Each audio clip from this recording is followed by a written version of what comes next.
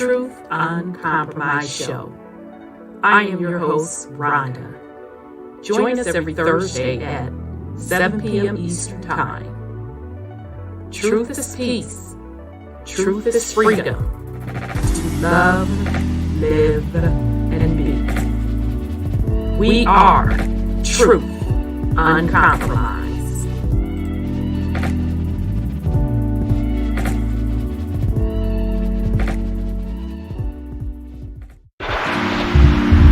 We are in the age of truth, freedom, love, prosperity, abundance, and peace. Welcome to Truth UnCompromised.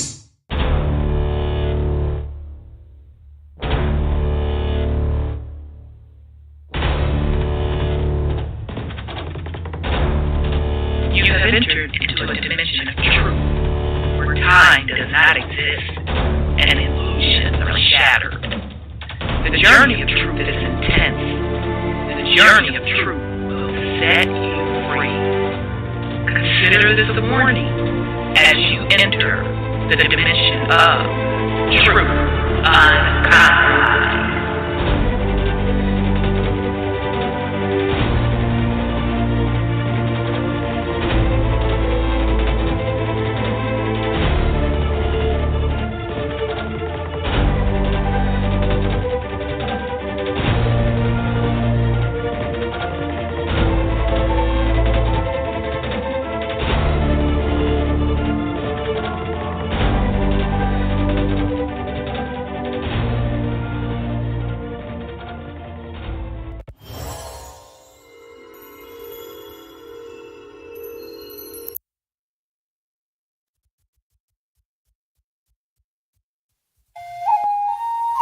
Still unamalgamated. Heartbeat, the sound of the bass drum. Come with your best shot, I'll take one. Rumble in the jungle, I'm a lion. Stand up for your mercy nation. Hey, for these generations, we the people lost but not forgotten.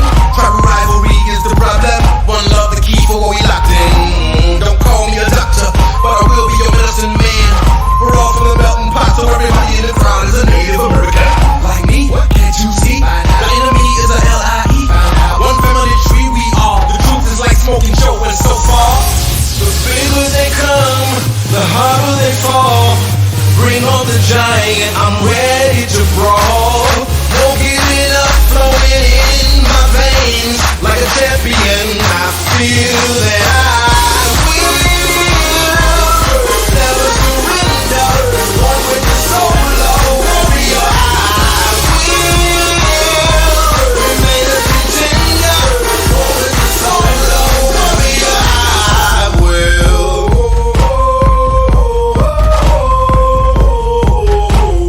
Hey yo, hey yo, hey yo, hey, hey, hey, hey, hey, yo, hey yo, hey yo. I rule my dominion. I'm part Asian, Indian, Dominican, back to Hindu, Dravidian, so Mexicano, loco, man. Egyptian fits my description. I'm training hard for the mission. I'm a country boy from the south, and mama said knock you out in the ring like. The bigger they come, the harder they fall. Bring on the giant, I'm ready to brawl.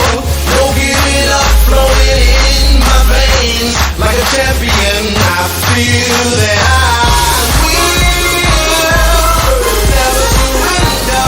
One with the solo warrior, I will remain a contender. One with the solo warrior, I will.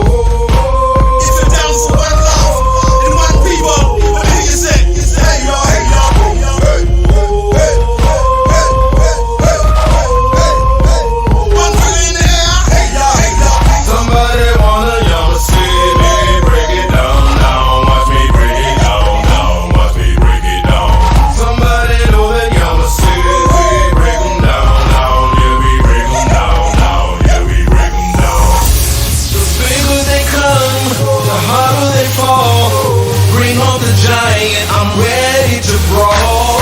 No giving up, flowing in my veins. Like a champion, I feel that I will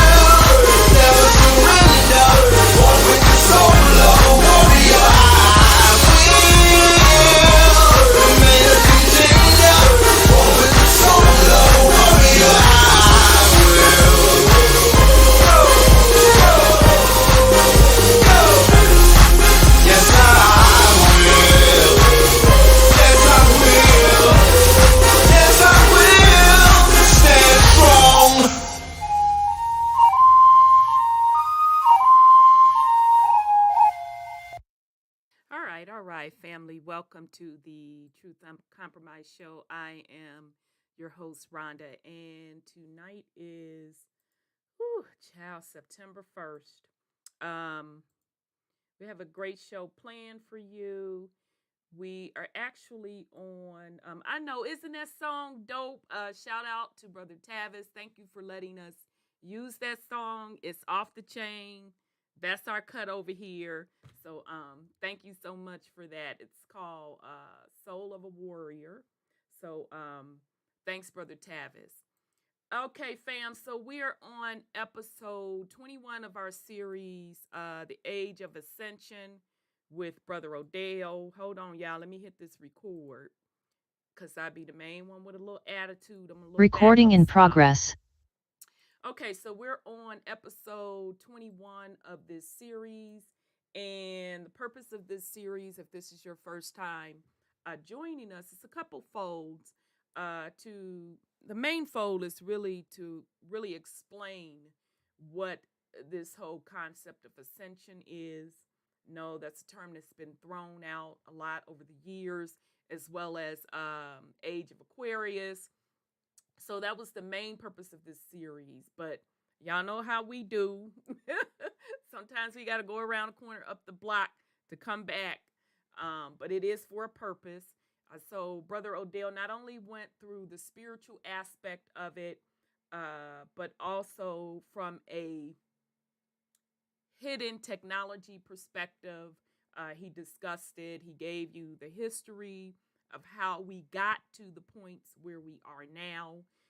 So if this is your first time joining us with the series, I highly encourage you to go back to the first one to get an overall understanding of what the purpose of the series is.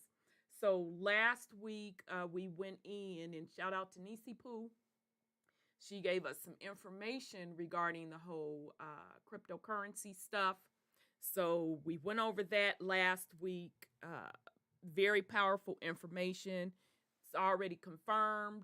It's no longer a rumor about going to digital currency. It is indeed fact. It has been proven with the release of their report by, Big Daddy and them. So the BIS and Fed Reserve them and World Bank them, all of them. Okay, so if you didn't catch that one, you can get caught up on that one from last week. All right, so before I get started, it's been a heck of a week, fam. Woo! Up to the last minute, cussing the internet company out, all of that. So it is, so if I seem a little discombobulated, that's why. All right, so I'm going to send a quick shout out to the YouTube chat. So shout out to Sis Tanya. She was in the house early. Shout out to Queen Ottawa. Shout out to Sis Divinity. Good to see you. Brother Sean's in the house. Akaya, I hope I'm pronouncing that right. Shout out to you, beloved. Shout out to Sis Sandra. Shout out to Sis Stephanie. Shout out to BP. And shout out to Brother Freeman. And then shout out to the YouTube family watching us.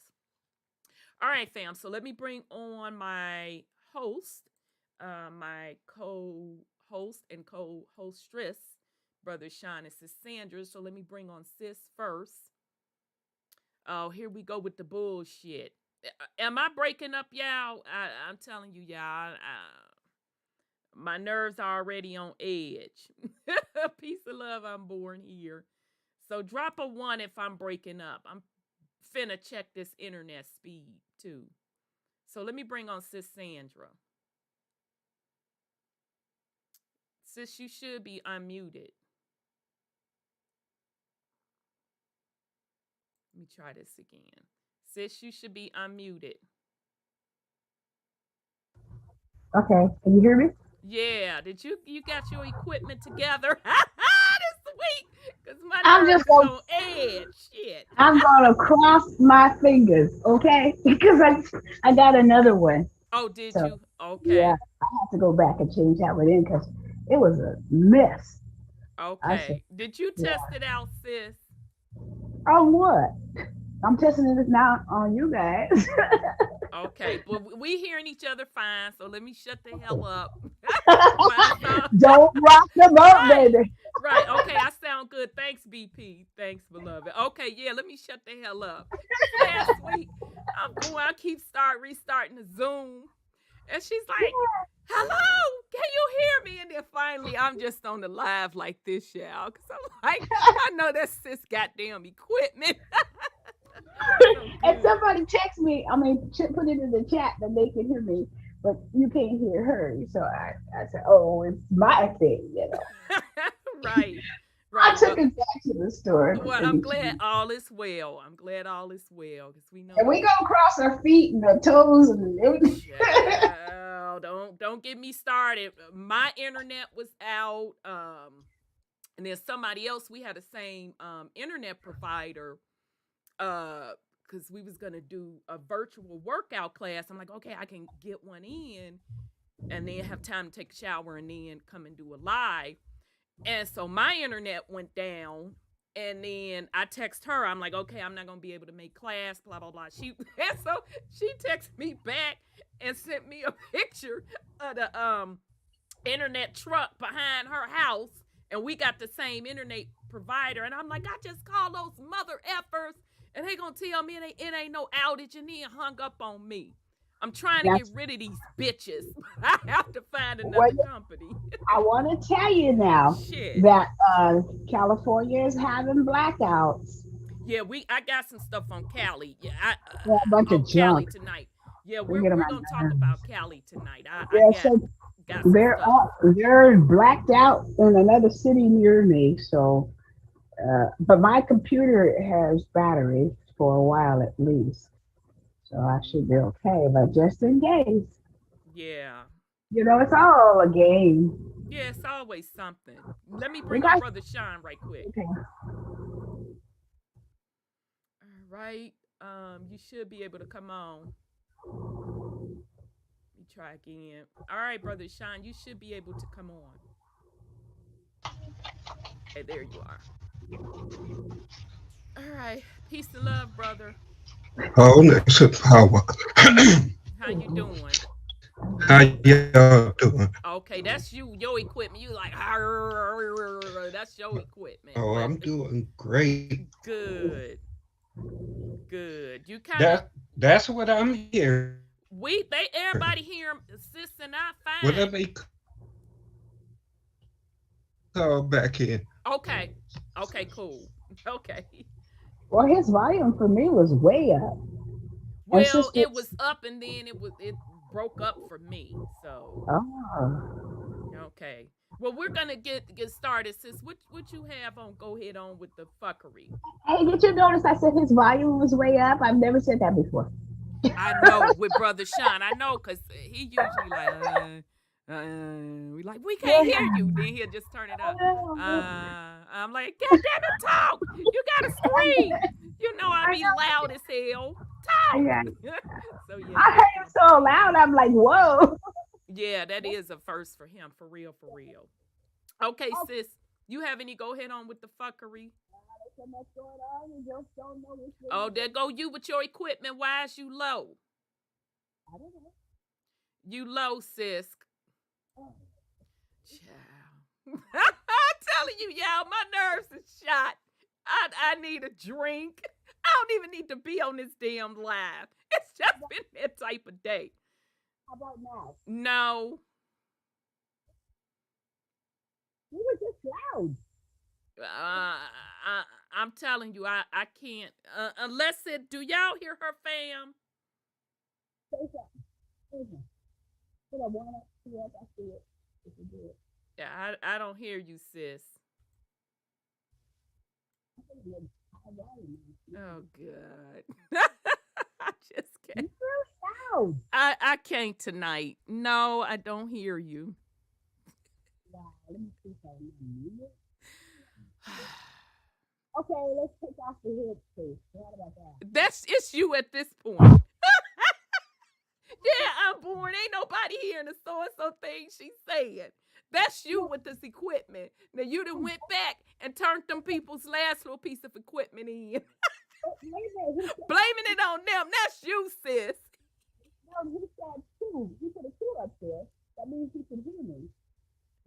means they can hear. Well, I was booming. Yeah, so come on now, sis, with the headphones. You're going to have to take that off. Yeah, I done did it. Woo! Okay, let me turn it off. Let's see. All right. So Sean is dialing back in. Sis trying to get her equipment together. With all that said, I'm finna start with my stuff. Shit. Okay, fam. Let's start real quick with first thing on the agenda. I know y'all already know this, but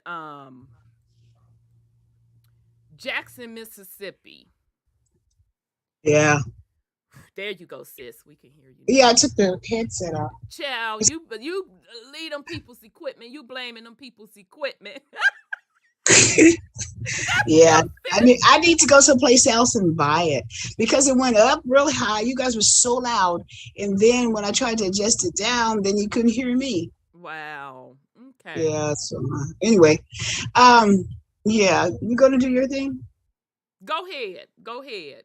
Well, you know that something is happening because Bank of America is loaning out money for mortgages to non-whites at no down payment.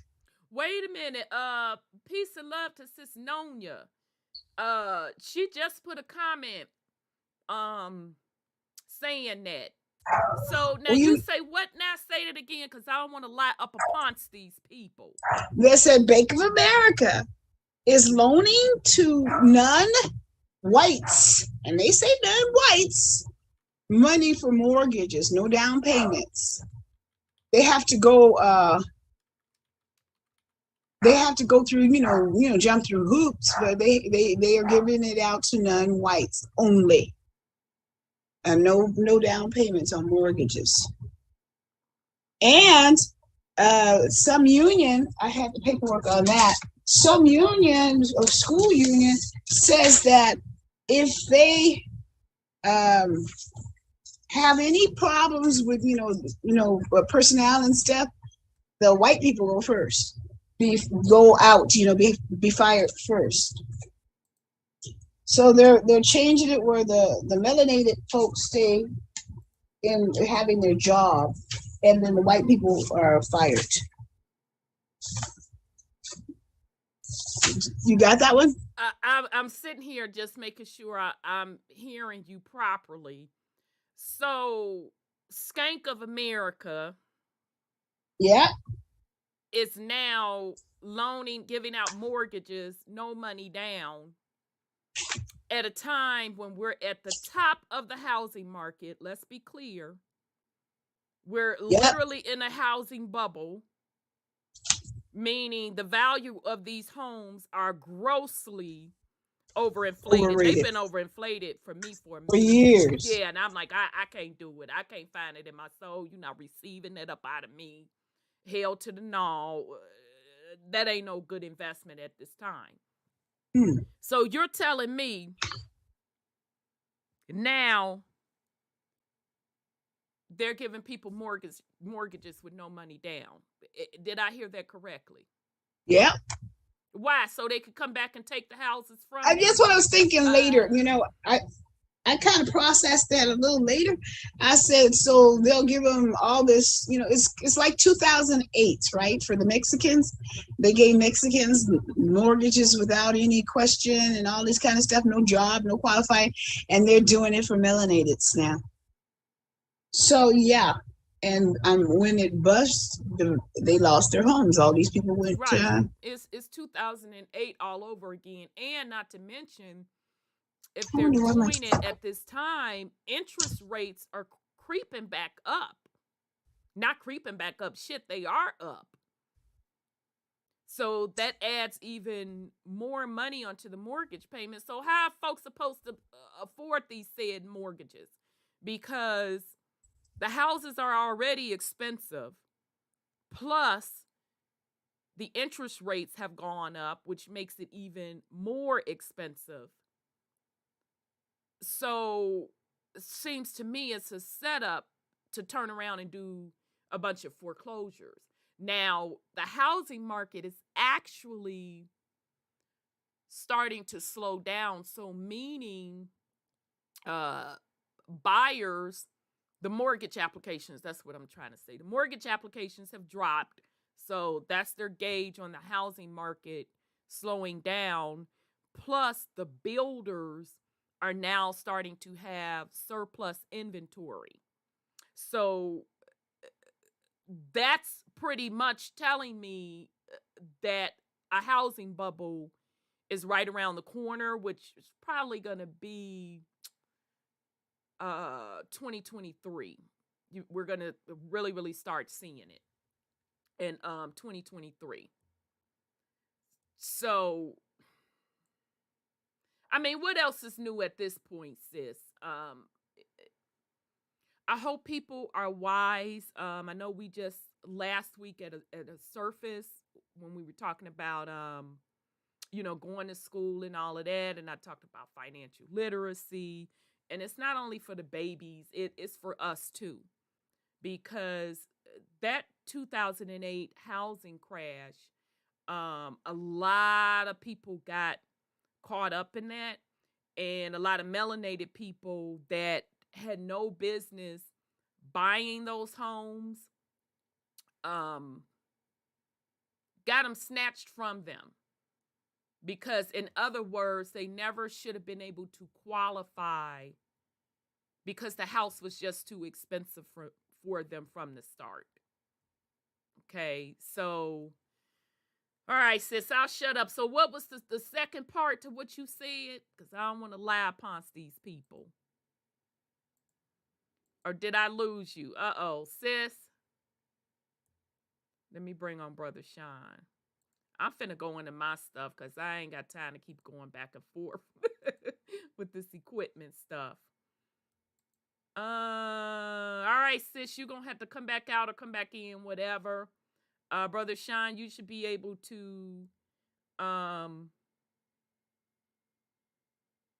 speak. I unmuted you. BP says, make me think of the old commercial, give it to Mikey, he'll eat everything. Wholeness and power, sis.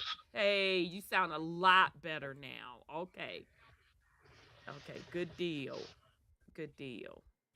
How you is? I be's good. How you is? How you doing? How you doing? I just do it just fine, ma'am. Just fine, man. All right. Okay, cool. Good to hear your voice. Likewise. Okay, so sis trying to get her equipment together. She gonna sit up here and blame it on them people. She done been through 100 headsets. And keep blaming it on them people. Shoot. They don't make them like they used to. They really don't. I run through mine. I have to at least get about 3 every year. Yeah, they don't. They really, really don't. So what's up with you, Brother Sean? What you have with the go ahead on with the fuckery? It's so much. Really? Sis, no, yeah. Welcome back. Thank you, sis. Thank you. Well, I guess the biggest fuckery is still that which we permit, that which we agree to, that which we consent to, which is all of this fuckery. We permit everything to happen. True. Everything. We can stop this at any moment. Yet we refuse to and blame everybody else. Still no accountability. Still blaming the white man. Right. Who has no power, no real authority over anything. He watching y'all trying to figure out what the fuck to do. Right. and y'all watching him watch y'all. Say that again. Y'all watching him watch y'all. And it's terrible. You are the creators, allegedly and supposedly, right? Right. I'm going to put the wholeness of it all on you. Ain't no more excuses. Ain't no reason not to know any better. Right. Ain't no reason not to know who you are or some degree of your family. Right. True enough, some people have been adopted and through other nefarious means may have wound up within a particular household and not actually of that blood lineage. Right. That's what the shadow work is for. Everybody keep making up excuses as to why they can't do certain things physically. But you want to speak on your melanin and all of these things that allegedly and supposedly make you God. Right. Right. Right. But you don't know how to tap into none of that shit. You're looking at for everybody else and everything outside of you to make things make sense to you and for you. You want everybody else to do everything for you, even tell you who your family is, Mm. what you should think, what you should wear, what you should and shouldn't look at. You get all of that from outside of yourself.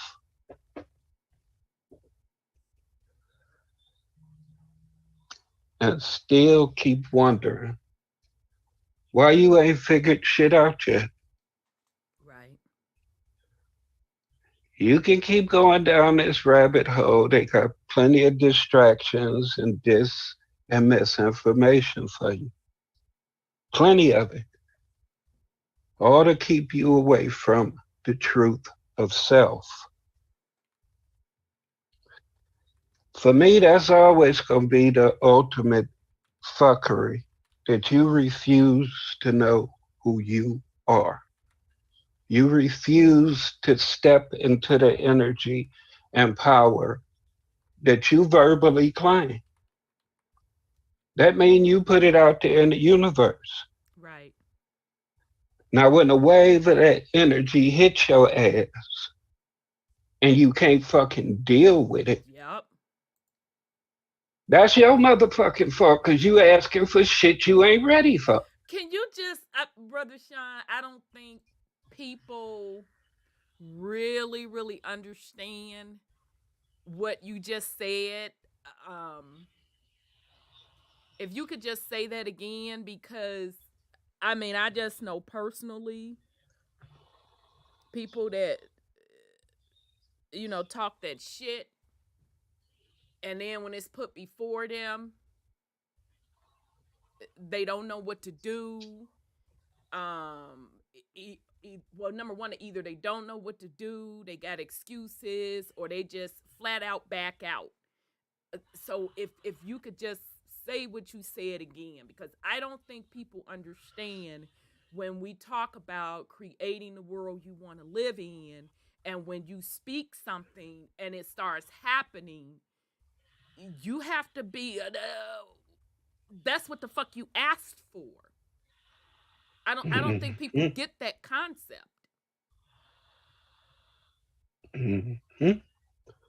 People are always asking for stuff and then they get it and don't know what the fuck to do with it.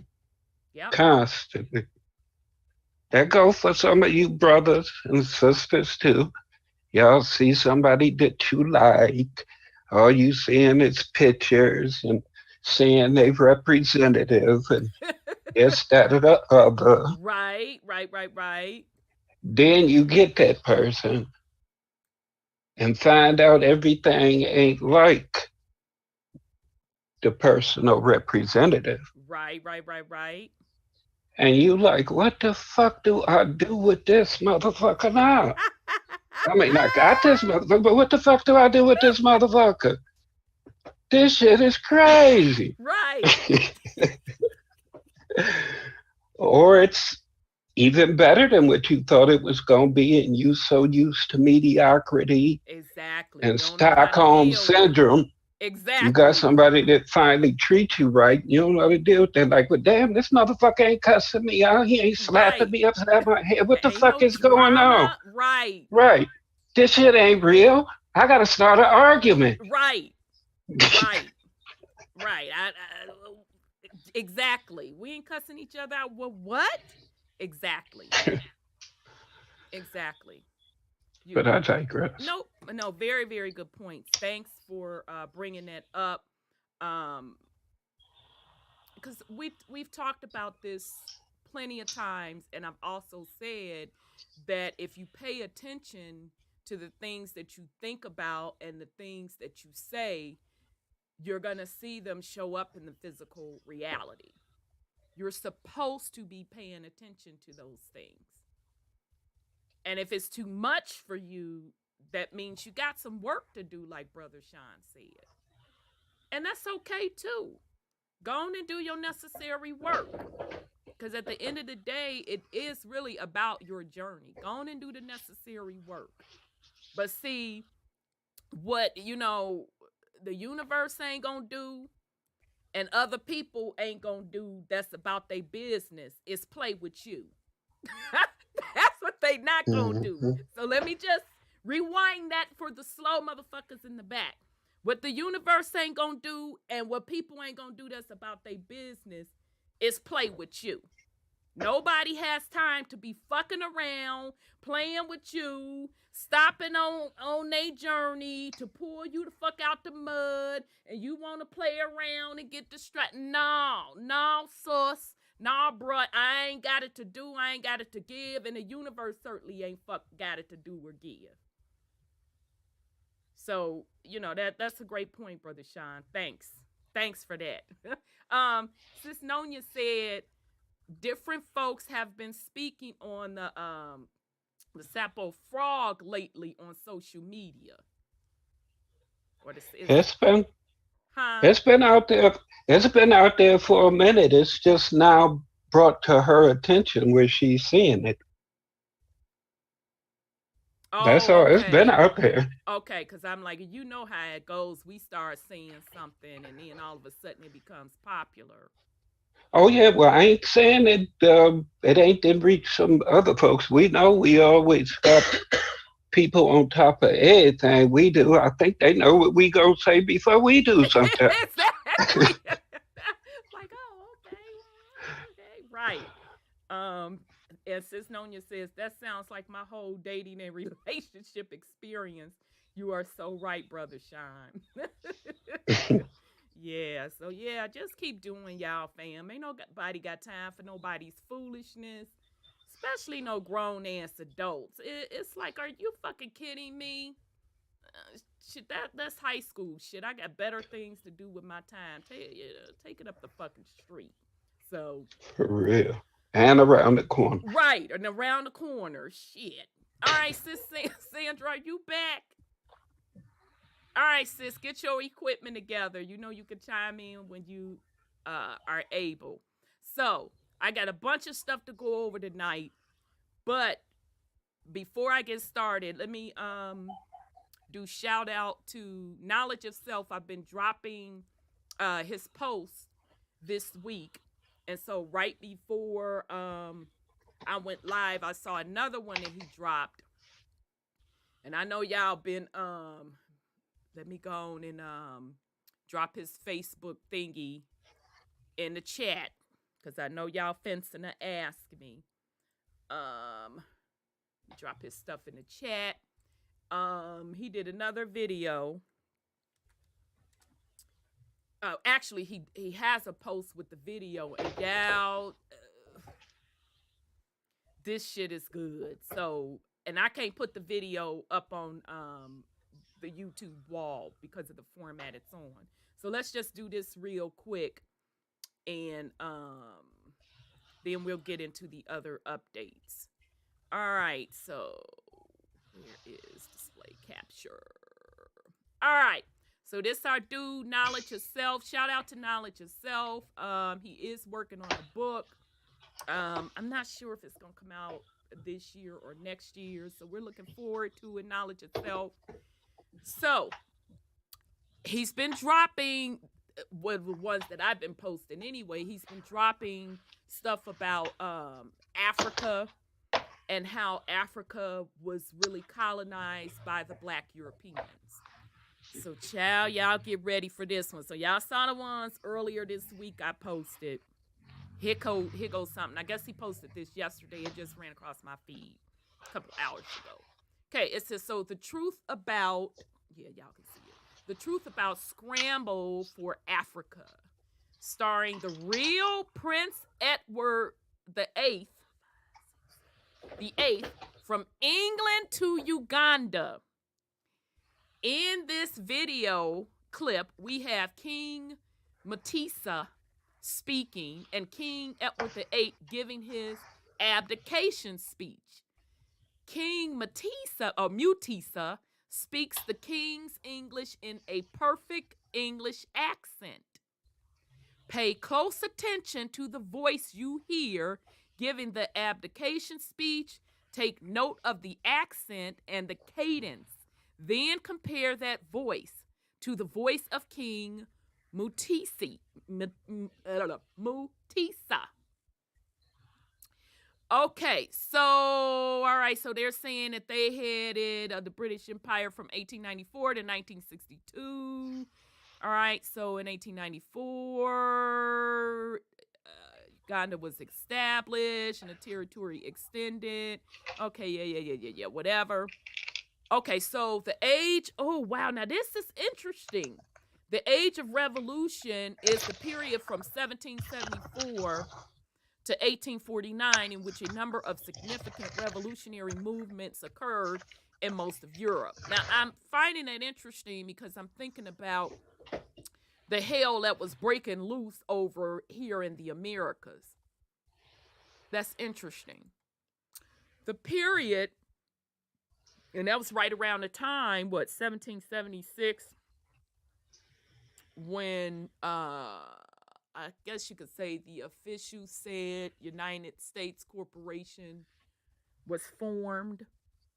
So that's interesting. All right, anyhow, the period is noted for the change from absolute monarchies, so-called Black European rulership, to representative governments with a child. See, I didn't get to read this, fam, before I came on the air, child. Let me sip this water. You say what now?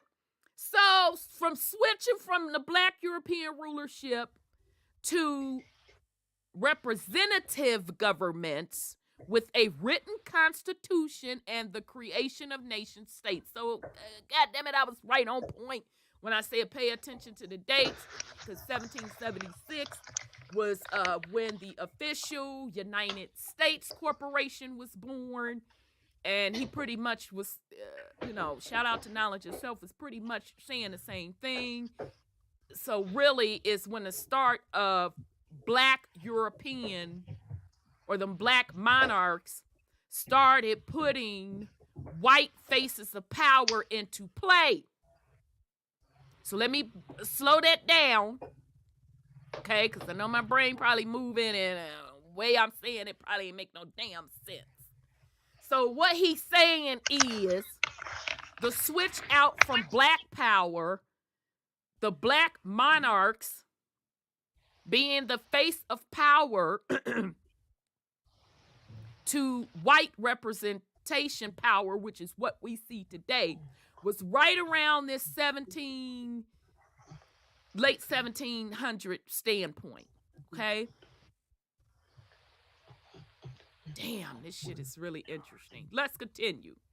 The revolutions were essentially bourgeois revolutions and democratic and liberal in nature, with the aim of removing the old so-called black monarch structure and creating independent nation states.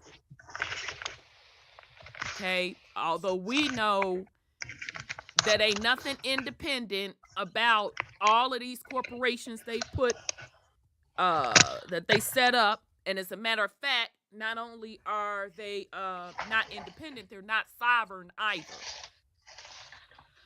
The outbreak of the revolutions in Europe, okay, somebody got a lot of background noise, please mute.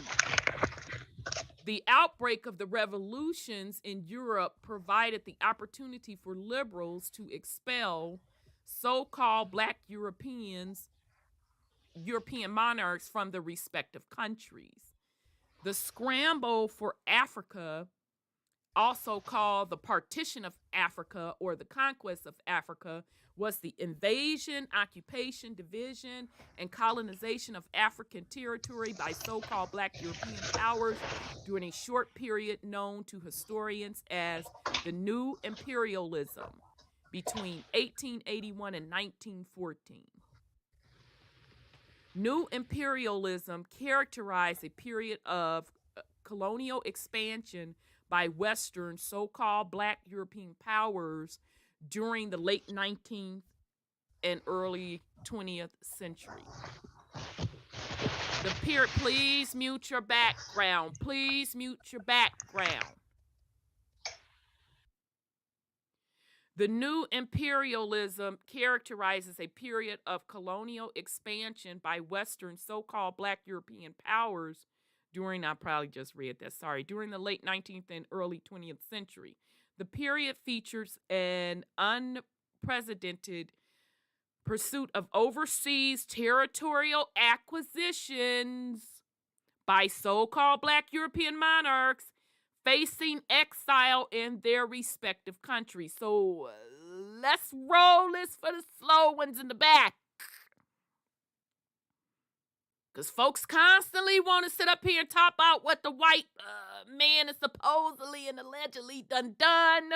And we done told you that it was black on black first, that the white man was put in the position that he is in today by black folk. New imperialism characterized a period of colonial expansion by Western so-called black European powers during the late 19th and early 20th centuries. The period featured an unprecedented pursuit of overseas territorial acquisitions by so-called black European monarchs facing exile in their respective countries. The Age of Revolution, the scramble for Africa, which was abdication and exiling of the last so-called black European monarchs to their respective colonies in Africa. Damn. Hold on, y'all. Child. Whew. Let's listen to this. Hold on.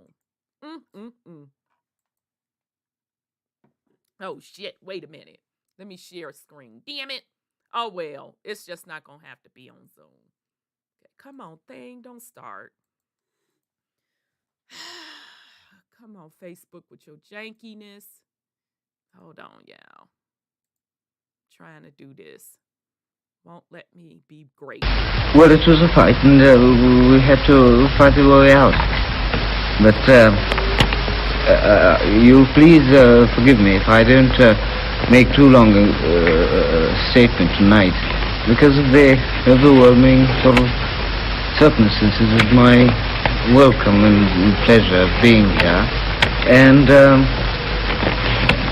that I've been to sort of a long sort of harassing experience. But I have recently had a trying experience. I hope that you will forgive me if I make this short. At long last, I am able to say a few words of my own. I have never wanted to withhold anything. But until now, it has not been constitutionally possible for me to speak. A few hours ago, I discharged my last duty as king and emperor. And now that I have been succeeded by my brother, the Duke of York, my first words must be to declare my allegiance to him. This I do with all my heart. You all know the reasons which have impelled me to renounce the throne. But I want you to understand that in making up my mind, I did not forget the country or the empire, which, as Prince of Wales and lately as King, I have for 25 years tried to serve. But you must believe me when I tell you that I have found it impossible. All right, so just in case you all had a hard time following it, what he's basically saying is this person at the beginning. Well, it was a fight, and we had to fight our way out. But you please forgive me if I don't make too long a statement tonight, because of the overwhelming sort of circumstances of my... Is the same person. They're just showing you in history a white person. It's the same exact person. My first words must be to declare my allegiance to him. This I do with all my heart. Okay, so again, he's just showing you that this person, which is this, they're saying this was the Uganda prez, was really this person and Edward the Eighth. Okay, but history is showing you a white man. Same exact voice matches. Okay, so all he's telling you is the black person, which is this person, was really Prince Edward the Eighth. Okay, and he stepped down on the throne, from the throne, and exiled to become the leader and the ruler of Uganda in Africa. Okay, so that's what he's saying. Interesting stuff, y'all. Shout out to Knowledge of Self. So yes, so in that video clip we have King Mutisa speaking and King Edward the Eighth stepping down. King Edward the Eighth was stepping down. Same exact voice match, because it's the same exact person. Okay, so what we're seeing in that case was to switch out from black rulership to white. Okay, and so he just goes to show you some pictures of King. This is King Edward the Eighth.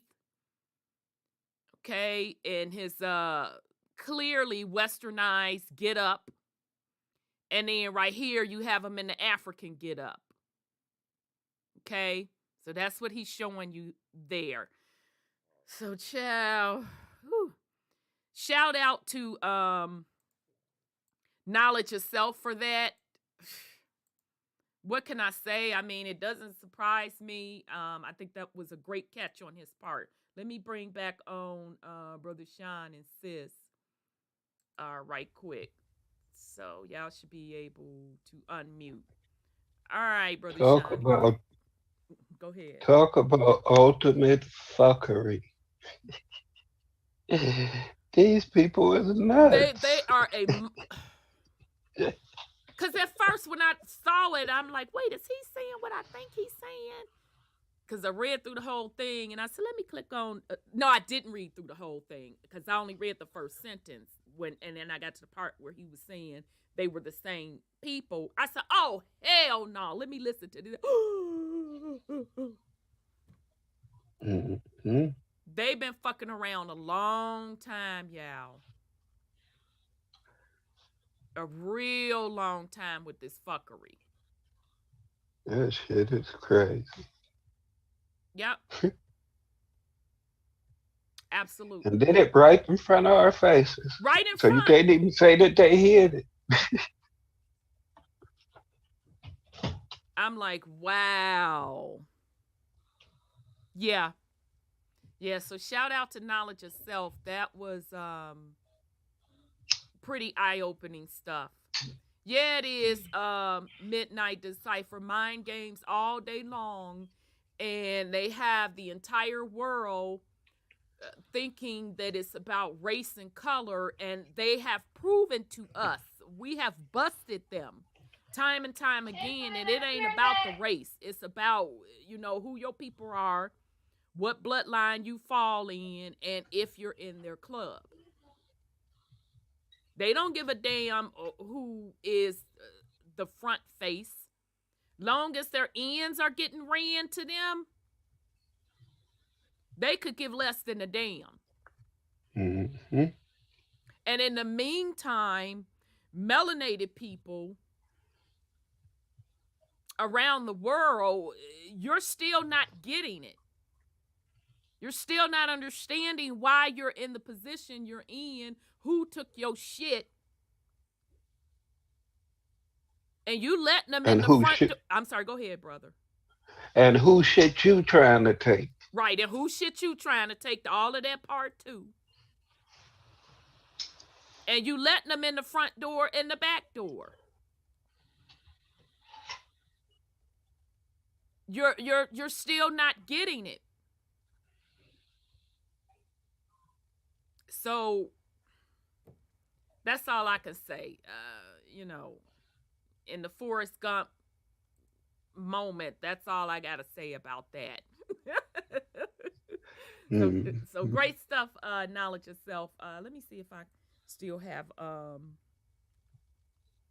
that's his Facebook thingamajig. You can definitely check him out. I know most people don't mess with Facebook no more. I don't know him on any other thing. I don't know if he's on Twitter and all of that. Exactly, DJ ZPE. I care not who governs as long as I control the money. Mm-hmm. Exactly. So, is his mom back? Yeah, I'm back. So Edward the Eighth, he is right. So his mother was probably Victoria, because she had a son. Yeah, I had to go to their tree, but keep going, sis. She had a son by the name of Edward the Seventh. I'm finna go to their tree now. Hold on, sis. And he's the one who was part of World War I to make sure World War I or II, whatever, to make sure that the melanated people didn't come back. Remember, that was what she was saying, that she didn't want us to come back. So who was saying that? Victoria? I'm sorry. Victoria, yeah. That's why I'm pulling up a tree. I'm still on my headpiece. You know what happened? They unpaired me. I'm so done with you. I'm just done with you. Sis, you like the auntie that's not technology savvy, And when you got some shit to be set up, you be looking at that motherfucker like this. I'm done with you, sis. I knew it was you. You back to it again, sis. Just go on and give it a rest. Yeah, like I told you, sis, that ain't them people's stuff. That's you.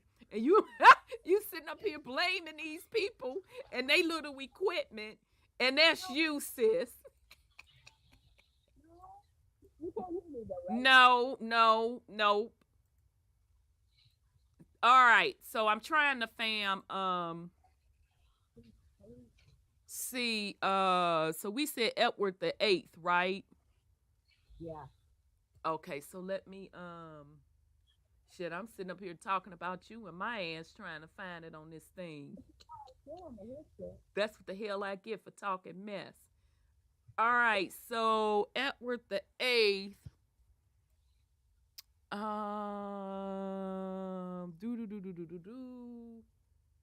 William, Victoria. Okay, so Edward the Eighth is. All right, let me bring this up, fam. Hold on a sec. Let me take down this comment so y'all can see it. Okay, and damn it, Rhonda. Okay, so let me bring this up. Hold on, so y'all can see the little family tree situation. So we can just make sure we're getting who is whom properly and correct. Okay, so let me see. Hopefully y'all are getting ready to see it now, YouTube. Let me refresh to make sure it should be coming up for y'all. It's amazing how many black and white films just pop up out of nowhere. Right.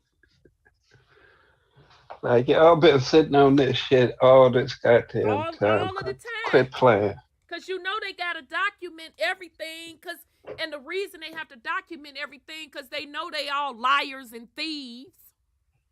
Ain't nobody about their word, so they got to document every fucking thing. And they have to keep excellent records because they got to break them people's off their ends. They gonna run them motherfucking ends. You better believe it. They gonna run them ends. That's why I feel it's so laughable with the slavery shit. You minks to tell me they don't have documentation of the millions and millions hitting the motherfucking shores. Oh, okay then. Okay. No, that ain't how that go. Cause see, ends had to be ran for everybody that came on every respective shore. So not just over here in the Americas. That was everything. You gonna run these folks, they ends.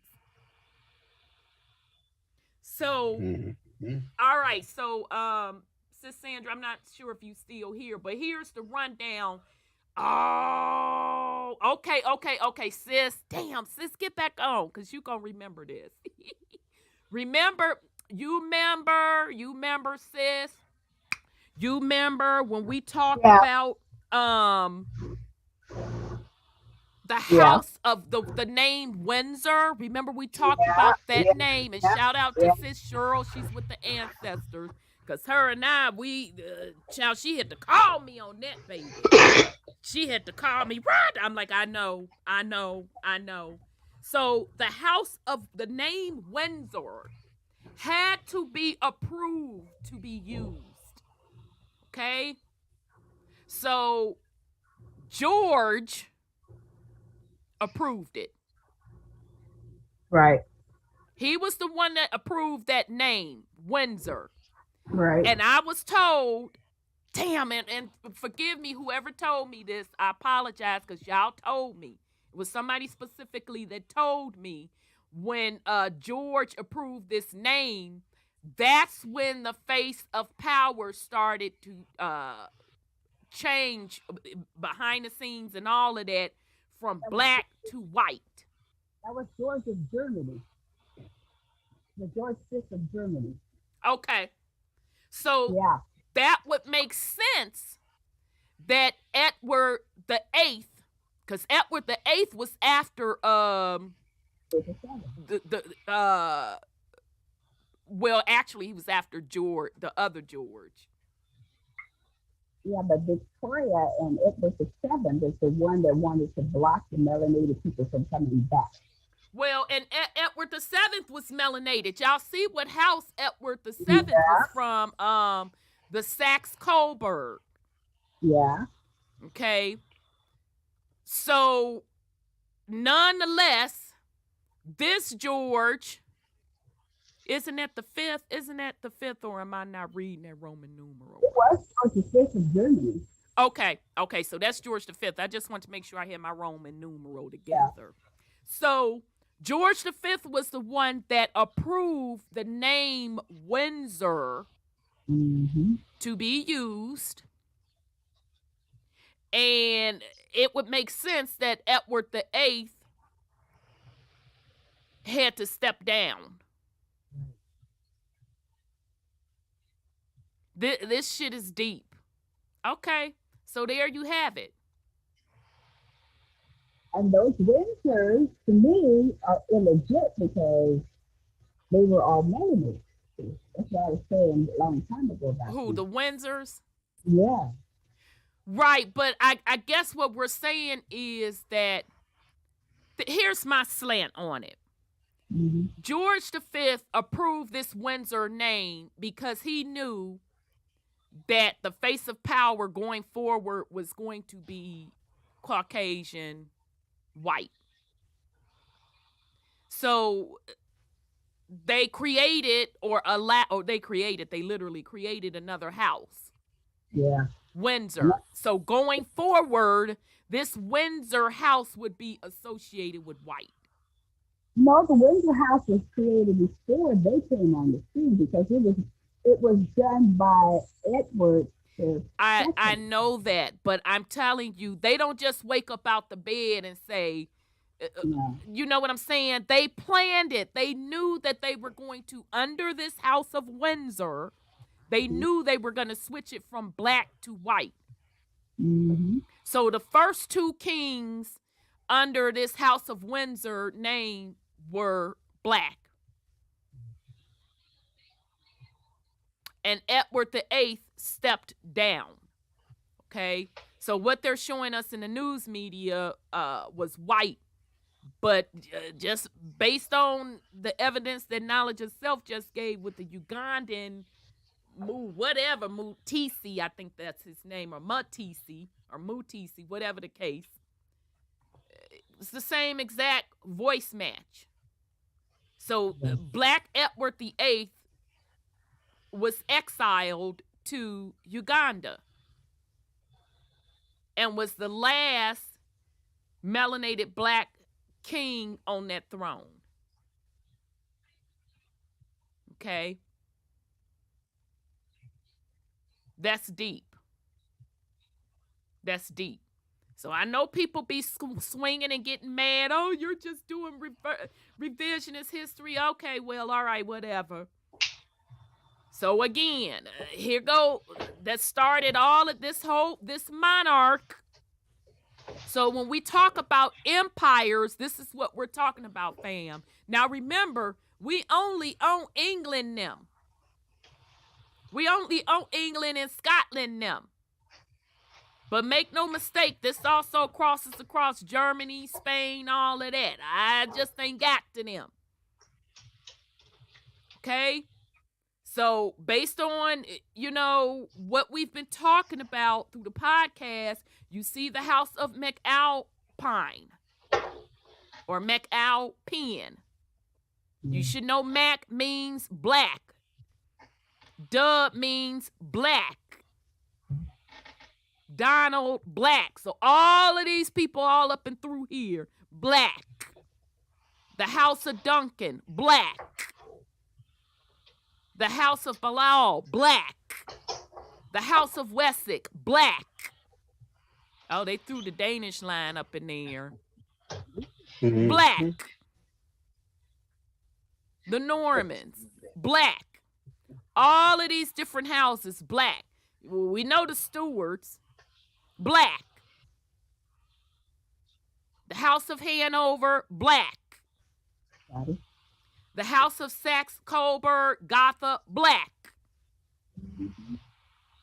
White started coming in under the House of Windsor. After, and see, I thought it was after George V. So shout out to Sis Cheryl, she with the ancestors. Sis, you hearing this shit? You probably already know that by now, but the point being, Yeah, you, She hearing it. you had just had it. because her and I talked about that. I was like, ooh. She was like, ooh. So I thought we both was thinking it was under well, George V was the last black one. Baby, nope.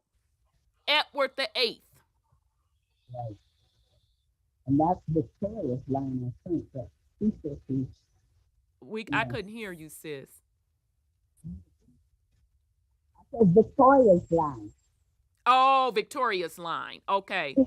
Victoria. Okay, so out of the House of Hanover, Victoria. Uh-huh. Okay. Because she's the one that happened. It was. Wow. There you have it, fam. So shout out to Knowledge Yourself on that one. Keep it coming, brother. We truly appreciate that. Okay, so I wanted to just show y'all that so y'all can get a feel of who is whom, because we should be at the point now of just knowing. Okay. You know, sorry, go ahead, sis. Brother Lex was doing a series about the Golden Horde and how they changed their names, you know, from Fritz to whatever, to Viscos or whatever they switched all that out.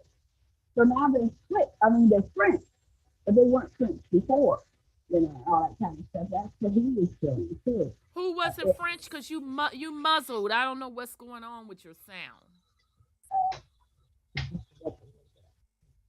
Well, anyway, Lex was talking about the French and all those people had different, I don't have the text with me right now, but they had different names before, like Viscott, and then they went to, I think, French or English or whatever, and they switched over.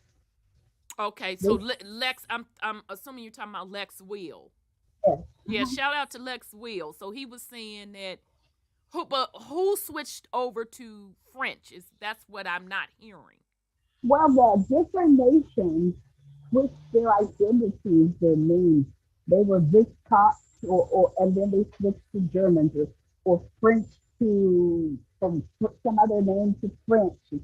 And so I have the list. Oh, when you could dig that up, that'll be nice, because that's interesting that Brother Lex talked about that. Shout out, Brother Lex. Because you can even look at the Stuarts, and you'll see when the Stuarts were being exiled. I saw where King James Stewart had an immigration record created over here in the Americas. And then I ran across some information where he went to Holland. He went to Holland during that same time and was living there for a little minute. I don't know where else in Europe, but it was documented in Holland, this particular memoir, because it was somebody that was traveling with him that documented this memoir. And by the way, documented that he was black, and they purposely struck out of the public records, that the Stuarts were black.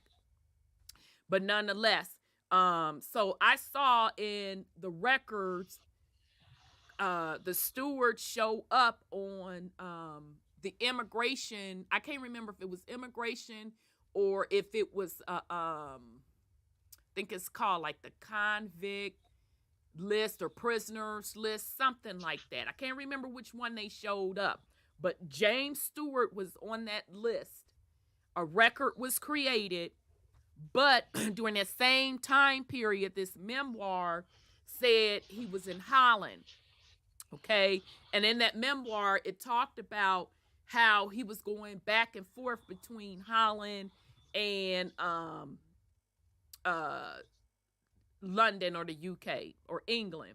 So I'm saying all that to say, plus the Stewarts, we know the different spelling of the name Stewart. One variation of that is French. And shout out to the person that put me up on game on that. I think the UART, if I'm not mistaken, is the French version. So yes, that is very much so correct that they move around to these different areas. Just like old boy, Edward VIII exiled over to Africa. Mm-hmm. Okay? Just like when folks were getting kicked up out of Europe, they were coming over to the Americas. Okay? So absolutely same difference. Now, what's really going to blow y'all back, I'm trying to dig in the records. You know, I'm really procrastinating, to be honest. I'm just going to be straight up fucking real about it. Because I think that part of my lineage that ties back to Europe, I think it's going to tie back to the Huguenots. I really think that particular part of the bloodline were Huguenots, got fucking kicked out of that, whatever religious order, whatever the fuck, and then went over to Europe. Because that particular city or whatever, I saw this video and it wasn't nothing, but I was supposed to see that video come across my feed, and this dude was talking about this particular city and how that city had a lot of Huguenot refugees. And I said, oh, god damn. So then I'm just going to have to buckle down and do the work and tie those connections. So point being, yes, I absolutely agree what you're saying, sis. Yes, I see DJ ZPC. He has the list of some of it. I'm seeing him type that into the chat. Oh, wow. Let me put this comment up. So you were born, we talked about the C word island in Alaska. I talked about that a couple weeks ago. Hey, sis, Yes, sir. we have to remember that they usurped the names and thrones of True. indigenous people all over. Absolutely. It's the same script, the same script. That's why it should be easy for people to figure out. They ain't changed up shit. No, It's the same script. I totally If you agree. If you can sit up and apply this logic and see this stuff happening every place else, but you can't see it happening here to you, Exactly. that's the part I don't get. I don't get it. People want to embrace everybody else's story and feel sorry for them or be them and just completely abandon who they are and wonder how come all these people constantly coming over here and ain't a damn motherfucker to come over here claiming your ass at all. They coming to get what they can get. Yeah. Yeah. You know, people keep talking about Africa and how they from there, this, that, or the other, but ain't not one African that's over here living the good life ever said, yeah, y'all my people. Nope. In Nope. fact, they tell you completely the opposite. Yep. Yep. Unless they trying to smash. I'll be like, if you don't get the fuck out of my face, I'll stab you. You know, goddamn well I don't look like no motherfucking African. And I'm not to say there's anything wrong with that. I'm like, bro, you can't run that game. That game may have worked on other American women, but I will cut your motherfucking throat. No. No. But yeah, no, they're not going to say that because they know it's two different people. Right. Absolutely. 1000% agree with you. So, yeah, and so that goes for white people too. Because I find it hilarious while we digging in these records and we find y'all name attached to melanated people's heritage, because literally in my tree we like we had to tell a white family that's not your people. Well, what do you mean? Don't you see blackity black black, blackity black black, black black black? Okay, we gonna go to the next census. Blackity black black, blackity black black, black black black black black black, and they finally unattached themselves. So yeah, same difference. A lot of folks running around this planet with an identity crisis. And it's fucking sad for melanated people over in America. You're putting on your babies in their mindset that their names, their surnames are slave names. Do you understand the impact that has on a child? That a crazy man. And that's not even a fucking case. So yeah, everybody running around on the planet with a fucking identity crisis. You know, I have an old encyclopedia set, Mm-hmm. and they have a black prince that was in England that the white folks in their legislature voted him out of the record. It's stated. You remember what king it was? He was under Edward II, I think he was. And Okay. his name is, they called him the Black Prince. It wasn't Charles that they called Black Boy, was it? No. Okay. You know, the line was switched over under Edward with Henry or something like that. When Henry the fifth, then they put up Henry the eighth. But this one was with Edward the second, and he had a son, and then they had children, and so the English legislature voted him out of their history because he was actually black, and they don't want to keep it in there. So the line switched over. Yeah, you said Edward which Edward? I'm back looking at the tree. Edward the second. I would have to go back. I would have to dig through here. I had it somewhere. Yeah, and he's not in the House of Windsor. So basically it don't matter. All of them were black until we not that what you're saying don't matter. I'm talking about it don't matter that I couldn't find which house he was in, because that's what I was trying to find. Oh, I see him. The Plantagenets. Yeah, the Plantagenets. Yeah. So that started out with the Henrys. Yeah, so Henry II started that line. Let me just bring it up real quick. The York and the capital 100-Year War. The York and the Lancasters. They're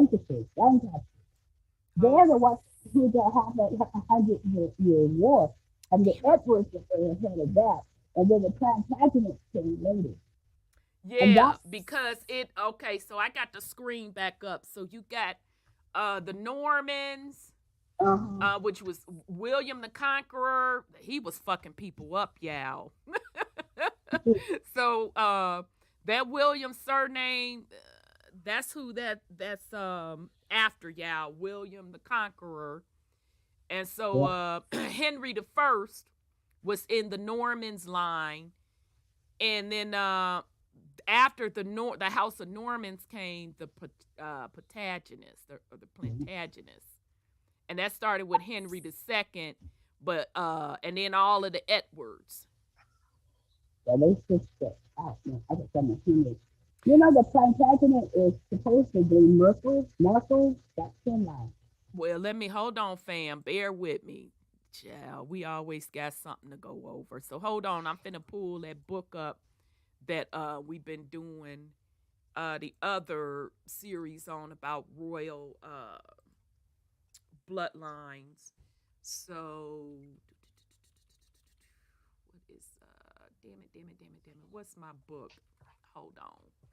Trying to get it for you, fam, because we just real quick gonna run through this. All right. Let me bring this back up. Hold on. Where is it at? That's display capture. All right. So here are the little drawings of folks. So that's Donald Nim. So let's just go back to the beginning. So I'm on, this is from the book, excuse me, The Negro Rulers of Scotland and the British Isles. This is by Dr. John L. Johnson. So this whole United Kingdom, which that's what they're calling it now, but Scotland and England was kind of put together, I'm going to say colonized, but whatever the case, by Kenneth MacAlpine. Okay, so black, okay, was a Moor. All right, so all of these people, they're black folks. Donald, Malcolm, Indolph, these are black people. Kenneth and Niger Dub, black. Cullen, Kenneth II. I wonder, Kenneth, is that a wig? Because if not, your hair is really pretty. Or you just got a fly-ass wig. And again, I don't know if these are the actual... what shit is fly shit. I'm trying to give people with credit. I know Sis Sandra need to fix her mic. I know nephew knew shout out now? Huh? What is it doing now? Okay, she said she about to do it. All right, Mom, so what are you doing? I mean, what I need to say? what? I said, what do I maybe have to adjust the volume or something? Yeah, because you're muffled. You're muffled and you're low. You Okay. know, I didn't take a Brother Sean's place. Right. Brother Sean passed it on to you. Okay, so here go Kenneth. He got Annie and his family. Right. Right. You know that part.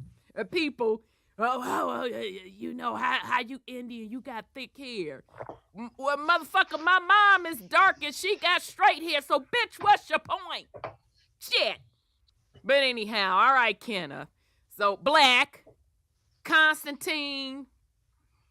You know, Constantine, I'm kind of seeing a little hairline there. So, is that a wig, bruh?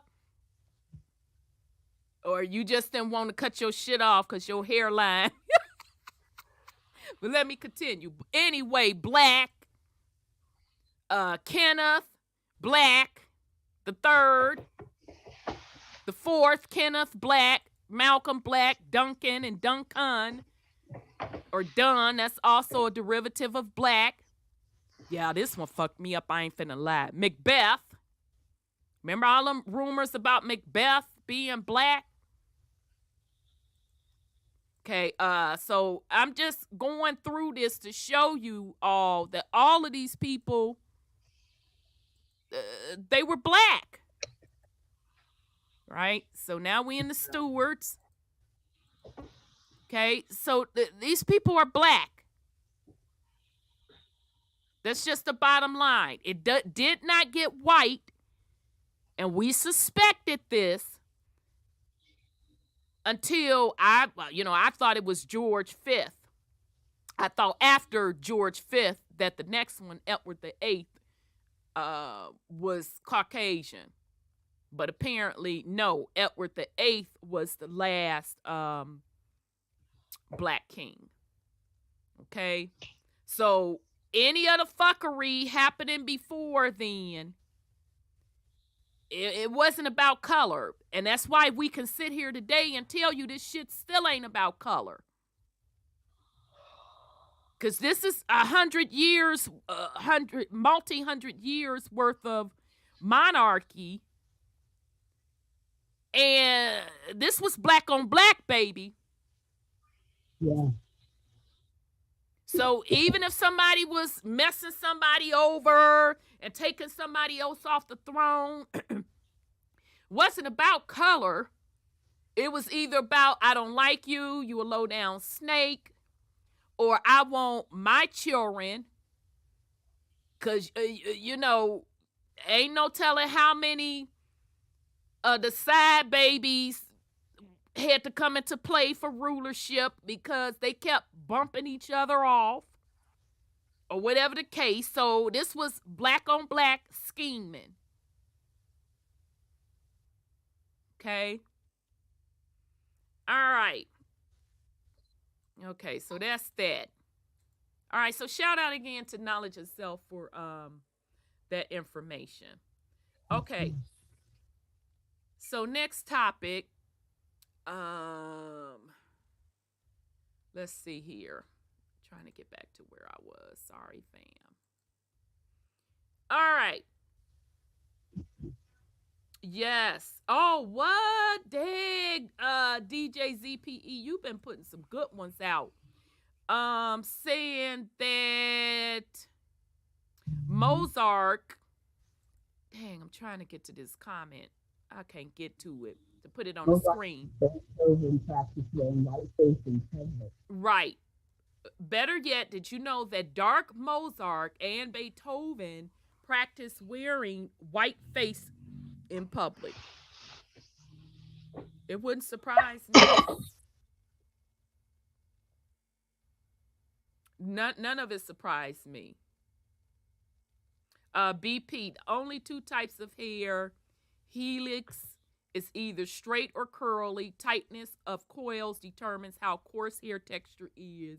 It was classism that still exists today. Absolutely. Absolutely, BP. Child, I don't be paying them no motherfucking mind. No fucks are given on that foolishness that they're talking, because, you know, that's why it's important, fam, to just know who you are, because people will look at you and try to tell you who you are. And now, yes, you can look at phenotype and be like, okay, this person look like they're from this particular area, blah, blah, blah, blah, blah.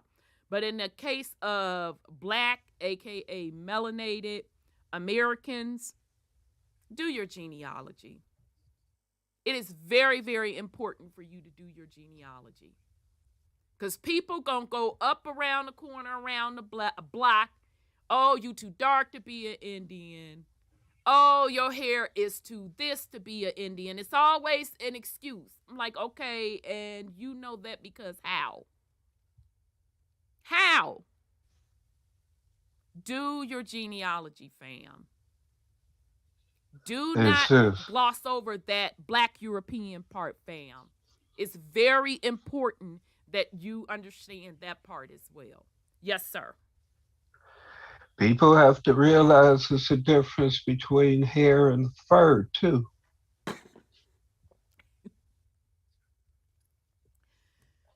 Because some bipeds is walking around with fur, not hair. So, I mean, I guess that's a bird of a different feather. Right. But everybody ain't got hair. So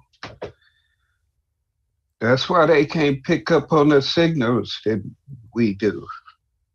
That's why the sun treats them differently. That's why certain people can't receive downloads. That's why certain people can't feel what's going on with mama. Well, I mean, it is what it is. Yeah. But I'm sorry, go ahead, Brother Sean. But it also ain't what it ain't. Right. That part. We just have to stay grounded in who we are And as you said, if that includes European bloodlines, that's what it is. It is. Everybody who came from over there wasn't on that fuck shit. A lot of them got fucked. That's how they ended up over here on indentured servitude contracts. Right. I mean, instead of being ignorant about it, you might have some land and some shit over there too. Absolutely. Why you cutting off a part of your bloodline and that which makes you who you are? Absolutely. So, considering that, you can put part of America and part of Europe on lockdown and stop a whole bunch of this bullshit. But you're scared to be who you are. You want everybody else to take care of you and do everything for you, even your shadow work. That's why you still scared of the motherfucking dark, because you ain't actually went in the dark. What you scared of? Everybody get over here and want to get extra special tough about this here. This ain't all to mama. It may be the best shit going. Everybody know that. That's why everybody trying to get here. Right. I have to admit, we do got the best shit on this plane. We shit now, we raggedy. and in this dimension, right? We the shit. I don't care what dimension. We the shit, because everybody brought their ass here. Fucking with us, but continue. Exactly. So I mean, just knowing how powerful you are and how much shit is yours. Why you still acting like that? But I digress. Very good points, Brother Sean. Absolutely. So, yeah, fam, when you're doing your genealogy, don't ignore the Black European side. It is what it is. And I'm saying that for a couple folds, because if you're getting into doing your genealogy, you need to set the record straight for your bloodline. You need to set that record straight. Because I wish that our families would have been telling us. They told us about that Indian side, but most did not tell us about that European side. I wish they would have told us, because it made perfect sense with the surnames. It adds up. The surnames, the religion, it all adds up. It makes more sense. So you're only setting your bloodline free. You're setting the record straight when you document and embrace it all. And that's even if family members did some fuck shit. Mm-hmm. You could very well be the one in that bloodline to say, that's fucked up. That's not right. I don't agree with that. Blah, blah, blah. You don't know how many chains, metaphysical chains that you're unbreaking for your bloodline.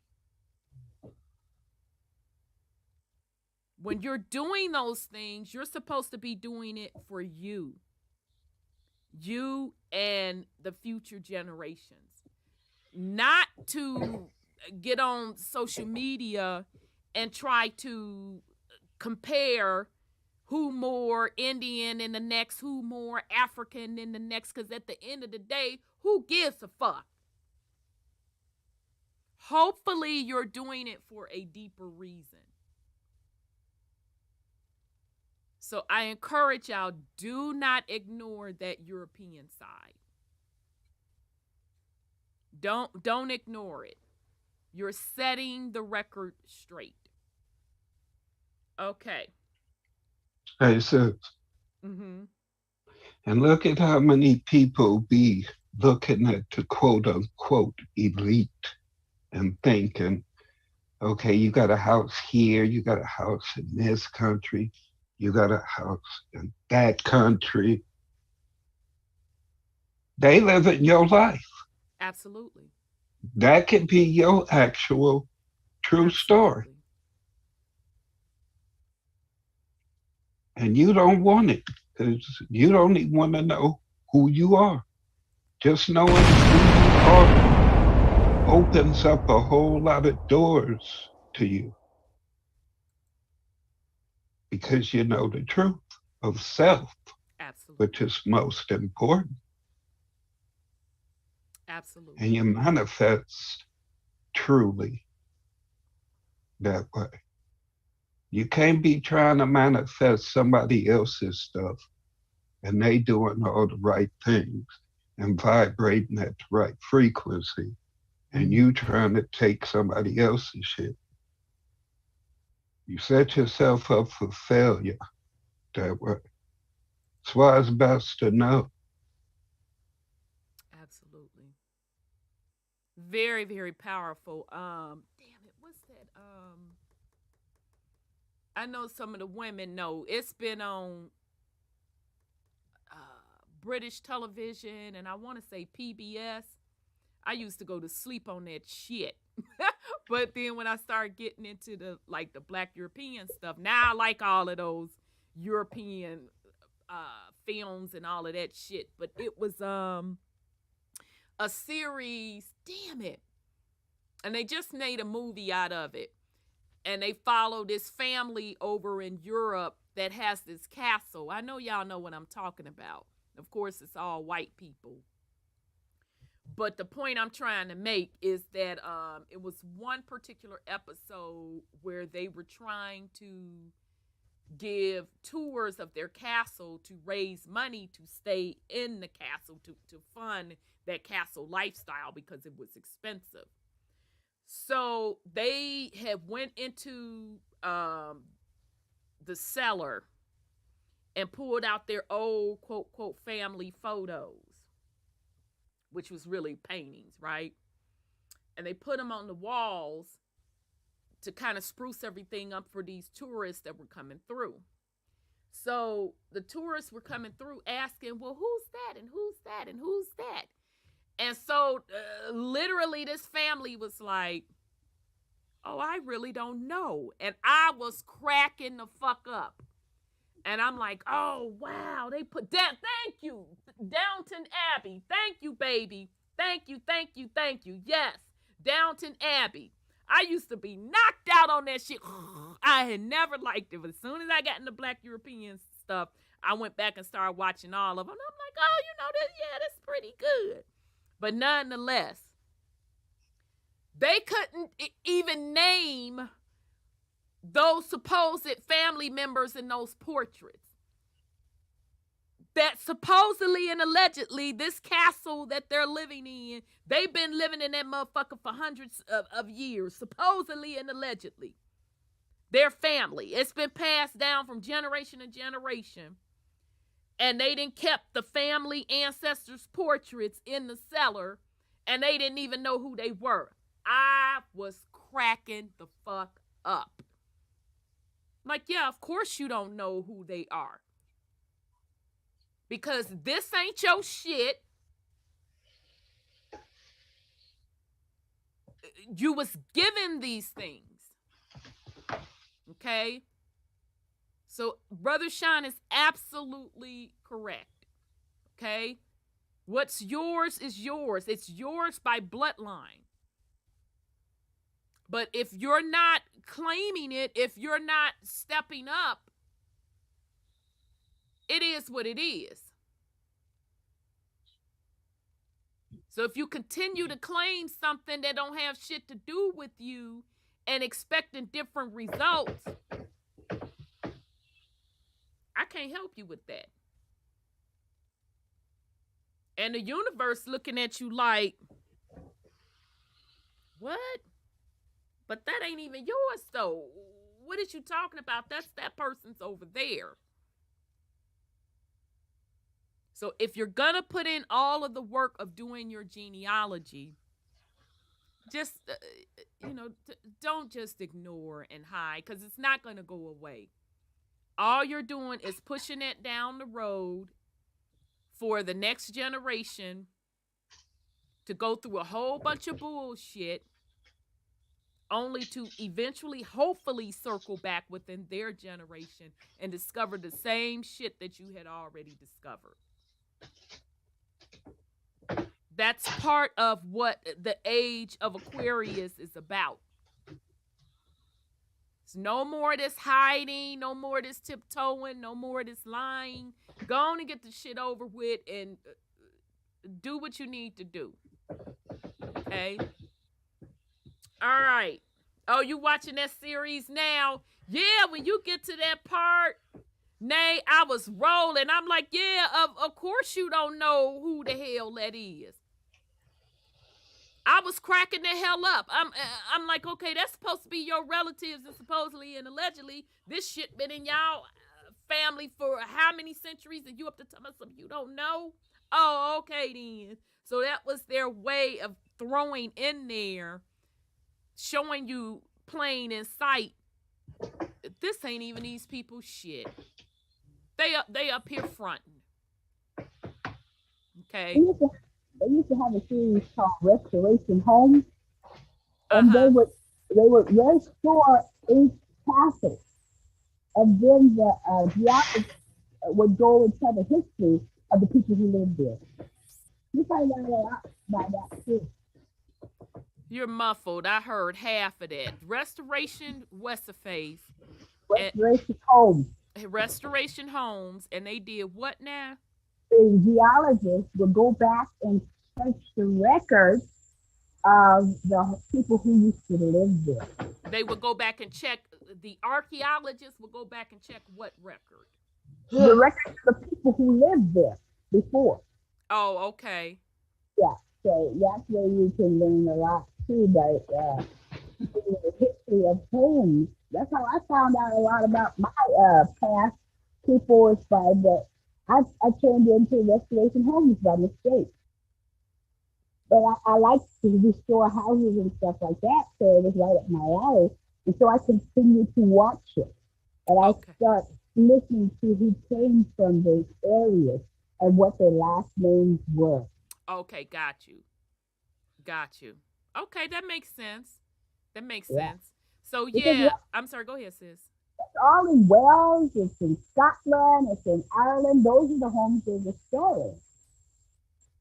And the thing, well, just like over here, when Black Europeans came over here, they started naming shit after them, naming territories after them.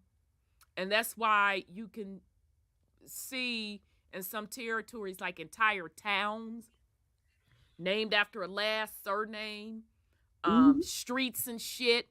Because they did the same thing over in Europe. Yeah. Like there was a Ross territory, like a DJ ZPE said, he was born on Seaward Island, which is really Stewart Island. These folks named shit after them. So you got the Ross territory, the Campbell territory. The Campbells were apparently some bad motherfuckers. They had a lot of land over in Scotland. So yeah, that makes perfect sense what you're talking about, sis. And that's why it's important for Black people in America. Do not ignore those surnames. It's very, very important that you don't ignore that. I'm sorry, go ahead, sis. Terry Mills did a series on your URL, Ireland, New Ireland. And he did a series on that, and he started going through who was actually there, what colors they were, what names they had, the whole thing. It was Ireland, it was Scotland, it was Wales, and uh, and he went through the series of the architecture and everything, the whole series, and Okay. instead it being the over there in the east by the Nile and all that kind of stuff, it's not over there. The Euphrates River and all that kind of stuff. He said that it was here that the ark landed over here, and that was in Ireland. Okay. And Are then, we wait, hold up. Are you talking this biblical stuff? no, Okay, I'm, so what was over here now? he was talking about where they landed, mankind landed, and he said the ark, but he was showing that it couldn't have landed over there, but he showed that they landed in Ireland, Wales, Scotland, and places like that. Okay, I'm not understanding, but okay, was it his recent videos? One of his recent ones, yeah. Okay, yeah, cause I'm behind. Okay, The Chaldees, that's what he was talking about, the history about the Chaldees, mm-hmm. yeah, Noah and all that kind of stuff. Ain't Noah about the Bible? Yeah, but a lot of people out the Bible. James is out of the Bible too, the Scripts and all that kind of stuff. But he was just on a page with one of those guys, and he was finding Zephaniah, the one before that she had. One you talking about his hair was fine. But they had a scripture about him in the Bible. That's why I picked it up. Okay, so I don't do the discussions about biblical stuff about whether it happened over here or over there. Okay, that's no disrespect to anybody. I just don't do it. Number one, I don't care. And then number two, I'm not going down that road. No, I understand that. Yeah, I'm not going down that road. So, okay. That's it. Yes, sir. My thing with that is the book is proven to be fraudulent, period, dot, regardless to where it came from. So if it happened here, that just still means that motherfuckers who look like us and probably had the same blood as some of us fuck the world. Right. So, I mean, if that's part of your legacy, part of your family legacy, by all means, pursue it. Pursue. But where's it going to get you? If all that third dimensional shit is being done away with, which that book and religion is part of the third dimensional shit. So, in order to ascend, you can't hold on to none of that shit. Not one period in their scripts can you take to higher dimensions. Period. So, I mean, to keep holding on to that and give it power, regardless to where you place it, you're doomed. It tell you that. It tell you ain't shit. Right. It tell you that, you know, the bad dude, he only get put away for 1,000 years. You get Right. 1,000 years of peace, Which could be a etc. motherfucking day, but continue. Exactly. So I mean, it's re-signing on to that contract. Right. That's all it is. I mean, more power to those who enjoy that. Right. I That's mean, fine. I don't have an issue with it. Exactly. I'll never deny someone their karma because I just got too much shit I gotta do. Right. That's what I'm focused on. But I see y'all and I hear y'all and Go on, do you you, know, boo. enjoy. Yeah, Right. for real. Right. I just don't want no parts of it. Because again, it's colonization. So whether or not you want to say it, like Brother Sean said, it happened over here. God damn it, it happened on Mars. It happened on Jupiter. Bottom line is colonization. Yo, dude told you to come fuck with other people and take their shit. Now, if your dude supposedly and allegedly made everything, what the fuck is your dude stealing from other people? I'll motherfucking wait. No, I spit a little water out there. If your dude created everything,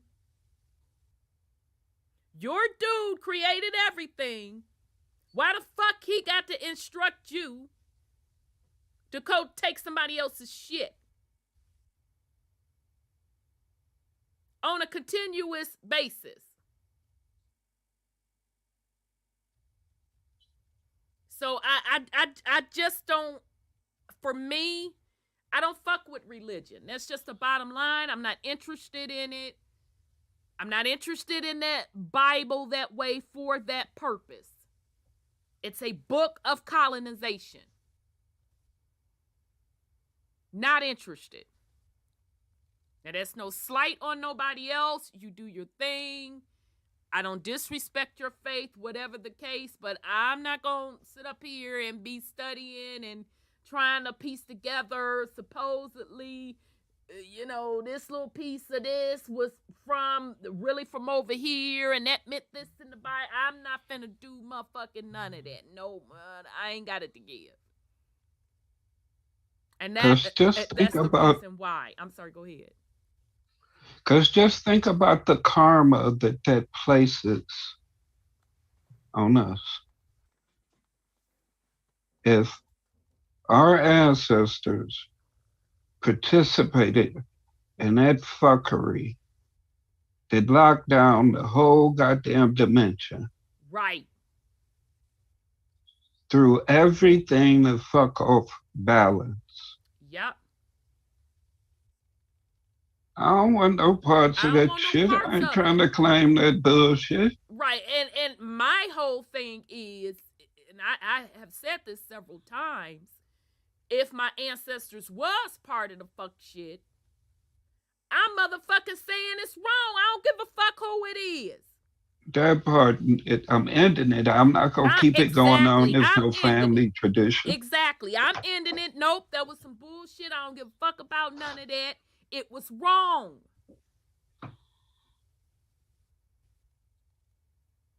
And I don't care if my shit do tie back to one of the kings and them. I give no fucks about that.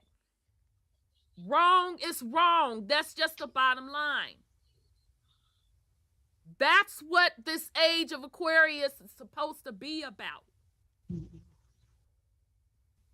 So now again, if that's what you want your experience to be as far as the religious thing, go for it. Knock yourself out. I'm not interested. I'm just not. I understand that script very well. But no, no, I'm good. We can throw Allah in there, Buddha, Confucius, whoever the fuck you want to name. Right. That's all that third dimensional shit. If you don't realize the power in you and your sole purpose, I mean, you call yourself gods and goddesses, but you don't even worship yourself. You don't even love yourself properly. You don't even make sure your subjects in line. if you got it like that. Right. But don't that just put you right back into the cycle if you decide that you want to subject somebody else? But people don't see that part though, Brother Sean, because in their eyes, melanated people have been so suppressed and victimized, and it's another word I'm trying to think of. I can't think of it right now. For so long. Huh? Brainwash? Yeah, but that's after the fact. I'm trying to say melanated people have been on the bottom for so long that it's time for them to raise up and take back what's theirs. Instead of seeing how the fuck did you get there? How the fuck did you get on the bottom? How the fuck did you get this low? Oh, we gonna skip over all that? You gonna put all of that on the white man? You gonna skip over how the fuck you sank this low? You gonna skip over that? Long as somebody's giving you something back, you finna make it do this, and that. How? How, Sway? How you finna make it do this, and that when you refuse to really own up to what really happened?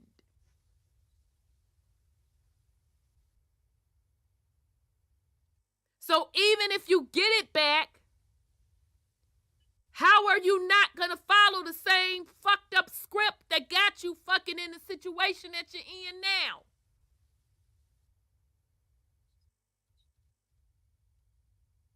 And don't tell me you're not going to do it, because if you don't want to find out the root cause of what really happened, admit that it happened,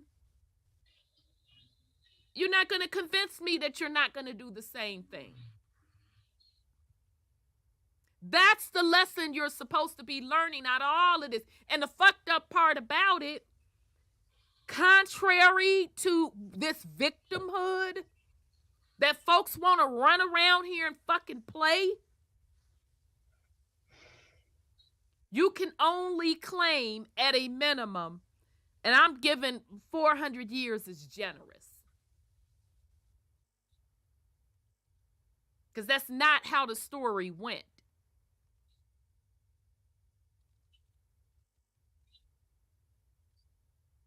So why won't you own up to the part of the millions and the thousands of years of said black rulership?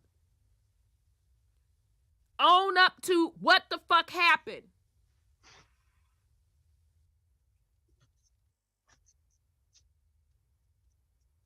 You don't even understand the stupidity coming out of your fucking mouth when you're trying to convince us that the big badass white boy who was on the bottom came up and whooped your ass. Now, I don't know about you,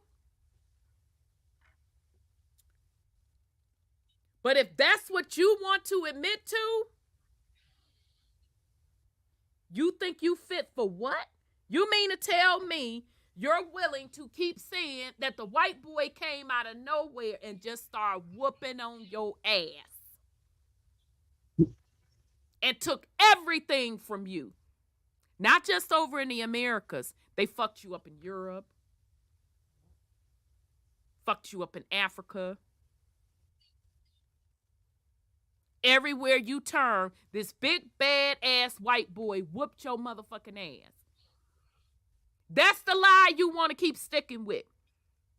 But yet, you're fit for leadership and rulership. You're fit for the white boy to step aside and say, take it. How, Sway?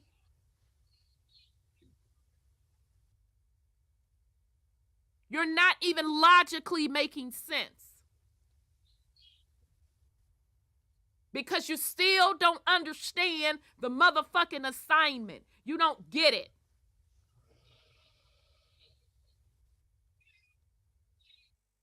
And when I get up here talking about create the world you want to live in, when I get up here and talk about what's your purpose on this planet, you're still not getting it. But you're fit for rulership and leadership. Okay. Okay. Hey, sis, Yes, sir. what they fail to see is that they're still in a position of power. Being on the bottom means you're the foundation. Everything they have is on you. All you got to do is stand up. Everything is yours anyway. They have nothing without us. But to be Nothing. If we want to be real honest, Brother Sean, Mm-hmm. they don't want the responsibility. See, it's Yeah, easy to that part. talk shit. It's Mhm. easy to talk shit about what you gonna do, but nigga, when it's time to put up, That part. that's when the real women, the real men start to motherfucking separate. So you can talk all that bullshit all you want, but at the end of the day, you don't want the responsibility. Because to lead is heavy responsibility. Heavy. And people running around here with this motherfucking lying. No, nigga, you get treated like a child because you move childlike. You don't fucking want the responsibility.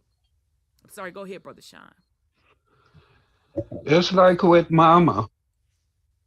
She provided us with everything we could need that was good and great for us, that aided us in our whole ascension process. And we ain't defend none of that. All we had to do was take care of Mama, and we had everything we needed. Look out for each other, take care of Mama. We got everything we need. And motherfuckers fucked that up.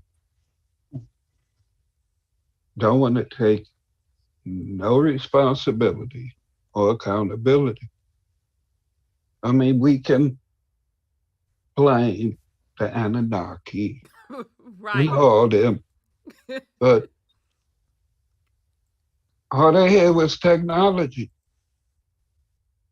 They ain't better than us. That's why they try and do everything they can to keep us suppressed, because it ain't shit nobody can fucking do with us when we own our shit. Exactly. So they had to get us to turn on ourselves. Somebody's bloodline, could be mine, Right. got some super dirty motherfuckers. Right. Dirty as they come. Because somebody had to cut a motherfucking deal from the beginning. Because motherfuckers can't just pop in and out of this bitch and do what they want to do right now. So you know when we was on our shit, motherfuckers wasn't able to just come here and do what the fuck Deals they were wanted cut. to do. Exactly. And we can put that on just a physical level. Absolutely. We don't even have to get off into the metaphysical Right. and all that other shit. I mean, just physically, we were dominating. I mean, look at how we do in sports and everything Oh, now. but now the white man kicked your ass, remember? Right, but you dominate everything. Right, but The see, military. the white man fucked you up in Africa, beat your motherfucking ass in Africa, drug you on a motherfucking boat, beat your ass up out of Europe. I mean, who are the best, the brightest inventors? We know they whitewashed some shit, and motherfuckers stole shit and claimed shit and steal patents all the time. It's our people who are creating everything that's fucking enslaving us right now. That goes to show you who the motherfuckers is that's cutting deals. You create something and you know what that shit is capable of, and you willingly sell it or give it over to somebody that you know they gonna use it for all the wrong reasons. Exactly. But everybody want to be happy about this shit. You happy to be in that bloodline. You want to reap all the benefits from it. You're not trying to break none of the generational curses. You're not trying to correct shit. You going along with the fuckery. Right. But I digress. All right. Good stuff. Thank you, Brother Sean. Let me put the explosion in here. Absolutely. So yeah, we not going with that fuckery over here. We different. We don't. Goddamn it, I don't give a fuck if you black, white, green, cat, dog, ferret up in this bitch. You can get this work. We don't care. We don't care because it's not about that. Yeah, the Sis Nonya said, I don't know why I can't bring y'all comments up no more. They ain't whooped us then or now. We whooping ourselves. Absolutely. Absolutely. J. Noel claiming victor and victim at the same time. Exactly. Make it make sense. Make it make sense. So, speaking of fucked up situations. Oh, I know that's right, DJ ZPE. Just goes to show you technology doesn't make you intelligent. No, it don't. Blink, blink, blink, blink, blink, blink. Because we got plenty of that. And I swear the comprehension of some folks, I'd be like, are you fucking kidding me? Did you really just either say that up out of your mouth or come on my comments with this dumb fuckery? Oh, Lord. All right. Speaking of accountability, shit being fucked up, we need to talk about real quick Jackson, Mississippi. Okay. So we should know by now that Jackson, Mississippi is without water. Okay. So when we say without water, literally their water supply has been tainted. So that's even no drinkable water, not even like water, period. Okay, so just real quick, just to share this with the fam. Hold on a second. And you know, when I was talking about earlier about, you know, leadership and being responsible for stuff and people wanting things to be handed back over to melanated people. This is just one more example.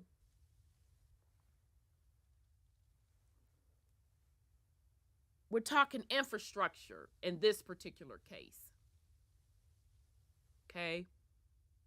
Because the dependency is so heavy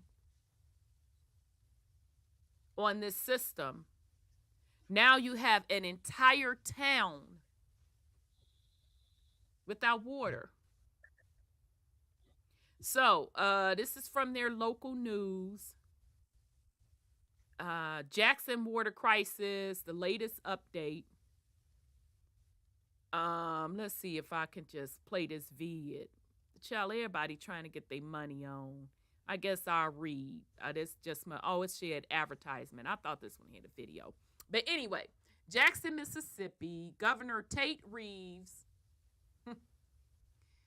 I can't make this shit up. I ain't gonna go into it right now because that surname triggered me, but I'm going to keep it moving. And yes, that surname is tied to that region, but I'm finna keep it motherfucking moving. Keep focused, Rhonda. Jackson, Mississippi, Governor Tate Reeves, along with Jackson and other state leaders, announced 7 water super sites will open on Thursday throughout the capital city to help those impacted by the water crisis.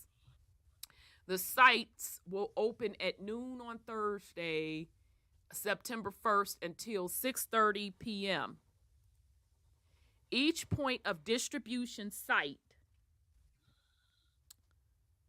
will be open for water pickup from 9 a.m. to 6:30 p.m. until further notice. Okay, so shout out to Indigenous American in the chat earlier. I know other people were talking, so I didn't get a chance to acknowledge you. You said you are going to take some water to the fam in Jackson, so shout out to you. So the site will open on noon. I guess that's today until 6:30 p.m. Each points of distribution site of distribution site will be open for water pickup daily from 9 a.m. to 6:30 p.m. until further notice.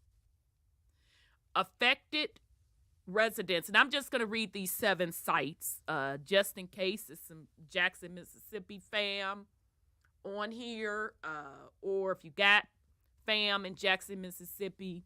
So at the State Fairgrounds, Metro Center Mall, Smith Will Stadium, Thomas Cardoza Middle School, Northwest Jackson Middle School, Hines Community College, Jackson, and Davis Road Park. Affected residents are asked to bring sealable containers to collect non-portable water for sanitation needs, such as washing clothes, flushing toilets, personal hygiene, etc. That's some fucked up shit, y'all. You can't even flush your toilet? That one electricity. That, fam. This some fucked up shit. The Mississippi National Guard has deployed approximately 600 service members to work these distribution sites. MEMA's call center is also open for residents affected by the water crises. The call center will be open for business starting September 1st. The call center number is 833-591-6362. I'll just read that again, 833-591-6362. Due to Mississippi State Fairgrounds serving as a state staging area, 2 events previously scheduled to take place at the fairground have been postponed. All right, so yeah, okay, whatever. Yeah, okay. So they're gonna finna give refunds to all that stuff that was going on the state ground. This shit ain't finna happen, fam. Okay. Yeah. Okay. The City Limits Cafe, located inside of the Mississippi Farmers Market, is open to the public. The cafe serves breakfast from 9 a.m. to 10 a.m., lunch 10 a.m. to 1:30 p.m. every weekday. It is also open from 7:30 a.m. to 1 p.m. Saturday. Earlier in the day, leaders with the city of Jackson announced the O.B. Curtis Water Treatment Facility made significant gains overnight into Thursday morning. However, there are still some challenges that workers will have to navigate over the next few days. Officials said more than half of the tanks on the surface system have begun filling back up. They said many areas throughout Jackson now have some water pressure, and areas closer to the plant are experiencing almost normal pressure. According to the city, the total plant output has increased to 78 psi. The goal of the surface system is 87. Leaders said operators' schedules have been adjusted to increase coordination between shifts. Crews have begun initial projects to increase the stability of the system, which includes a series of repairs and equipment adjustments at the site. The city has also sourced additional chemicals to have some better ability on the site to contend with the changing intake water chemistry. Multiple contractors will be on site Thursday to do assessment work with the support of the Mississippi Emergency Management Agency. Okay, that's what MEMA means. And the Mississippi State Department of Health. The city is sourcing immediate staffing support, including operators and maintenance staff. So what are they saying? The Environmental Protection Agency and the U.S. Army Corps of Engineers joined the crews at the plant on Thursday. The city and other organizations will host water giveaways on Thursday. Several city organizations are also collecting water donations for Jackson. Okay, so I'll drop this link in the description. Okay, hopefully we can go to this collection water donation link and do what we can for them as well. On Friday, 38,000 bottles of water and 4,000 meals ready to eat will be given away from 10 a.m. to 1 p.m. on Friday, September the 2nd, at the Verge EP Middleton Community Center. And then the United Way, Capital Area, and JP Morgan Chase will supply some bottled water as well. They're going to do that on Friday, September 2nd. Let's see, 1186 Water Company, a black-owned business based in Alabama, will coordinate delivery of the water to the sites, the city of Jackson, including Skies Community Center, Oak Forest Community, West Plaza, IAJE Community Center, Grove Park Community Center, and MS Move from Tougaloo College. All right, so I'm just trying to see. All right, trying to see some more, see what else is on this. Okay, so that's the update, because it's going into the other days, and I didn't want to go into the other days. I just wanted to give y'all the latest. All right, so that's what's the latest update on the Jackson water crisis. Just sending out love to the fam in Jackson. We're wishing you all well. I'm going to drop in the description the link where the fam can go and donate some water. Okay. So fam, I don't know how much, and I'm going to pin it at the top of this video so y'all can read the article and you can see the link in there where you can go donate water. I don't know how many more examples we're going to have about how vulnerable this infrastructure is. I don't know how many more conversations we need to have about the dependency that we have on said infrastructure. I don't know how many conversations we have to have about when we talk about leadership, rulership, all of that particular jive, where we're not understanding those things are factored into leadership and rulership. I don't think we understand the state of said community, and I'm speaking of melanated black community at the moment, because really this dependency is across the board and it's across the world. Right now, I'm focused on melanated Black people. I don't think that we're understanding and getting everything that you need. You have to go to someone else for everything. And we're not trying to correct that on any level. Not in your personal household, which that's really where it should start. Not on your particular block that you live on.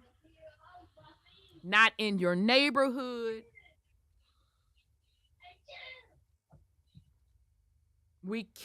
Not only do we keep pointing out examples, but they keep putting in your face just how dependent you are on said system.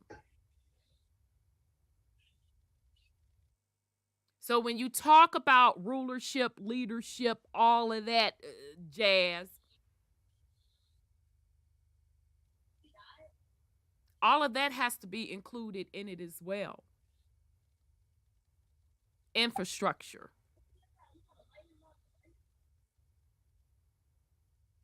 Just basic survival.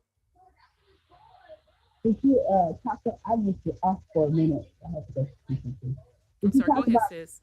Did you talk about nuisance with electric cars? Yeah, I was getting to that next. Oh, okay, I'll let you do it. Yeah. That's it.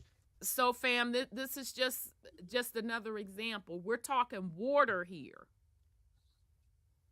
We're literally talking water. And it's not Hey, like sis. I'm sorry, go ahead, brother.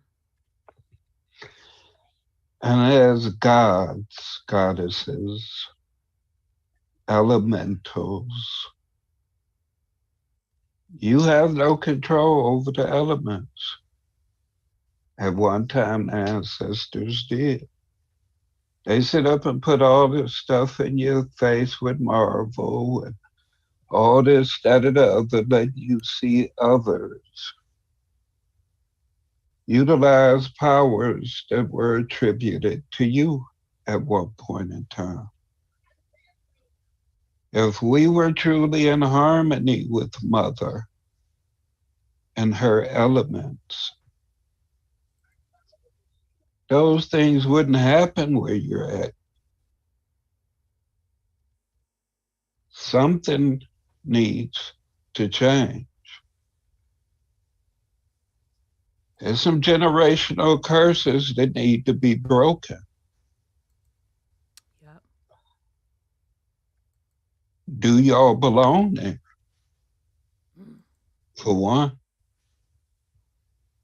what have you permitted to happen there? What secrets are you keeping? There's many ways to think about this. We're supposed to be in the age of knowing, taking accountability, vibrating at higher frequencies, raising with Mama. And we already know anything in contrary to Mama and her frequency is going to be subjected to these things. It's not that we want people to go through such things. But what are you doing frequency-wise from a soul perspective, from a knowing thyself perspective? What are you doing? Mama pissed for some reason. Why? I digress. Very well said. Very well said. And trying to find a comment. Shout out to Indigenous American Leo. saying stock up on water. Okay.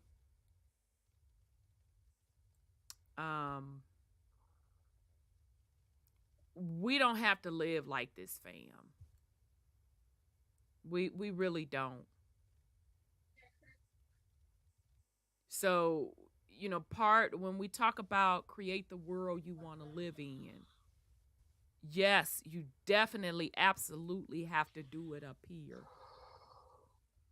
But you also, once it starts coming into the physical, you have to carry it, nourish it, build it, and make it do what it do. Mm-hmm. Because whatever you're creating up here, that's not for Rhonda to take it and carry it through. Because it's going to shatter. That's for you to pick it up and carry it through. There's no reason for us to be living like this, living in dependency on a system that does not benefit you, as you are a prisoner of war on your own land.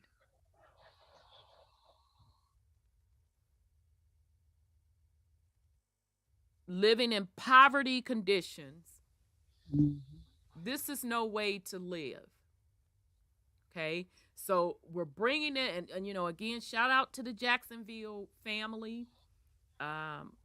We're definitely sending you positive energy, and we're definitely going to check out the link and go donate water. But this is another example. Okay, if it ain't Flint, Michigan, remember that? Yeah. Katrina. Now we got Jackson, Mississippi.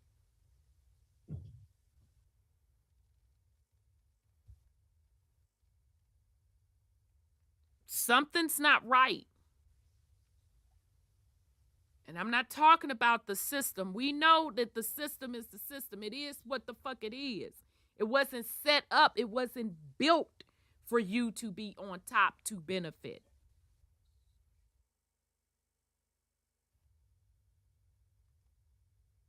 I'm talking about the way the energy is moving around. Meaning the energy that majority are putting out. Something's not right. You got work to do. No one's gonna hand it to you. Ain't nobody finna come out the sky and hand you nothing. And whether or not you on the religious sector or you on the alien sector, you have to do the work. Okay? All right. Let's go to the next one. Now I'm going to come back to that water stuff because I ain't done, but it's going to be on another level. So let's go to the next one. Let's get on California's ass. God damn it. This is a lot. Cali, I'm fucking sick of y'all. Okay? I really am. Now, supposedly and allegedly, I don't know this for sure, that California didn't used to be fucking attached to Turtle Island. Goddamn it, I'm about sick of y'all. I'm about ready to say y'all go unattach that motherfucking let it float. Because I'm sick of Cali. Shit. So, Cali, y'all don't have no common sense. You have no common sense. You don't have basic mathematics skills. So the latest with Cali, y'all, I can't with y'all. You getting ready to ban gas cars.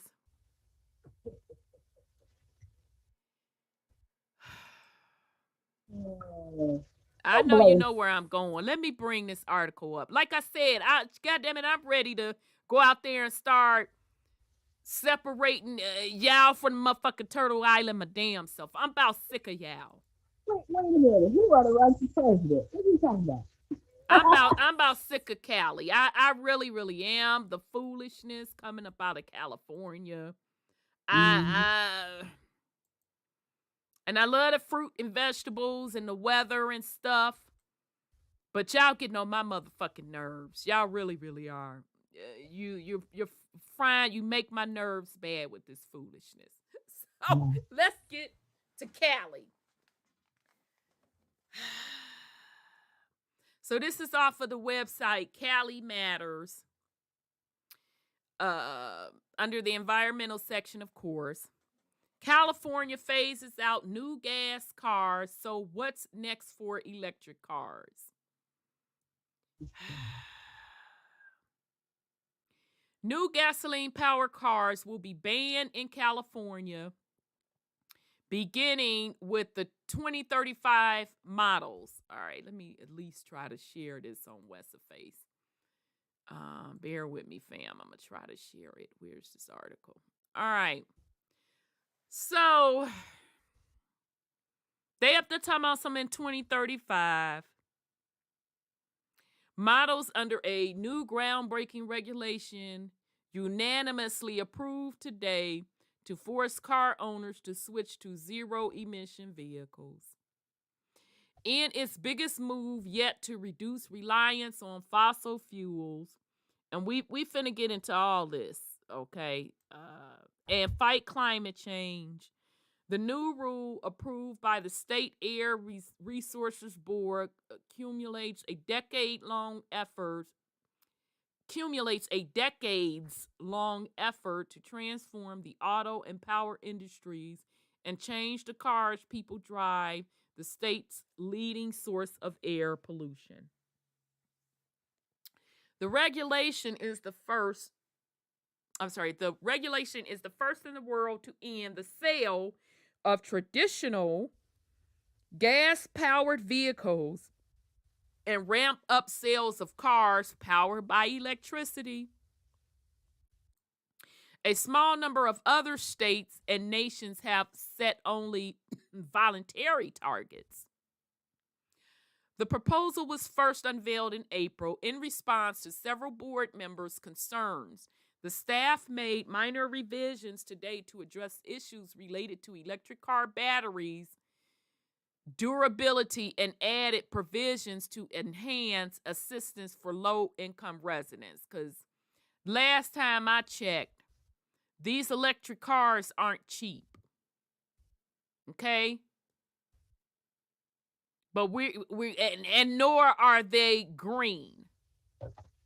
But we're gonna continue. This regulation is one of the most important efforts we have ever carried out to clean the air, said Air Resources Board Chair Lane Randolph. Our previous regulations to make cars cleaner made improvements, but those improvements were incremental.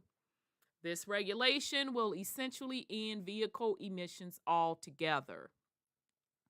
Automakers will have to gradually electrify their fleet of new vehicles, beginning with 35% of the 2026 models sold, increasing to 68% in 2030 and 100% for 2035 models.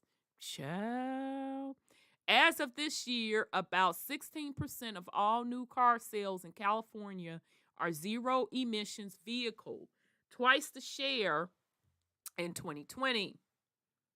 The millions of existing gas-powered cars already on the road and used car sales are unaffected by the mandate, which only sets a zero-emission standard for new models. The switch to zero-emission vehicle marks a historic precedent that would ripple across the country, paving the way for other states and perhaps countries to follow. John Bozzella, president and CEO of the Alliance for Automotive Innovation, a trade group representing automakers, said automakers support the transition to electric cars, but call the timeline very aggressive, adding that it will be extremely challenging for the industry to adjust in time.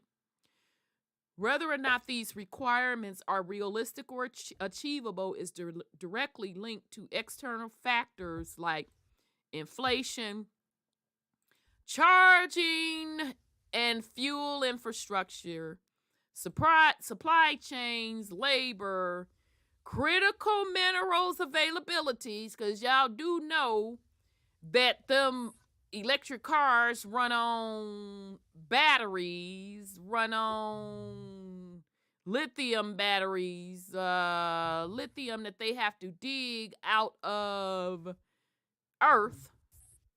So that's the mineral availability. Okay.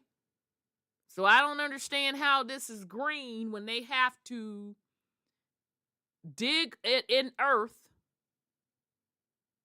to get a mineral for the battery. And not only that, when those batteries no longer work and they need to be disposed of, they're toxic.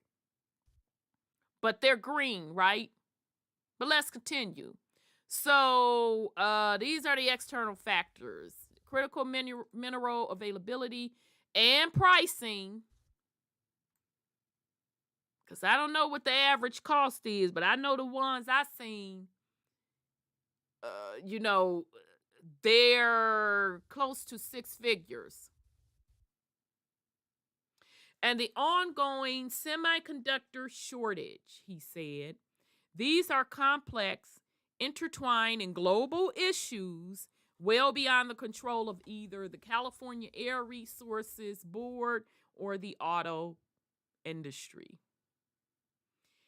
Environmental justice advocates who have been calling for a sales goal of at least 75% zero emission cars by 2030 expressed disappointment at today's hearing. While the rule is a step in the right direction, yada, yada, yada, whatever. Okay, I'm just trying to get through this. Because I'm telling you, California, y'all make my motherfucking nerves bad. So concerns about affordability and durability. For many families, electric cars are an attractive option, but barriers keep them out of reach.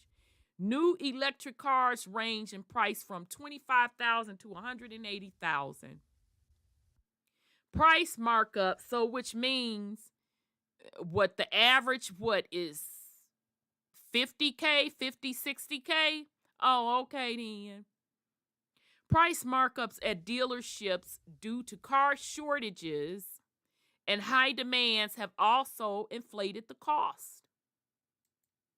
Some electric cars by more than $10,000, sometimes as high as $15,000. So on top of the manufacturer's suggested retail price, they're saying add an additional 10 to 15 grand on that. Okay, whatever. Okay, yeah. Okay, I'm trying to see if they're gonna get to the other part they're talking about. All right, so under the mandate, electric cars must have a range of 150 miles on a single charge. Yeah. Yeah. And okay, so they're saying the original range must be over 10 years. Yeah, whatever. This the part, sis Sandra. I know you was getting it. Let's talk about the grid. Callie, this is why you make my nerves bad. I hear you. Y'all make my nerves bad. Because when I saw this come across last week, I said, who said what, we and that? What? I know goddamn well that ain't California talking some shit about some electricity. And every time we turn around, y'all got a blackout. Yeah. If somebody sneeze wrong in that bitch, your light's going out. The wind blows. Right. Literally, California, your lights go out if the motherfucking wind blow. Literally. Yeah. So now you seeing what's supposed to happen when and how? Let's talk about this power grid. Critics say The state needs more charging stations as electric car sales surge. California has about 80,000 stations in public places, falling short of nearly 1.2 million public chargers needed by 2030. See, Callie, this be the shit I be talking about and why y'all make my nerves bad. So you got 80,000 stations now, but you need 1.2 million. Oh, And you okay. got a duct tape Tommy. electric grid system. Yeah. So that means that, let me just say this, because California, obviously, y'all don't have common fucking sense. The 80,000 charging stations you have now, your fucking grid can't even handle that and motherfucking air conditioning. Nope. You can't even handle that. And God forbid a windstorm or some fire rolling through there, whatever the fuck the case may be. But you need 1.2 million public chargers by 2030. But I ain't heard you say a goddamn thing about your regular ass electric grid system. Mm. This is why my nerves be bad with y'all, California. So you need the 1.2 million public chargers by 2030 to meet the demand of 7.5 million passenger electric cars anticipated to be on California roads. Have y'all ever been stuck in traffic in Cali? Mm-hmm. And Atlanta, y'all ain't far behind either. I've been in Atlanta's traffic too, because I say Atlanta is a baby fucking LA.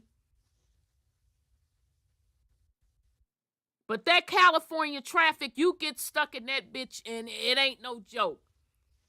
You literally want to get out that fucking car and say, I will walk. That's how frustrated I am. I walk. Forget it. I give up. I walk. True. So you mean to tell me people gonna be sitting in your horrible traffic? Oh, okay then. Well, I guess, it does. It's sunny there all the time, so I guess it'll keep those electric cars will keep charging. I guess. Another question remains. Will there be enough electricity? You think? You think California electricity didn't motherfucker cross your mind during any of this? Your raggedy duct tape electrical grid system, none of this crossed your mind when you was making all these big decisions. Experts say California needs a more reliable power grid. No shit, Sherlock. Sourced from climate-friendly renewables like solar and wind. So, Callie, are you going to be able to update your grid to be reliable by 2030? No. That's funny.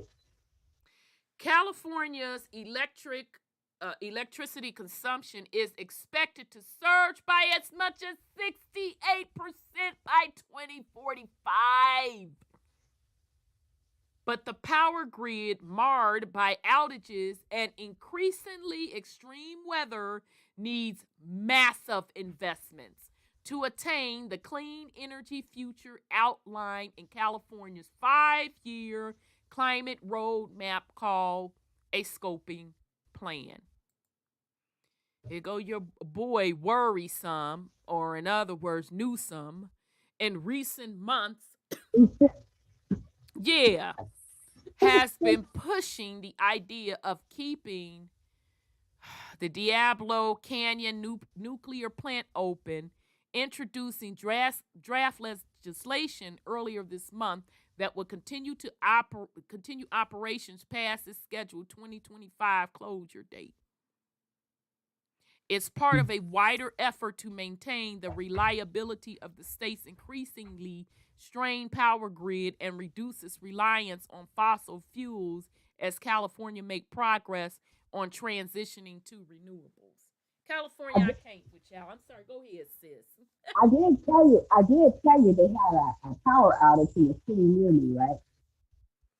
A lot of million so people, I think it was, they said had no electricity, right? And here they got this plan. So, but it's not their plan. They're following the script. Absolutely, they're following the script. So, Absolutely.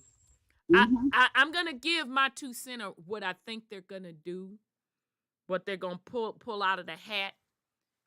In just a second. Let me get through this.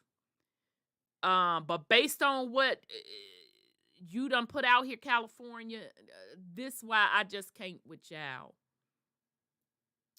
But the contentious proposal, which would give owner Pacific Gas and Electric $1.4 billion, has widespread opposition. A new draft bill is being circulated within the legislature, and instead of proposes using that money for renewable infrastructure. California already has the largest zero-emission car market in the country, with more than 1.13 million plug-in vehicles registered across the state. Nationally, there are about 2.64. Okay, so yeah, they do have the bulk of it. That means California accounts for 43% of the national plug-in cars. All right, so I'm not going to go through any more of that. Of course, you know they're going to say healthier air, this, that, and the third, yada, yada, yada. Okay, so this is from Cal Matters website. Came out a couple of days ago. California phases out new gas cars, so what for electric cars? Now, here's what I think they're going to do. This is going to be across the board. California, I'm still not letting you off the hook from being dumb. You're dumb. Just bottom line, you're dumb. Yep. But even with that said, we know that you're dumb. But like Sis Sandra said, you have to follow the script. And they're making California follow the script of the electric cars. Even though their infrastructure isn't ready, the electric infrastructure, because what's getting ready to happen? Reset. I'm sorry, go ahead. The reset. Right. And part of course, the reset we've been talking about, of course, is the financial part. We went over that last week with the digital currency. We told you 5 years ago it was coming. It's already here. They already told you they gonna implement the shit. Okay, in 2 years they gonna implement the shit. Okay, don't get no bigger than Big Daddy and them telling you this was getting ready to fucking happen. Okay, so we told y'all that 5 years ago. It's here. This is what's getting ready to go down with energy. They are going to, okay, and all my people that was looking at with me, the man who fell to earth. What they fencing to do,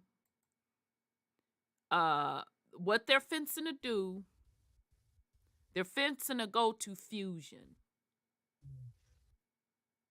Okay? They're going to go to fusion technology.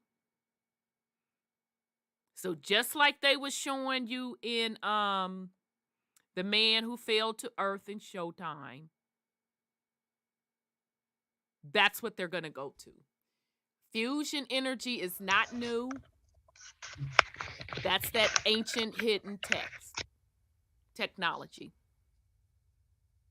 I'm telling you, that's what they're going to go to. They're not telling California, although California is still dumb. And I think California is purposely being collapsed In my opinion, California is purposely being collapsed because there's other plans for California. And the way it's set up now with all those people on it, this, that, and the third, I don't think that's going to be the plan moving forward. So it's a planned collapse for Cali for sure. Well, But they I'm sorry, go ahead, sis. didn't drain most of the water. Right, and I still ain't done with the water, cause we gonna get on that too. I still ain't fucking done. I ain't forgot. I ain't forgot. Right, and shout out to Brother Odel. If you listening or whatever, brother, if you had to take a break, I understand. I know you got a lot going on, so shout out to you, Brother Odel. But that's what they're gonna do. They're going to fusion technology, which is a clean, limitless source of energy. So in other words, and if you don't believe me, just do a quick Google search, go do a quick YouTube search, and you're going to see where they're already testing fusion energy. They're already testing fusion technology. Okay? So that's what they're going to implement. That's going to replace what they're calling the electricity grid and all of that jazz. Right? So by the time California is making the switch to all electric cars, don't be surprised in the next 5 years, 10 years, they're going to be introducing fusion. You're going to start hearing about it more and more in the news about a breakthrough in fusion technology and what this really means for clean energy, blah, blah, blah, blah, blah. All right? That's what's going to happen. Now, let's be clear. It's not new. It's old technology. That's just the technology that they're bringing back for the quote, quote, reset. Okay. All right. So again, I'm sorry. Yes, sir. Go ahead, Brother Sean. Speaking of resets, considering California used to be an island, I'm wondering if a mud flood made the land bridge between the two, connected Very the well two. could have been. And the reason why they are draining the water in California is possibly to prohibit it from returning to being an island. I mean, it's just so many different, there's so many different levels that they could be coming at this on. Agreed. I mean, mama's shifting, and with everything that's happened in California, should it still be connected to the rest of it? That's what I say. Of America? I mean, nothing personal against the family that's there. Right. But y'all feel this shit ain't right there. Why are you still there? Unless you plan on doing something. When are those plans going to become action? Because you see shit is fucked up down there. I mean, it don't make no sense what's happening in California. Too many of y'all there to be letting that shit happen. I'm just saying. Agreed. Maybe it need to go. And it's so y'all sad. Need to, I'm sorry, go ahead, yeah. Sean. I mean, just historically, our ancestors have moved from place to place, depending upon what the hell was going on. Right. I mean, we had the freedom to come and go wherever we wanted to. We wasn't on lockdowns for bullshit like this. I mean, if people did own things the way that they're owned now, that might explain the willingness of motherfuckers to cut deals because they just wanted more and then they got double crossed. Right. But either way, if shit is to be corrected, and California wasn't always a part of the main body, and things are changing, that might be all part of it. Mama gonna do what she got to do. She got the final say on what or who gonna be here. Right. And who I gonna be just where? don't see right.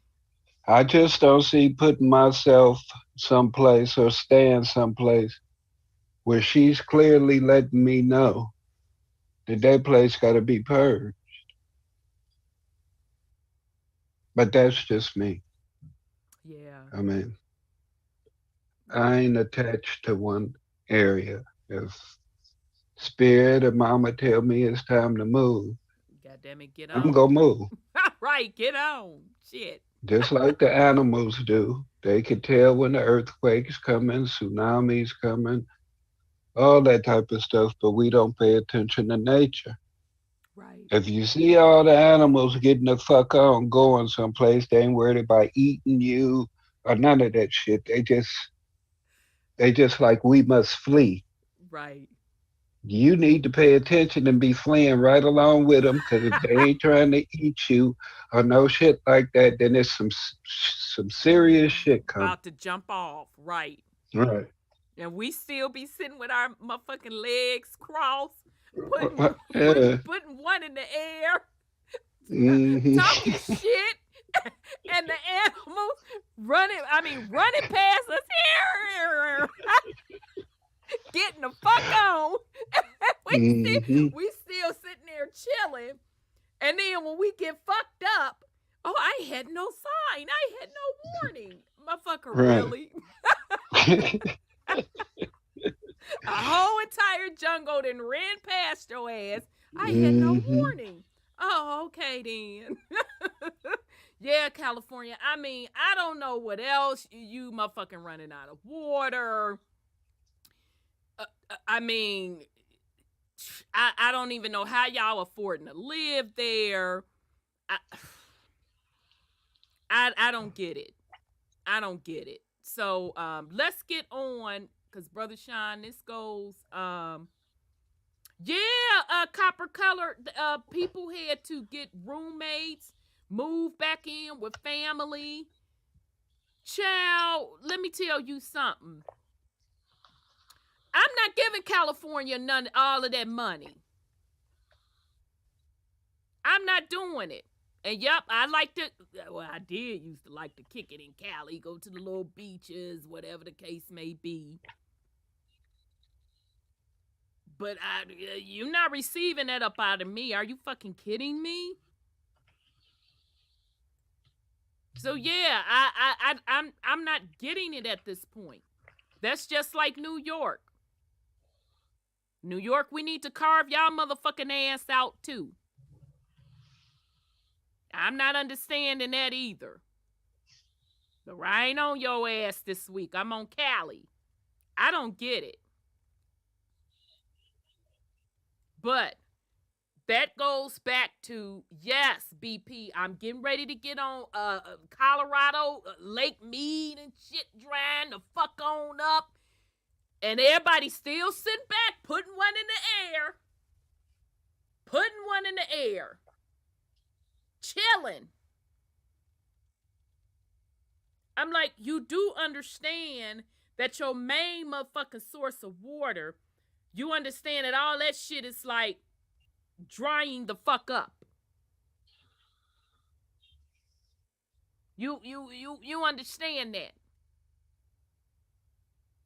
because we went over that. And what, last year sometime, and it may have even been earlier this year, and the shit has gotten worse.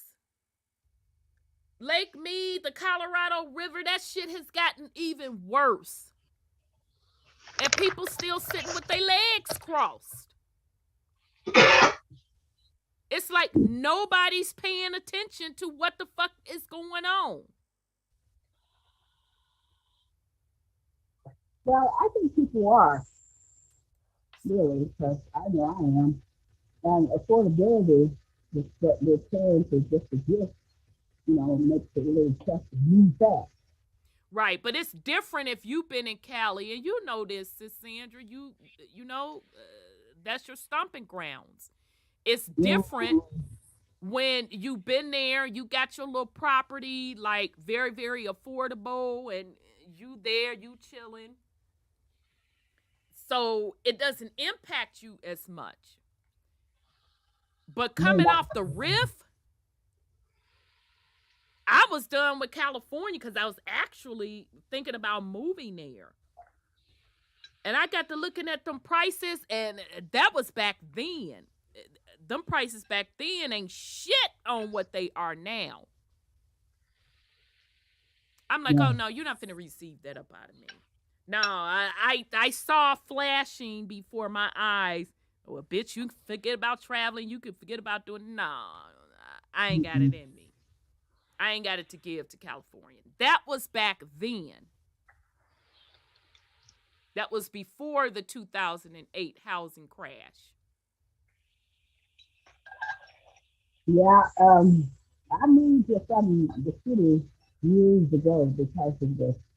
I saw the change. And that was years ago, so I had to adjust to move right now. But I am saying it's fun. I can't wait to get out of here. You have to get somewhere. Yeah. So Cali, y'all got a lot of shit going on with you, but I'm telling you, they're trying to run your ass up out of there. And they're going to do it with the infrastructure. That's what they're doing. They're trying to run your ass up out of there because they got different plans for it. So let's get on Lake Mead. This off of CBS News. This came out August 30th, so I can't play the little 60-minute clip. I'll drop this link in the description for y'all to watch at your own leisure. So for copyright purposes, I can't play the little 60 minutes clip. But y'all can see the cut. That water's supposed to be all the way up there. You see how low this water then set up here and dropped? This the Colorado River that feeds into California and them shit. The America West is facing its most severe drought in human history. Research suggests conditions are drier now than they have been for at least 1,200 years. And compounded by the effects of climate change will likely persist for another decade.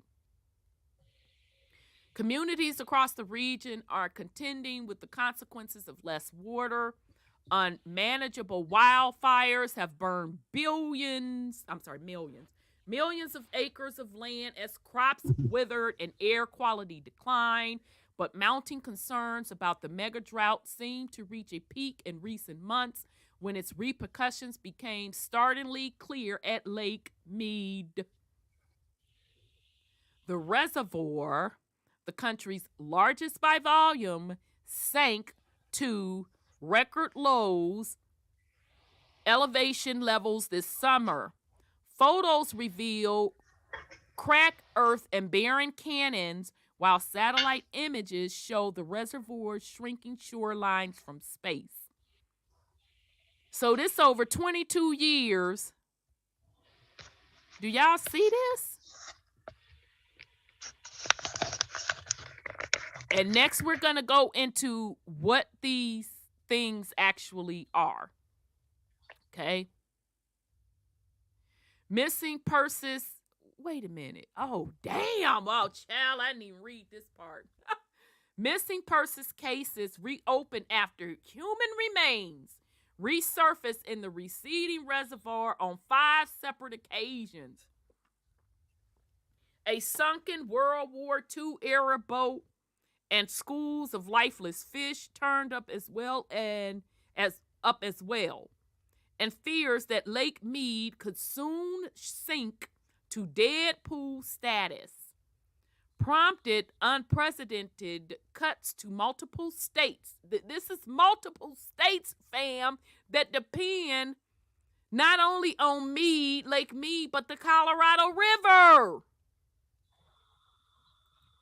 This was the second round of water cuts imposed since a shortage was declared last year in the river's low basin, where resources have historically been stretched quite thin. It comes as federal demands loom for significant cuts to stave off a catastrophe deficit. Where is Lake Mead? Located along a stretch of the Colorado River, Lake Mead spans hundreds of miles over the border of eastern Nevada and western Arizona.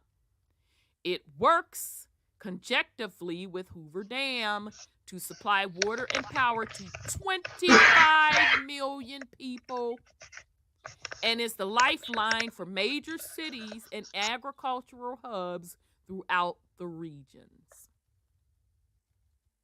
Hoover Dam created Lake Mead.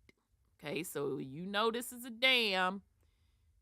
This is form of terraforming.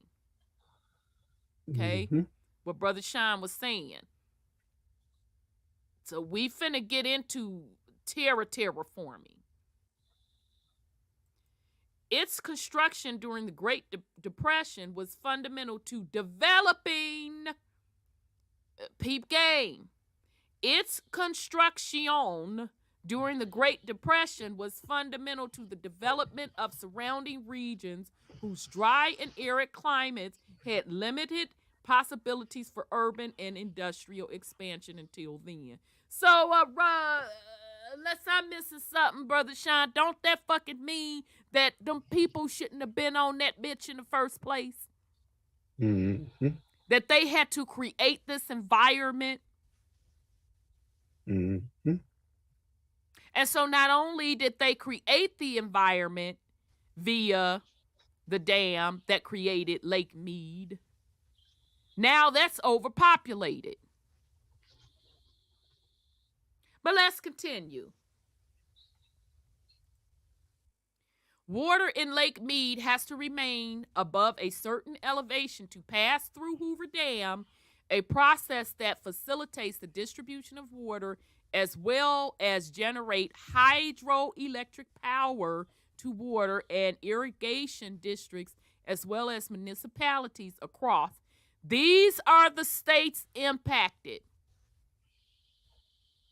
Arizona, California, Nevada, and Mexico. The elevation level also determines how much hydroelectric power is generated by Hoover Dam. When reservoir levels are low, the dam's ability to generate power fails too. Michelle Helms, a spokesperson for the U.S. Bureau of Reclamation, told CBS News that Hoover Dam's maximum capacity for power generation was 1,300 megawatts last week, which is 36% less power than the dam can usually produce. Why is the Colorado River system? What is the Colorado River system and why is it so important? Both Hoover Dam and Lake Mead are integral components of the complex system that divides and allocates the Colorado River. Colorado River.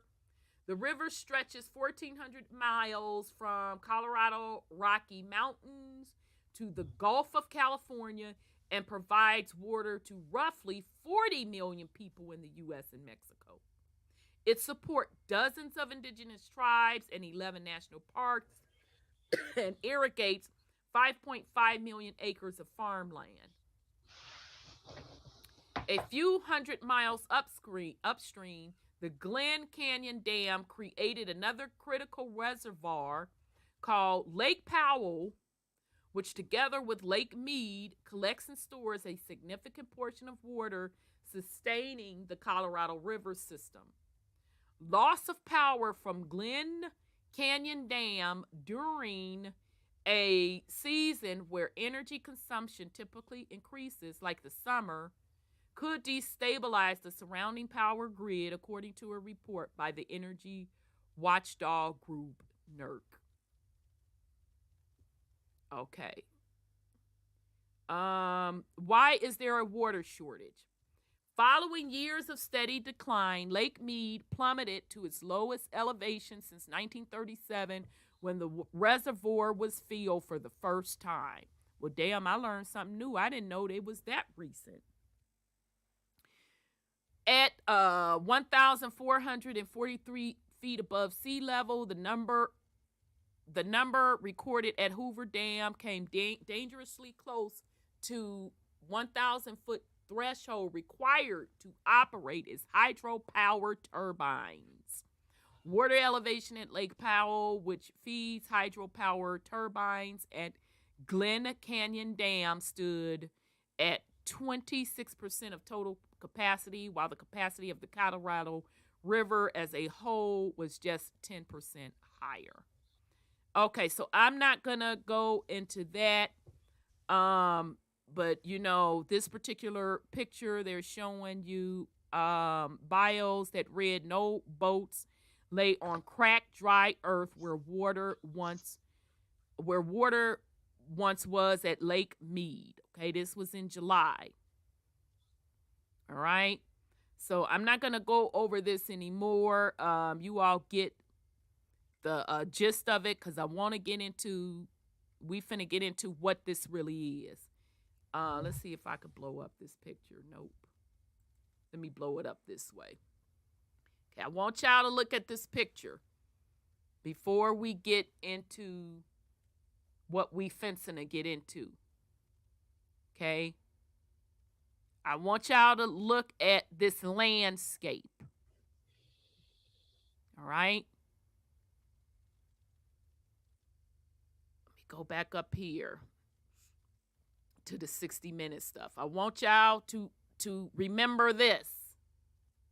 This is Lake Mead. I want y'all to remember these shapes. Okay? I'm doing this for a reason. We're going to get there in just a second. Right? Want y'all to think about the shape of Colorado, this area, period. Okay? Now let's get into what the Grand Canyon really is. This whole Colorado area, what Lake Mead really is. Let's get into it. All right? So those of y'all that's been rocking with us for a minute, y'all already know what it is. Y'all should already know where we finna go. But gotta remind some folks on a few little things.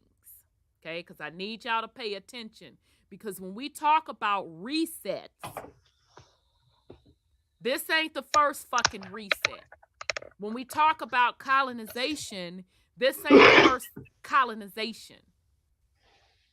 Okay? The planet has been under colonization for some quote time. Okay?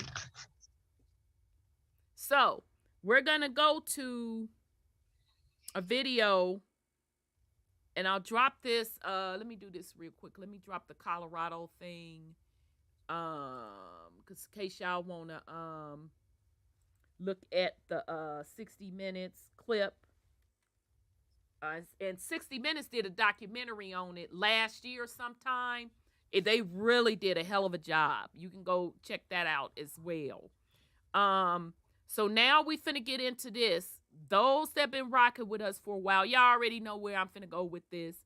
But for the new people, I want you to get where we're going. Because you need to understand what's really going on. Why the landscape is the way it is. So hold on a sec. So let's get into this. See, how do I want to do this? I'll do this first, and then I'll come back and stop and go into what Lake Mead really is, this, that, and the third. Okay, so let's do display capture again. Let's this time get it on here. Child of shit we gotta go through, because you're not sure if your shit finna be right on YouTube. All right. So this is the video. No trees on flat earth. This video has been uploaded. Originally, a Russian cat came out with this. Okay? A Russian cat dropped this information. And I think the original title was There Are No Forests, or There Are No Trees and Forests, when the Russian cat dropped it. Mm-hmm. And his shit kept disappearing, and people like, and thank God, not thank God, but thank the universe for people like that downloaded his original video, and they just keep uploading it. So shout out to them. But a Russian cat originally came out with this information, and so since then, folks have taken it and translated it into English. All right, so you can get this one. This is called No Trees on Flat Earth, off of the YouTube channel Disciple. Oh, that's cute. Disciple. I get it. That's cute. That's cute. So you can get this full video. I highly, highly, highly, highly encourage you to sit through it. We're going to jump around, okay? So here we go. And again, shout out to Disciple, DISCYPUL. Thank you for grabbing this and uploading it. We appreciate it. And so this is going to be fair use. So let's hit it. I'm going to have to jump around, and I hope they don't come out of a bag on this music. So let's go. Fair use. Yep, fair use. And then why the person named Rhonda dubbed it? I'm like, oh, damn it.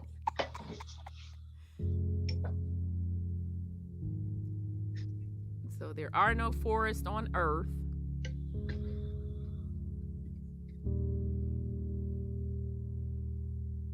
Okay. Yep. Okay. There are no forests on Earth.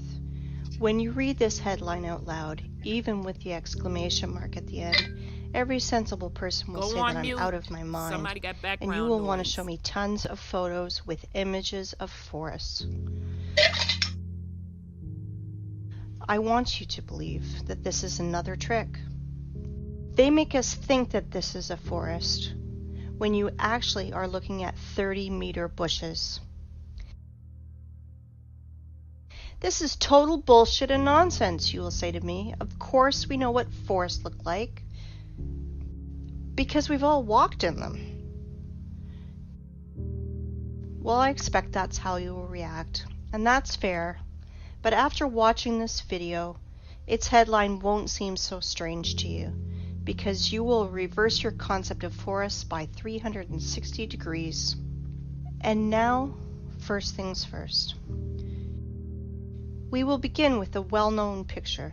Children see 9 dolphins on it, but adults see 2 lovers. A huge difference, don't you think? Try to see dolphins on it and see how hard it is.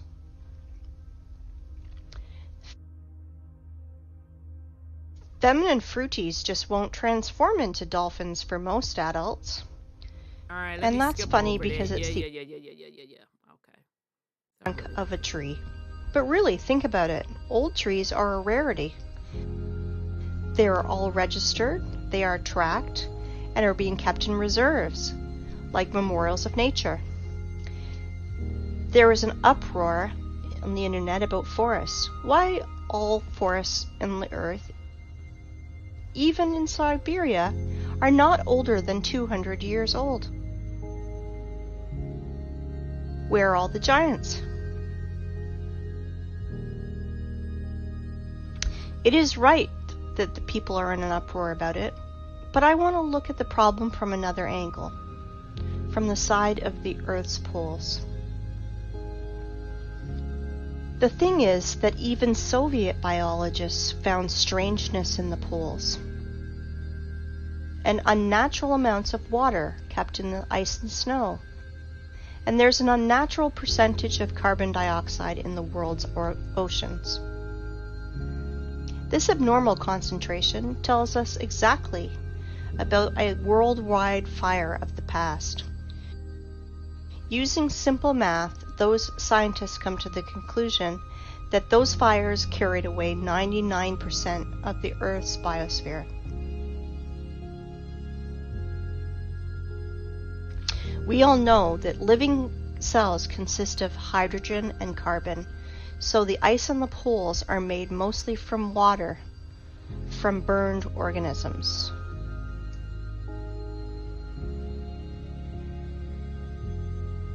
And now, think about this number, 99%. It means that everything that now grows, crawls, flies, swims, and runs on the Earth is 20,000 times less in volume than before this catastrophe. 20,000 times.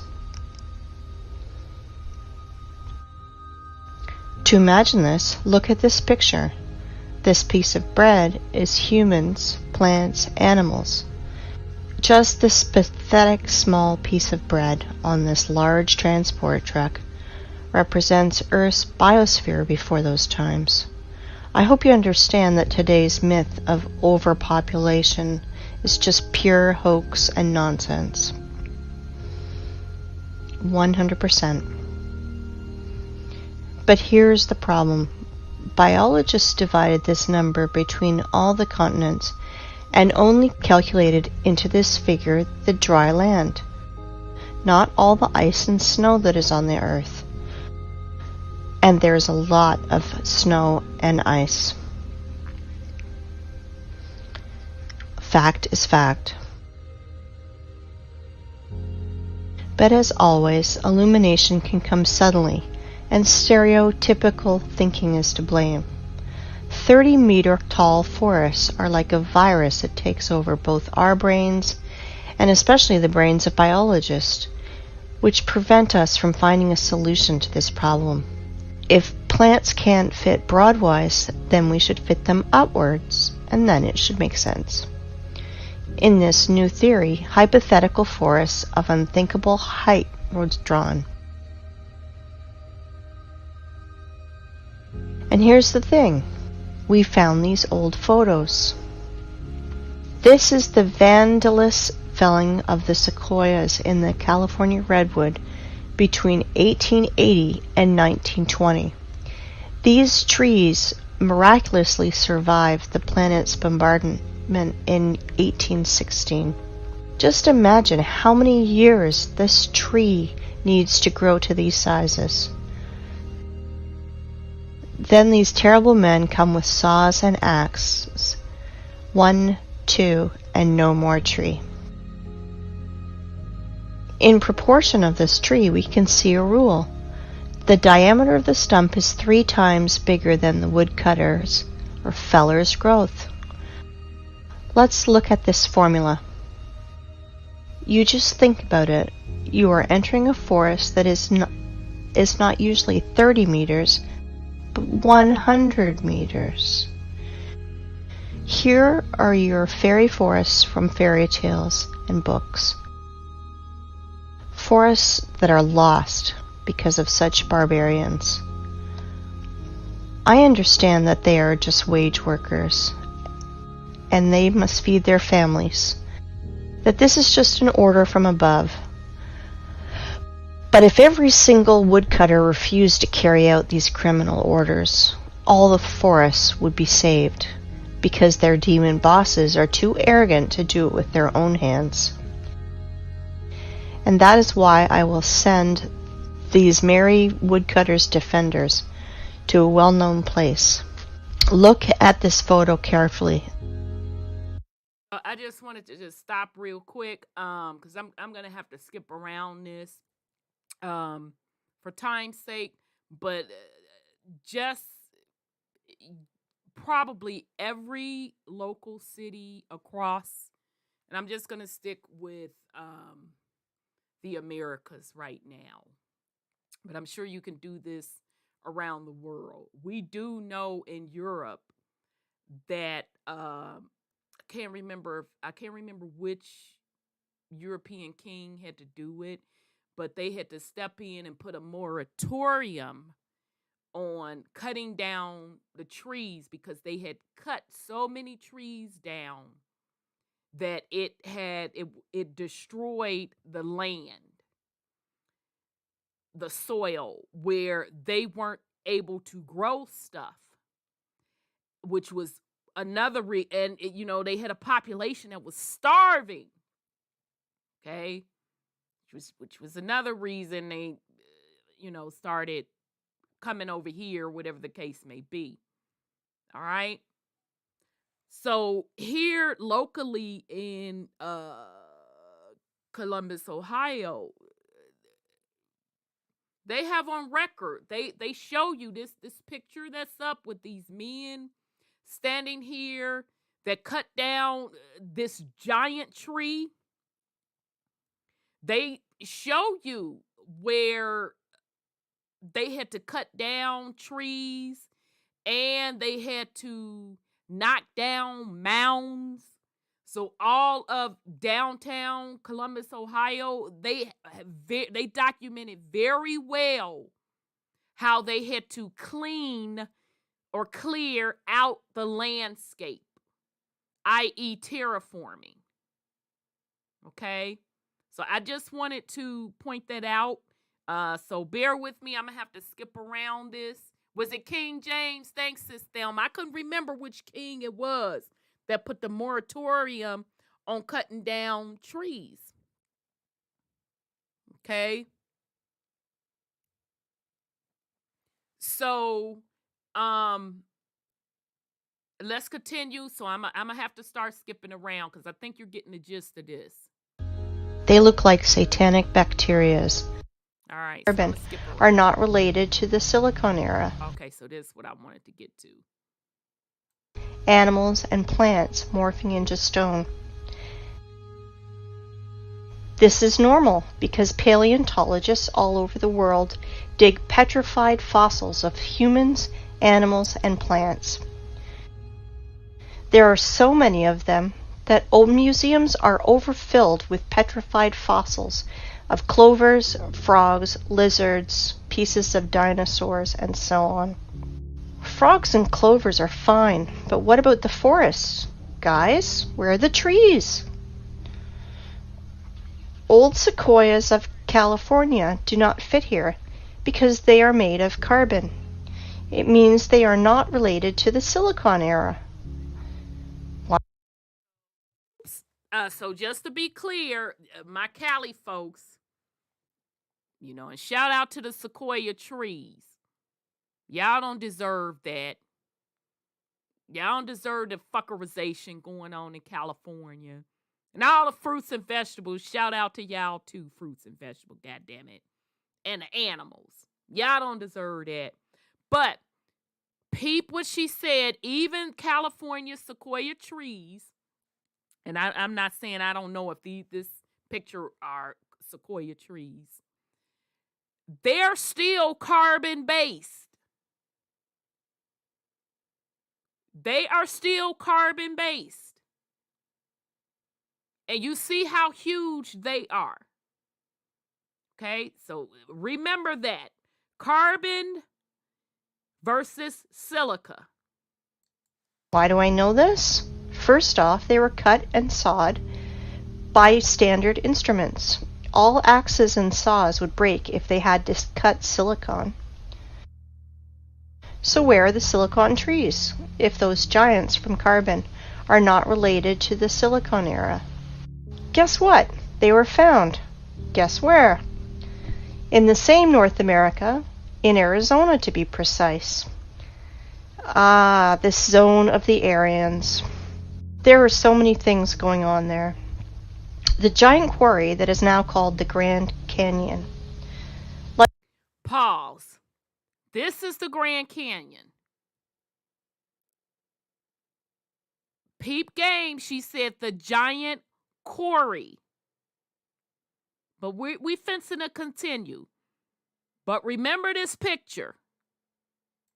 Like one person under the nickname Wake Up Human said, it is an apogee of the cynicism to name Quarry Waste as a national park. It is not a national park. It is just a quarry. And think what the...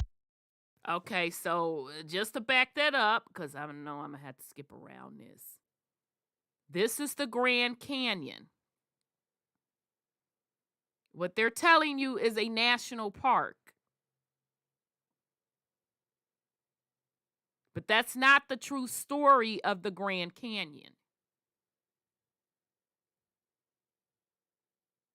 It's a quarry.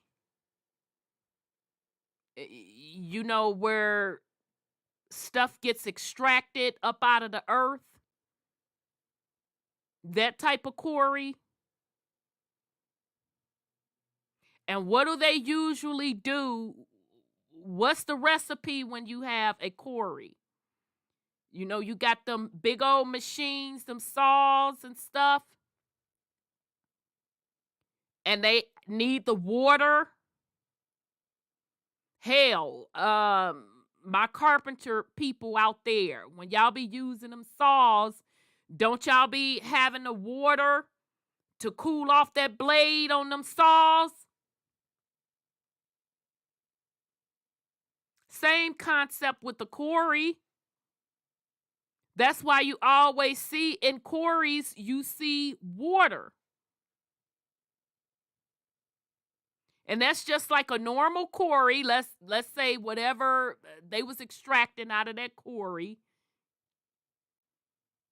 That's why once they're done extracting what they need to extract out of it, they're going to turn it into a reservoir. The Grand Canyon is no different. Yeah, wet saws. Thank you, Sis Nonya. I'm like, yeah, them saws, y'all got the water. Yeah, wet saws. So the Grand Canyon is no different. It's a quarry. It is not a national park. It is just a quarry. And think what the ancient Russian word's root kolo is doing in the opposite part of the world. And the root ra, now everything fits together, right? Okay, I gotta skip around, y'all. Under the open sky, just a quarry. Get into religion stuff. I ain't trying to get into that. Here is the city of Aryans, from which left only the vortex that made Hooligan meteorite 50,000 years ago. That's how Wikipedia is telling us this total bullshit. Oh, and by the way, here are our silicon trees. I wanted to introduce to you the museum under the open sky. Petrified trees here are just scattered in the desert and also fenced. Everyone today can visit this circus called Petrified Forest National Park. In this park, petrified fossils are not common. They are unique. If turtles and frogs were petrified in pale gray boulders, then this trees morphed into semi-precious stones.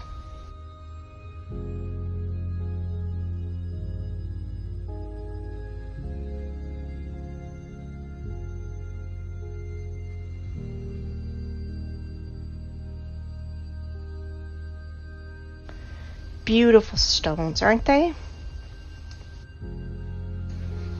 It is time to take stock. All our forests are young and do not grow higher than 30 meters. Remains of fairy forests were found in the sequoias of California, and biologists put poles of ice and snow in its place. We found petrified fossils of the Silicon era and trees from precious gems. Now everything fits together, right? Or no? In a perfect world, everything fits. In our cursed hell, nothing fits. Since that time, when I was a kid and I saw petrified fossils on a TV show, I was tormented by that question. How is it possible for a frog to be morphed into a stone instead of rot like any organic body does? Let's see what Wikipedia tells us. Special rare conditions must be met in order for the fallen stem to be transformed into fossil wood or petrified wood. In general, the fallen plants get buried in an environment free of oxygen, which preserves the organic structure and general appearance. I understand this is dry British humor. If not, I will try to explain. You need some spontaneous disaster. For example, a volcanic eruption, tsunami, clay rain, which would quickly cover the frog and mammoth and make conserves from them, where bacteria won't decompose the corpse to the state of stinking manure. In other words, to make the body petrified, you need to cover or engulf the body and to compact it. According to so-called scientists, the tissue was organic, and then it magically turned into silicon. SiO2. Remember this formula. If you have ever buried your home pets, you can quickly run and dig them out. Your beloved pet is petrified, and you can put his statue on your table. Want to reproach me for such black humor? Redirect that to the official science community, which sells us such bullshit. A dead body has only two options. Dry up like an insect in a piece of amber, or the second option, just simply rot. Organic bodies will never turn into rubble. Never. This absurdity is invented to hide the truth. Magical morphing into stone is a little thing. Transforming wood into semi-precious stones, this is where the lies and ignorance become uncontrollable. Tell me how a stick of wood can become a semi-precious stone. You may have no answer, but I do, and we will discuss this later. For now, let's analyze what these gems show. I do not know about you, but I am confused by 3 points. First of all, according to the official story, these trees lost in an unequal battle against a neighbor volcano. Attention, 225 million years ago. But wait, there's more! This wood not only burned and held fire, not only rotted into the wet ground, against all the laws of physics, chemistry, and biology, just transmorphed into precious gems. David Copperfield is nervously smoking on the sideline. But this is not the end. Trees are not broken. Trees are sawn into even, accurate pieces. Well, I want to know the name of this brand of chainsaw that Aborigines use for this. I'm joking, of course, but the conclusion is that this is not a museum, but stage theater. These trees were sawn and brought here by someone. You know, only a true fool would believe in the magical transformation of wood into precious stones and gems. Here's another question. For what purpose did they make this circus with all these scattered pieces of silicon life form? And did you pay attention to how small these silicon trees are? They are incomparable, even with the sequoias of California. But this one is simple. They are not trees. They are trees' branches, giant silicon trees. And these trees were so big that American sequoias near them look like sticks near the baobab. And while tourists are freaking out over these precious gems, no one is paying attention to the background because everything is hidden in plain sight. To understand what I'm talking about, let's return to our favorite plot of grass. And I want to ask you, what do you see? A tree stump in the daisies? But I continue. This is mesa that was formed from the magnetic melt from the Earth's depths about 200 million years ago. Do not believe me? And now? Let me introduce to you, this is Devil's Tower. So just pause for my Westworld people. Did y'all peep game? Devil's Tower continuously show up in Westworld. Literally, if you pay attention, in Westworld, they have like up underneath Devil's Tower, they have that entire technology facility where they doing their thing. So soon as I saw that Devil's Tower, and once I got a gist of what the program's about, I was like, oh, damn, they throwing it in our face that this resets that they're showing us with these robots and stuff, that ain't shit compared to the ultimate reset of the entire planet, how the entire planet was colonized because the planet didn't look like what we see now. Okay? This Devil's Tower is a representation. It's not a representation. It is the remnant of one of those silicon trees. So I just wanted to point that out for my Westworld fam. They always show you this Devil's Tower up in there. Okay, so now y'all should know what this Devil's Tower really is. So let the lady get back. And I am going to have to skip around once she finished dropping a couple bombshells. Mesa, or so-called laccolith, that was formed from a magnetic melt from the Earth's depths about 200 million years ago. At least that's what Wikipedia tells us. And billions of people believe that this is Mesa, laccolith, or a mountain.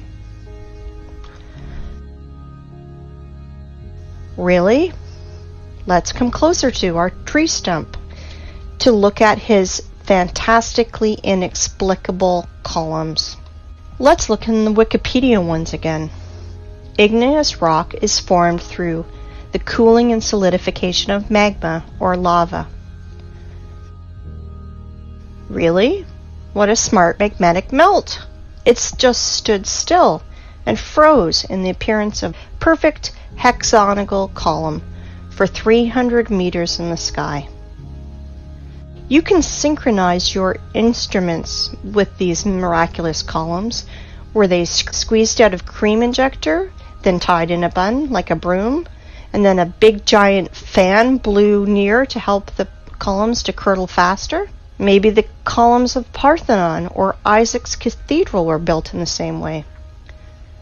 Gentlemen scientists, are you out of your mind writing this garbage? Humans, are you out of your mind believing this garbage? Claiming that this geometrical masterpiece appeared as the result of a lava fountain is the same bullshit as claiming that a racing car appears on the track because of an explosion at a Ferrari factory. Have you ever seen what a fountain of lava looks like? In those times, lava had artificial intelligence. Really? Comparative analysis. All columns are hexagonal. Why exactly hexagonal? Because the universe's masterpieces are built in this form. There are no snowflakes exactly the same, but all of them are in a perfect hexagonal shape. Bees, too, without the knowledge of mathematics, correctly identified that the regular hexagon has at least perimeter among all the other shapes of equal area, so you can fill the shape most efficiently. When bees build honeycombs, they instinctively try to make them as roomy as possible and spend as little wax as possible. Hexagonal shape is the most efficient, economical figure for building honeycomb. Blind sheep cannot understand that our universe is fractal. That is why there is no difference in what scale you study it.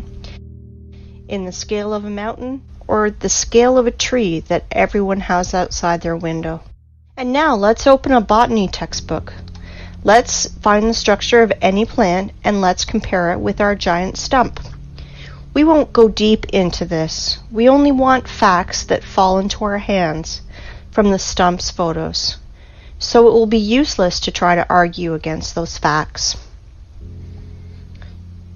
I want to introduce you to the cross-section of a stem of flax. Well, gentlemen biologists, are you noticing anything? No? Look, it seems like honeycombs in the middle. Wowzers, and they are all hexagonal. Well, what a coincidence. If we remove skin around this flax, our stump skin is the same. Let's look at the small rocks around it, and guess what? Flax looks exactly like our stump from the bird's eye. They look identical. Exactly. The stump's fibers, like the fibers of the flax, has a hexagonal shape that is strictly preserved. It is geometrical the entire length of the stem, and that is as much as 384 meters. I want you to pay attention. The stump's fibers are even stricter in their proportion, as we learn from the botany textbooks. They are no different for the whole length, but are relative to each other.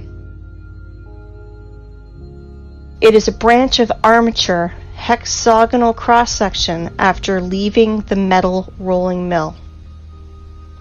The fibers are not attached to each other since they freely exfoliate and fall as the stone erosion goes.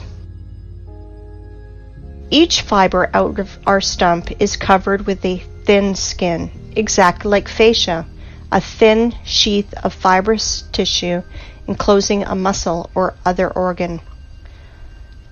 As you see, petrified skin contacting winds and moisture is cracking, exfoliating, and showering, and this is direct evidence that the fibers of the stump consist of at least two components placed inside each other. Fibers do not go into the ground vertically. They gradually bend to transform into the root system like every tree does. As you can see, the official story of spontaneous and accidental solidification of lava is 100% bullshit and falling apart quickly. In 1977, Hollywood made a film called Close Encounters of the Third Kind, with Devil's Tower playing the main role, where we were told 100 times that this is a mountain where we can meet aliens. But this garbage is suitable for fools only. But where were your eyes, gentlemen? Hey, biologists, geologists, paleontologists, are you here? Do you study the world in a welder mask? And now, let's find out the height of the tree, which was a stump one day. Let's use the formula that I mentioned earlier. The diameter of our stump is 300 meters at the base. So if we calculate 300 over 20, we will get the height of, are you ready? 6 kilometers, 19,685 feet. Just think about it. Everything is learned in comparison. I think we can put a big fat dot in here. Devil's Tower is a giant stump of a giant silicon tree with all the attributes of a normal stump that everybody's seen.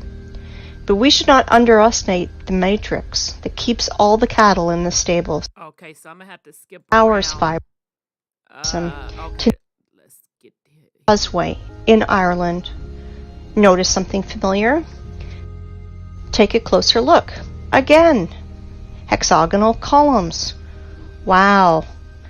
If you did not notice the similarity to the Devil's Tower's fibers, you must be 100% blind. This is the same giant stump, but now it did not come out of the ground. This tree grew right on the sea's shore. The Giant's Causeway consists of almost 40,000 columns of such geometrical proportions that all the bees in the world would be jealous. Of course, all nerds declared it to be a national nature reserve. Like I mentioned before, as one person named Wake Up Human said, it is an apogee of the cynicism to name quarry waste as a national park. So again, that's really a bomb-ass picture, but go look at pictures of quarries and look at the indentation that them quarry machines make.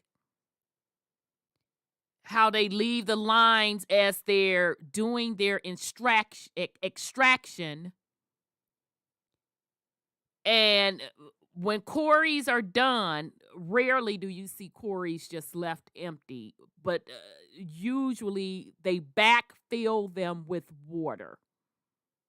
Okay? So I told y'all to remember Lake Mead. You saw how Lake Mead was shaped. Okay? Remember Lake Mead was created. But where I'm going with that is Lake Mead is really the remnants of those ancient tree roots. So these giant silicon trees, because that's what the Grand Canyon was. It was a system of giant trees. Okay? So as they were extracting what they wanted to extract off the giant trees, that's why this stuff is flat on top. Because the machines came and cut it down. That's why you see all of these ridges. Because that's that quarrying equipment, saw equipment, extracting what wanted to be extracted out of it. And those things that they're calling rivers and all of that, those are the root system from the ancient silicon trees. Okay? And what was in those roots, just like she showed you, the tree branches that were precious crystals and stuff. That's what was in the actual roots of these silicon trees. It was the crystals, the diamonds, the rubies, the emeralds. Okay? And those that love crystals, the quartz. That's what's in those ancient tree roots. And they dug it up and they backfilled it with water.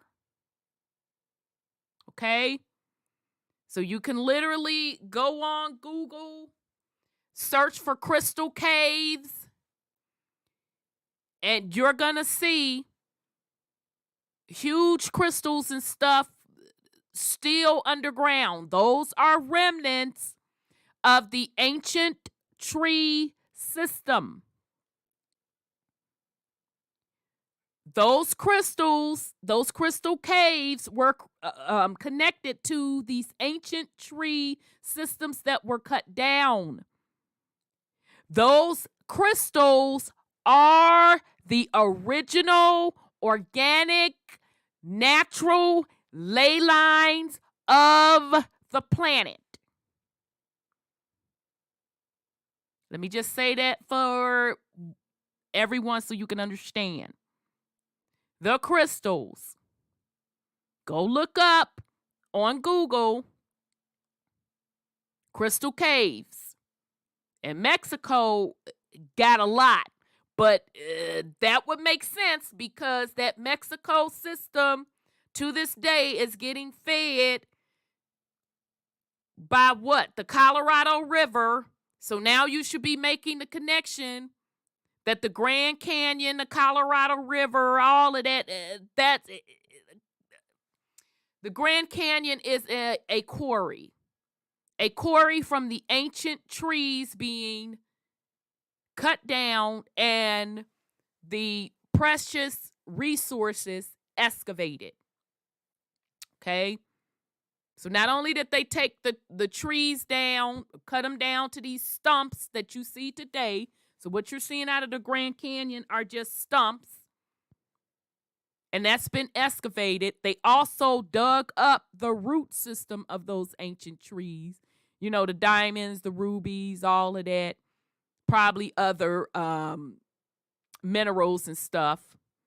Just like they funky ass for those electric cars. They're going to these same tree systems and pulling out lithium. That's why that shit ain't green. Okay? But those ancient tree roots, i.e. the crystals, are planet Earth's natural organic ley line energy grid. So when the original terraforming was done on the planet,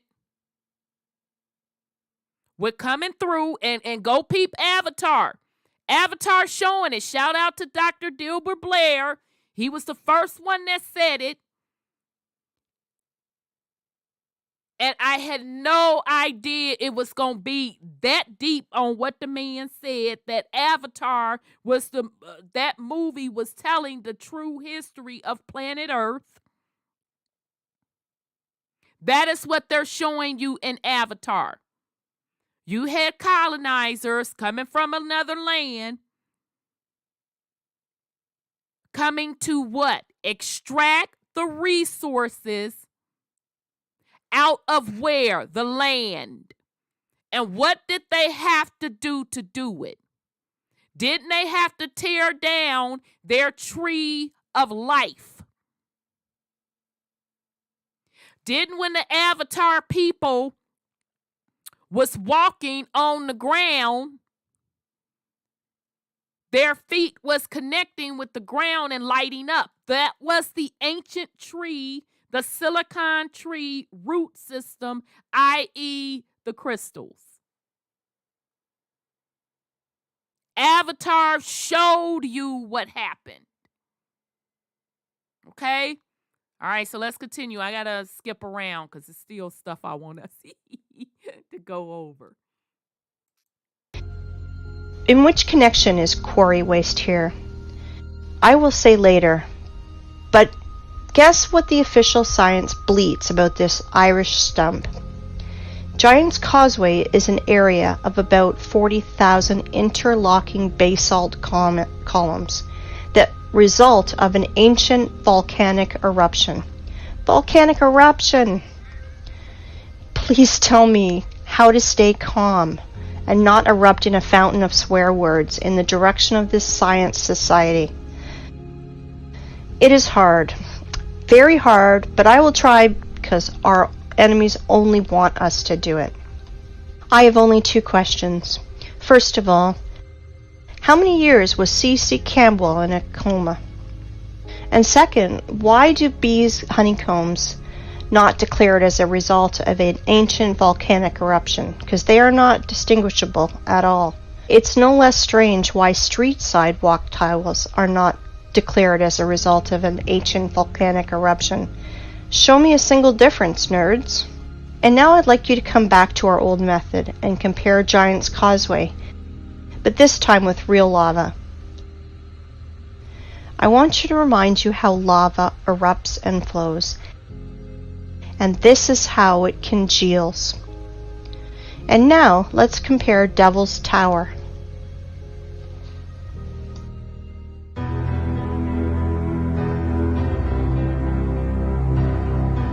So she just showing a comparison to lava versus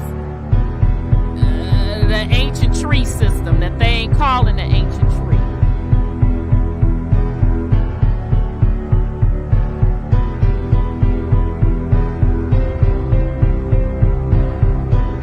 All right, so I'm gonna skip around. Y'all getting the case. So on the yeah, it's still on the right side for y'all. On the right side, because according to them, that the honeycomb shape happened based on lava. Yeah. So she's just showing you a comparison of how when a volcano erupts, how when lava cools, how it looks. And anybody that been to Hawaii, the right side looks accurate to me. Okay? So there's no way that these honeycomb-shaped thingamajigs came from no volcano. It's basically what she's trying to say, okay? All right. Okay, we're going to keep it moving. Let's get to this part. Well, we have no course. We will fly around the planet. Fasten your seatbelts and better hold on to the handrails, because everything you will see will overturn your notion of rocks and mountains. Let's go! While we're flying, let's play a game. Find 10 differences. Though there are only 2 differences: material and size.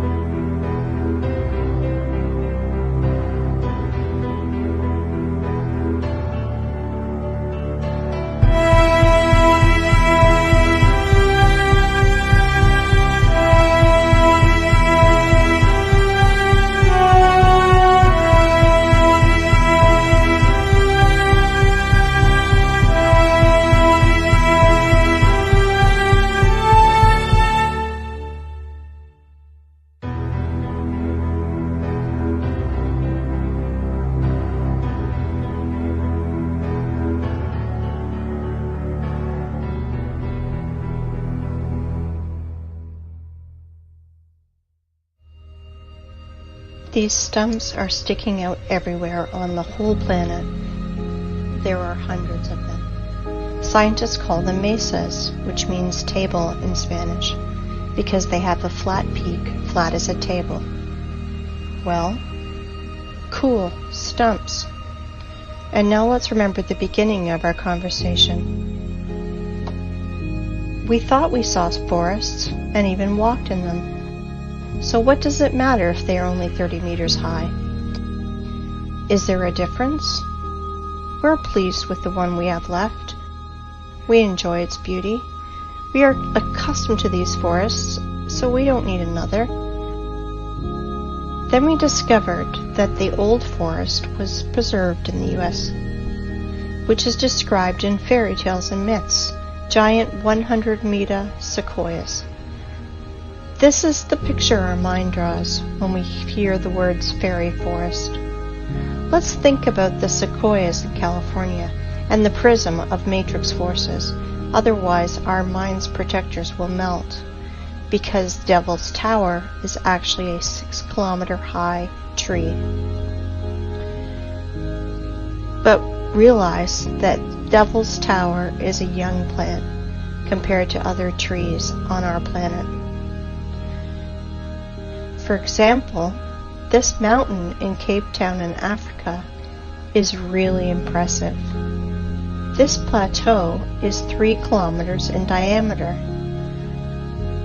If we multiply 3 by 20, we will get a tree of 60 kilometers high. Do you have any clue how big its branches are? On one of the branches, you could easily place a huge residential area with all the shopping malls, schools, and parks. Just imagine how huge it is. Of course, your mind will never see that this mountain in Africa is really a tree that is 10 times higher than the Devil Tower tree, 60 kilometers higher. But guess what? That's not the limit. In the work of Russian scientist and poet Alexander, any person describing. All right, let me jump around, jump around. Da, da, da, da, da. I think the thing is that this so-called mesa are just single ones, because only the best were chosen for cutting. Whole other forests of the planet were laid down by blast waves. We reviewed only stumps with flat peaks. Does anyone remember how not cut but actually broken trees look like? I will remind you. Understand my hint? Let's play the game again. Find 10 differences.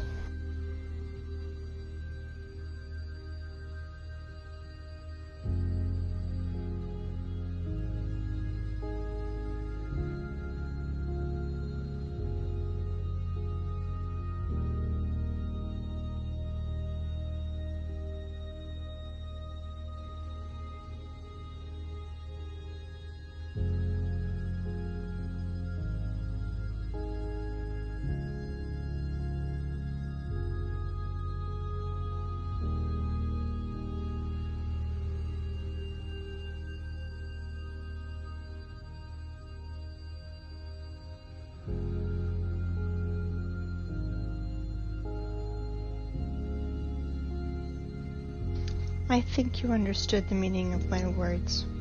So I want you to look at the highest stumps of our planet. They were mined like a quarry and were broke by blasts. For example, the tree Everest.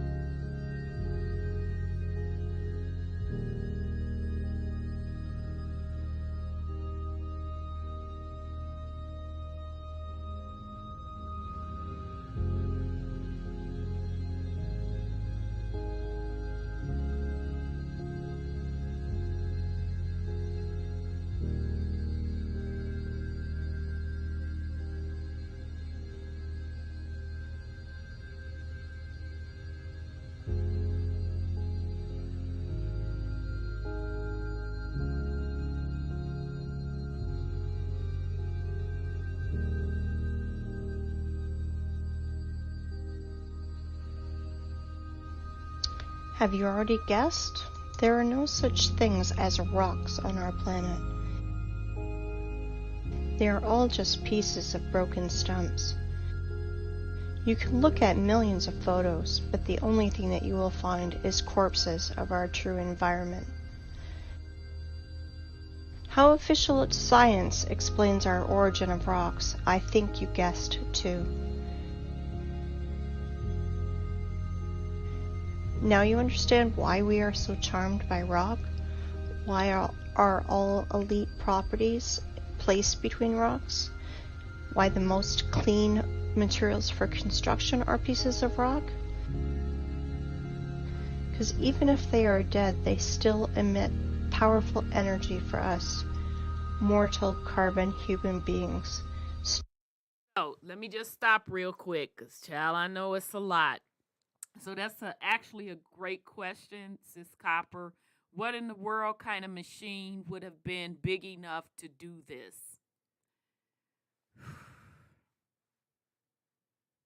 I can't even imagine, to be honest. But just do a little bit of research, do a couple little Google searches, and you'll see the big machines that they use today in quarries. Go Google some pictures of quarries, and you'll see those big machines. Okay. But yeah, and I feel you, Sis Nonya. If we want to go the giant route, that's fine, but they still had to use some type of machinery. Yeah, they still had to use some type of machinery. And then, as she was saying, like these particular, what she's showing on the picture right now, with what they're calling rocks that clearly looks like a tree that's been broken off. It was either, she's suggesting that it was blasted. Okay, so some type of blast. Now we do know part of that ancient tech. That could have been a couple things. Could have been a frequency wave blast. Could have been plasma blast. Okay. But yeah, that's a very good question. And then again, go back to the movie Avatar. Go back to that movie. It showed you them coming in with their machinery. Okay? Remember, the entire movie, they was trying to negotiate with who? The indigenous people who had their locks, and they was connected to the land. And the indigenous people said, we can't give you this. It's sacred. We got our ancestors tied into this. Our very essence, our souls are tied into this. And what was the colonizer saying? Oh, they're just some ignorant, backwards people. We're going to come in and we're going to take it. Okay? But they showed you in the movie them using machinery to knock that tree down. And again, what were they trying to get to? They were trying to get to the elements underneath it. And they gave the specific, in Avatar, the specific what's the face that they was mineral or whatever that they were looking for. Okay. So last little point, and then I'll put it back on here, is that I love how she said that's why we are so connected to mountains. That's why we're so in awe of these things. Because that's our soul connecting to the original organic energy of the planet. Not this fake ass shit with they funky ass electromagnetic coil, black sun. Not that fake ass shit. This is why we're so in awe of the mountains and all of that. Because these are the remnants of Earth's naturalness before the colonization. Now, the other part I wanted to go into real quick, she was going over what the height of the trees were. Okay. Based on a basic calculation that she did, of course, we don't know if it's that for sure. It could have been higher, but the point where I'm going with that is, now this is just my opinion. It's going to be controversial. Hell, all of this is controversial. Although I don't see how this part about the silicon trees is controversial. But whatever the hell. In my opinion, when they cut down these trees, they enclose the system with AKA a dome. Now again, this is my opinion. When these trees came down, they enclosed the entire system. They encased the entire system with the dome. Excavated. And they laid their technology, which is, i.e., they're calling it the black sun, but it's really just an electromagnetic coil on top of the natural ley lines, those crystals and rubies and diamonds. They laid that on top of that electromagnetic coil, black sun, on top of Earth's natural energy grid system to tune their black sun. Okay? And overrode the frequency, the natural ley line frequency of the Earth with their frequency. Okay? So even the sun that you see in the sky, we went over that already. Shout out to Vibes of Cosmo for bringing that fire. Telling you what the sun exactly is, what the moon exactly is, which is nothing but, the sun ain't nothing but refracted light from that electromagnetic coil, i.e. black sun. That is why it's precise and exact. Okay? Because it's a program calculation. He told you what the moon was, also just a reflection. And they're reflecting off of the dome, in my opinion, which was put over, encased this particular area of the planet. Yep. This particular area of the planet after these trees came down. Okay? That's what's creating what we're calling the environment today. So that's your air.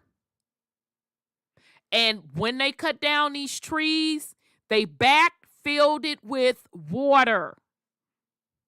The planet didn't have as much water as we have on it now because we didn't need that much water. We had a totally different ecosystem. It was silicon. So that meant the air was different. Everything was different. Hell, the ancestors that walked during that time, they looked different. We didn't have a carbon-based. The trees that we see now, carbon-based. Also, us, carbon-based. That's the reset. That's the first major reset. Okay? We did not live on a carbon-based planet. It was silicon. All right. Okay, so let's see what she have. I think this is about all I wanted to go through. Stone is a bridge between silicon and carbon life forms. And now, the important thing you must learn is how to distinguish rocks from mountains. They are completely different things. Rocks consist of solid pieces of ragged stone with fragments of fibers that reach to the sky. But mountain is just a pile of loose waste, which were brought on by giant machines. It has almost perfect cone shape, like every loose structure does. Sometimes those piles have chemical wastes inside, and sometimes those wastes react with each other, and sometimes they burn, and sometimes explode. And then nerds in white coats scream that they invented a new volcano, and will immediately tell you stories from the crypt. How 200 million years ago this volcano formed those silicon stumps, and explain the origin of our street sidewalk tiles as a result of an ancient volcanic eruption. That is why there's no such thing as volcanoes, rocks, and mountains on our planet. You can throw out these terms from your vocabulary. Okay, let's fly further. So from our window you saw that absolutely all the rocks on our planet are just corpses of the silicon form of life. They are all fallen trees, you want to ask? No, not all of them have hexagonal structure like the Devil's Tower. Some of these rocks have lamellar structure or spongy structure, like our mushrooms do. Like liver is different from our heart or our lung, so our ancient world was so diverse that we can't identify or even imagine lots of species structure like our mushrooms do. Like liver is different from our heart or lung, so our ancient world was so diverse that we can't identify or even imagine lots of species and subspecies. Let me introduce to you. All right, so let me skip along. I think that's about all. Let me see. Oh, so there she's just the rest of this stuff she just gonna go into. Yeah, y'all can look at this on your own. Okay, this all right here we go with this Corey stuff. Child, this be difficult to watch though. Cause once you see it, you can't unsee this shit. That be the thing. And you'll be able to spot it. I'll never forget. I'm glad I went. I was pissed that I went, but then I'm kind of glad. I know why I went for this experience. My play sister talked me into, oh, it'll be fun. Let's take a bus ride to New York. And I'm like, I really don't fucking feel like it. I would rather just jump on the plane to get there. Oh, it'll be fun. Worst fucking bus ride. I ain't took the bus ride since my 20s. But point being, we gets on that MF. Horrible thing, but that's a separate story for another day. But we're driving through, and once we start getting to those mountains, I was like, whoa, this shit is deep. It's deep. Because I could see the cuts. I could see the ridges. And you saw where they had to cut through what they're calling a mountain, which is really an ancient tree, to even create that stretch of highway. And I was just, you'll never see this stuff the same again. You will never, ever, ever see it the same again. All right, so let's see what she's saying here. Because I do want to get to that quarry part. Important photo of Inkerman Quarry. The name Champani, made in 1890. You can clearly see cut passageways through the hill. 100 meters in width and 80 meters high. Under the vertical wall, we can see small pieces of limestone and limestone crumb that fell off because of working saw machining. In the cut holes, we can clearly see houses. Some of these holes are beginning of catacombs, some of which extend for hundreds of kilometers.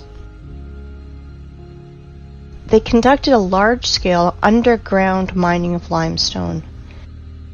In the days of the Second World War, in the catacombs were hospitals, warehouses, headquarters, and trucks freely drove in and out of these catacombs. By the way, there are ancient catacombs in any city of the world. Near Odessa, there is a catacomb that is 2,500 kilometers long. Everything they tell us, rocks, canyons, ravines, cliffs, are just nothing more than quarry wastes. And there are very old quarries over there, and many fresh ones. This is a white rock in Belogorsk, near Crimea. It is a limestone quarry. The wall was formed as a result of the cut slope of the hill. Want to see more? Look at this passage from which a huge mass of limestone was taken. Peep water in the background. Peep the water. They lie to you. And guess what they call it? They call it the Valley, a beautiful wonder of earth. Check this out. This is an old photo from the 19th century. The mound of the vertical walls of limestone chips are not yet overgrown with vegetation. This is an old painting from the year 1855. We can see ancient giant quarry wastes in the background. Are you Y'all peep that 1800 something? Wow. This is an old painting from the year 1855. We can see ancient giant quarry wastes in the background. Are you impressed by the scale of mining in just little Crimea? I want to tell you more. So, to sis that was asking about the machines, this is an example of a quarry. And so you see the machine on the bottom, the machines, plural, on the bottom. This is just one example. So I can't even imagine the scale of the machines that they had to use to carve up those ancient trees.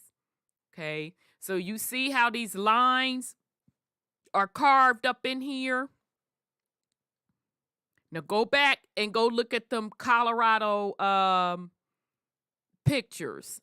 Go back and look at them Grand Canyon pictures.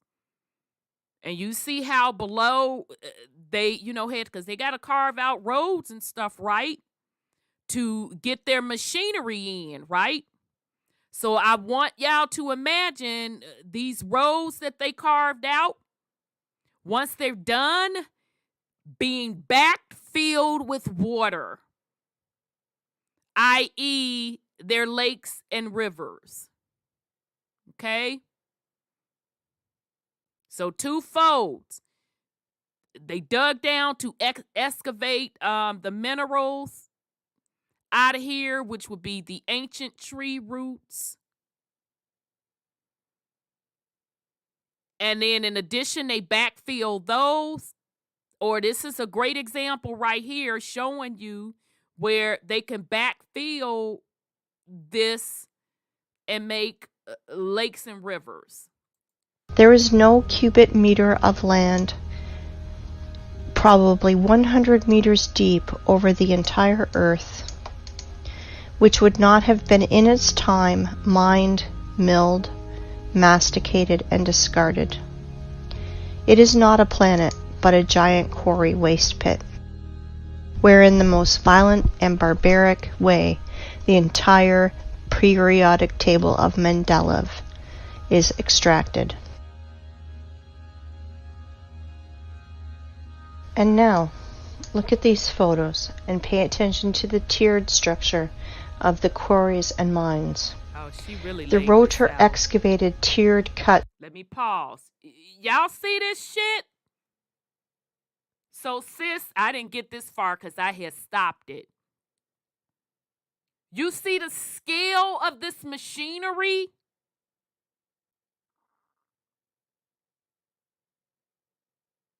That's deep. But yeah, sis, there you go. Now, that's just this machine. I don't know what size the machine they had to take down the ancient trees.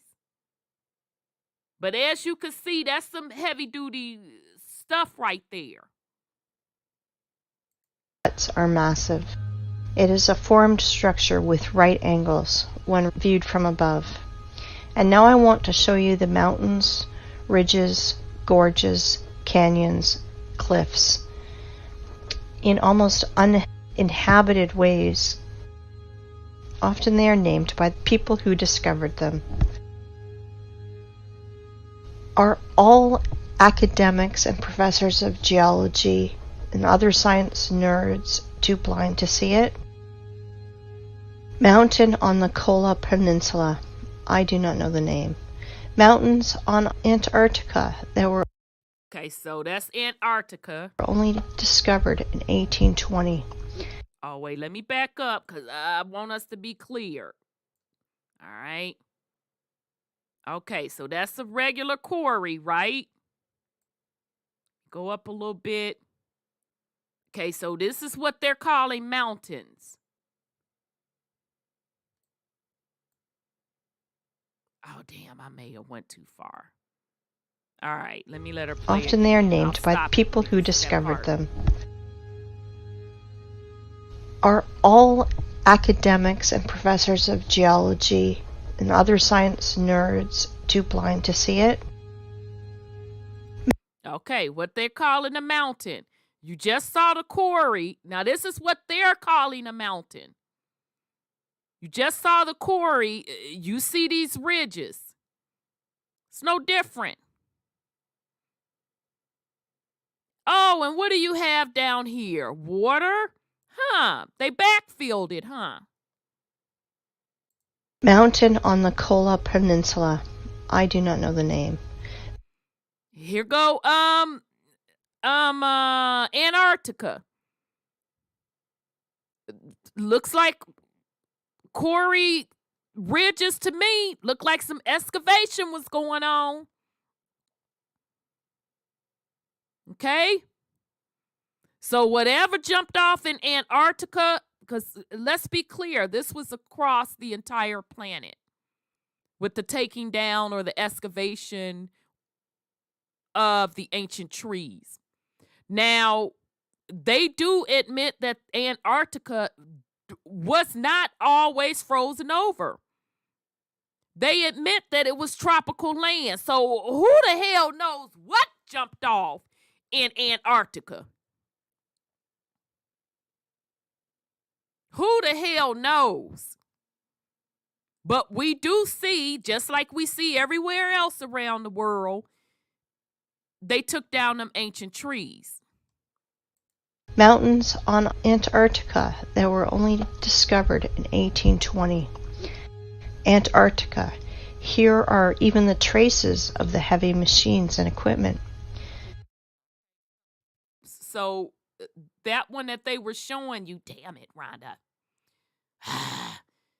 All right, let me leave it alone. With the Antarctica one. Only discovered in 1820. This one. Remember when they showed the quarries and the machines had their little roads, making their little roads? What's different? What's the difference between this than what they showed at the quarry? Nothing. There is no difference. Antarctica. Here are even the traces of the heavy machines and equipment. Greenland. Watkins Mountains. Look at the scale of the mining. Greenland, the flight from Frankfurt to Los Angeles. Gunbjorn, the highest mountain in Greenland, 3,700 meters. No problem. Almost completely gutted. Svalbard, Norway. Aurora Borealis in the background of quarry waste. Antarctica, Transantarctic Mountains. At the foot, the traces of machines are still visible. Antarctica, Transantarctic Mountains. Damn, Antarctica got a lot of ace. I don't know what the hell jumped off in Antarctica. Brother Sean, drop in the chat if you trying to get unmuted. Let me know. Drop it in the chat. I don't know what the hell jumped off in Antarctica, but wow. And let's not forget that Antarctica, that Aurora Borealis, i.e. the Northern Lights, okay, that's emission of frequency. Now, I don't know, based on the information that we have, shout out to Vibes of Cosmos, if that Aurora Borealis is caused by the black sun, i.e. the electromagnetic coil. Yeah, shout out to Vibes of Cosmo. I'm going to have to go to your, drop in your comments and ask you to do a drop on Aurora Borealis. Is the Aurora Borealis based on the electromagnetic coil, i.e. the black sun, or is it coming from the natural organic energy of the planet? Okay. So something jumped off in Antarctica, and to me, it was purposely frozen over. That's just my opinion. To me, it was purposely frozen over. Quarry systems. Pay attention to the background. Mount Okay, Kala. hold on. That's Brother Sean do want to be unmuted. Damn it. All right, hold on, fam. I had to stop this. Hold on. All right. I'm almost there. All right, Brother Sean, hold on. I had to find you. I think y'all get muted. Sis, I'll unmute you too. Okay. You there? Uh-huh. Okay. Go ahead. I got to reshare everything. Go ahead. As far as for the freezing and the cold of Antarctica, or just period, what took over if we were a tropical climate, people keep thinking that hell is hot.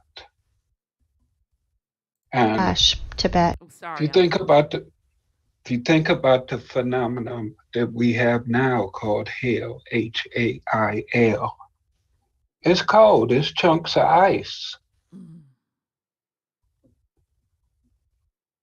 Just wondering how they correlate, because I'm agreeing with you. So basically, you saying like they tell us everything in reverse. So cold is really the hail that they talk about. Right, like when they said that Nebaru crashed into Mama, and then half of her froze over. Right. And I'm thinking all that was in correlation with them cutting down the trees, Absolutely. which also helped lower her vibration. Because if those gems and stones are what they were digging up, we know that they carry vibration and certain frequencies. And they weren't supposed to be removed from her. Right. I mean, that's like taking your heart out your chest and putting it on your back and think it's supposed to work properly. Right. But that was it. I digress. No, thank you for that. Because I think that you're right. And if we want to go it a step further, to me, this is hell, period. Mm-hmm. Shit. All of it is hell, period. compared to what, and we can't even imagine what it was before. It's not even close to its original beauty. So literally, this is hell. All right, so let's see what she got to say. But I'm tripping on Antarctica, y'all. The height is 6,638 meters. Have you ever seen in our time heavy mining equipment that's raised to such heights? Goblin Valley State Park, Utah, USA. Gloss Mountain State Park, Oklahoma, USA. Grand Canyon, Arizona, USA. It's That the Grand Canyon still just, that's a lot of mining, y'all. That's a lot of mining. just a giant quarry, waste, gutted territory. Millions of tourists think that they are looking at a miracle of the world because they were told so. It don't look like nothing. Quarry, natural. Grand Canyon, Arizona, USA. And see, Brother Sean, because I said I was going to go out there, because I've never been.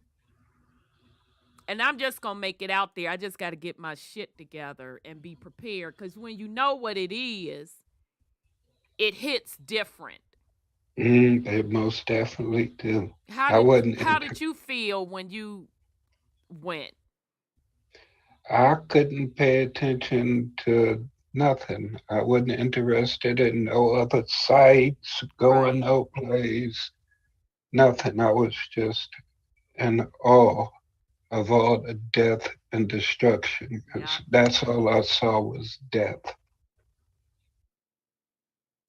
It's kind of sad. And then also traveling through that way, you can see where these farmers ain't worried about that drought out there. They have actual man-made canals that go miles and miles. And it ain't just regular earth that's at the bottom. You know, they got them laid out like how you would do a swimming pool or something like that. Right. To have water going to their farms and stuff. So they are probably also responsible for the recession of the water in certain places, but it shouldn't have been there in the first place. Right, because in that 60 Minutes special I was telling y'all about, fam, they talk about that on 60 Minutes, where number one, the farmers aren't planning what the hell they supposed to be planning. So in other words, they're planting crops that take up too much water. And like Brother Sean just said, and then in addition to that, digging their own little quarries. It's just a hot mess. So I'm telling y'all, those of you that's out west, y'all need to start to really pay attention what is going on. All right? You know, I believe that they're doing us in California and sending probably the migrants up here from Mexico, because they did the same thing in Venezuela. In Venezuela, the grocery stores got empty. And then they started starving the people. And then they let them out of the land with all the stuff they were doing to get them off the land.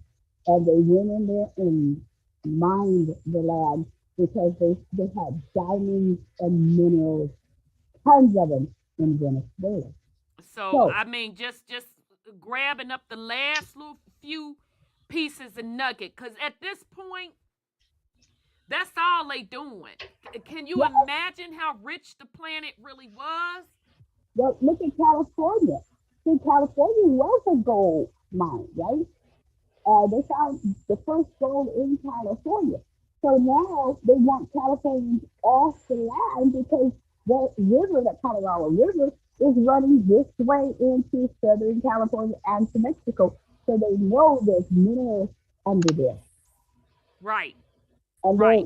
they want the people off the land, probably to terraform it to get the gold and the minerals, probably the lithium and all that kind of stuff. That's why they're making it so bad in California for the people. No food, the water, electricity, all that kind of stuff, because they know you can't live if you don't have those things. Right. No, I totally agree. It very well could be for the resources, because we do know that they're scarring the planet to get that goddamn lithium for those electric cars. But what I want the family to understand, and the reason I took y'all on this journey tonight of going over the water, going over the electric cars to get you to this point, so you can understand how deep this shit really is. Because even with them pulling up resources, do you all understand that's the last motherfucking drop of resources? How much digging in somebody's body do you think that you could do without it dying? How much do you think a body can take that you keep digging in it without, there's just nothing left but a corpse?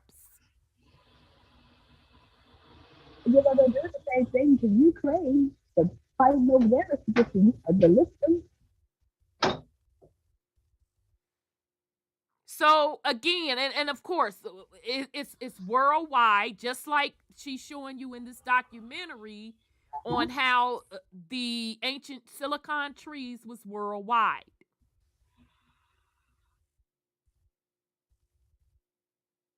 This is the stuff that we should be paying attention to. So when I talk about creating a world you want to live in, and I'm talking about resources, I'm talking about infrastructure, it's really a deeper meaning behind that. Not for you to say, I want to be on top and be the same low, degenerate colonizers. Not for you to get on top to keep the same fucked up system the way it is. You can't have it both ways. You can't claim that you're so indigenous, you're so this, and you're so that, and you're so in tune with this, and you're so in tune with that, and you're so spiritual. But you want to keep the same exact fuckery.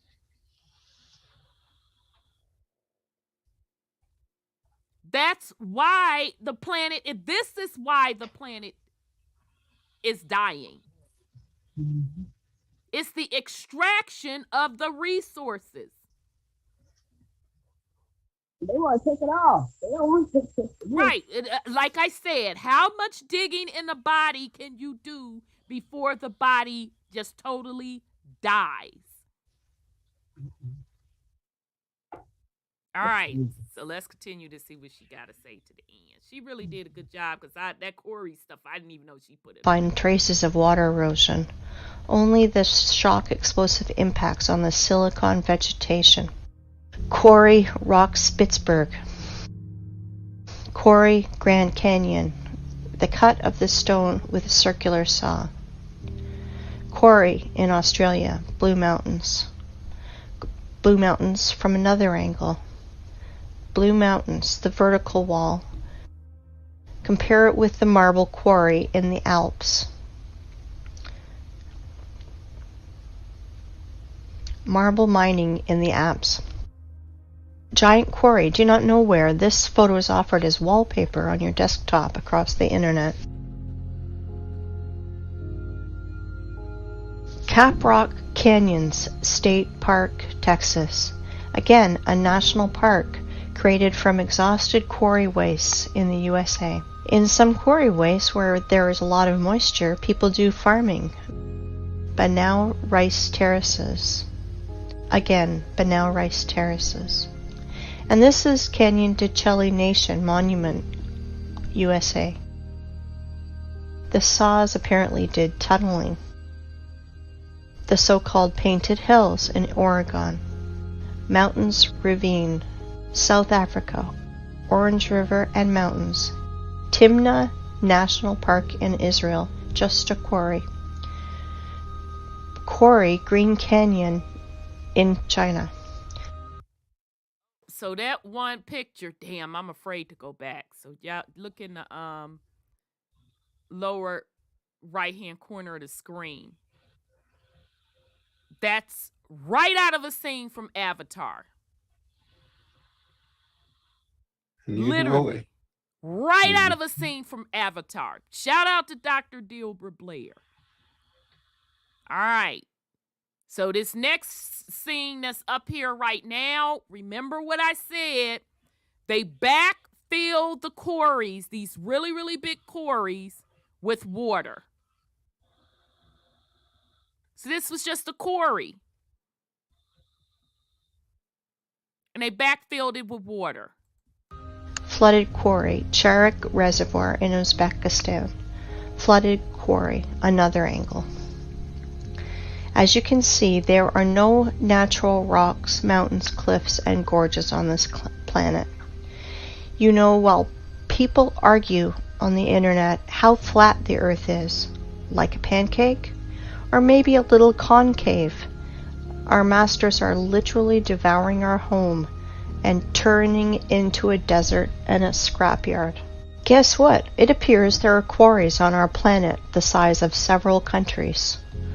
For example, in Tajikistan, Afghanistan, Uzbekistan, Turkmenistan, Kazakhstan, and Iran, there is almost no soil in these parts of the country, because a 100-meter layer of soil and all living things on it was removed. It looks like the Ural Sea and the Caspian Sea are just giant flooded quarries. Yes, all areas in the world that is painted yellow on Google Maps are the bottom of quarry wastes. Uzgurt Plateau. In the middle of the picture is a group of cars. If you fill this quarry with a layer of water 1,500 meters high, you will get an analogy of the Sea of Azov. And this is the Sea Azov, flooded old quarry. The bottom is as smooth as a table on which rotor excavators rolled. The maximum depth is 15 meters. Perhaps thorium was mined here. The edge of the Karakum Desert, the area of which is 350,000 kilometers squared. The impression is that planetary reapers worked here. In reality, quarry, for the rest of the population, Canyon Yangakala, the wonder of the world, in Turkmenistan. In reality, quarry, for the population, Plateau Tozber, Kazakhstan. USA Monument Valley. Very good question, Nephew Nuwa. Where did the topsoil of Arizona go? I ain't done yet. One last little piece will answer your question. So, old girl almost done. She got a couple more minutes, and we're going to talk about that topsoil. So, hold on. I got you. Valley, USA. Previously, this area was several hundred meters high, up to the stumps of the silicon trees in the background. Same Monument Valley, USA. Namibia. The desert is the bottom of a quarry. Egypt. The top layer is scraped out with soil and all living things on it, also burnt by nuclear blast. Most part of Australia is cut and scraped almost completely. No soil, only red desert left. Australia, Nigeria, desert.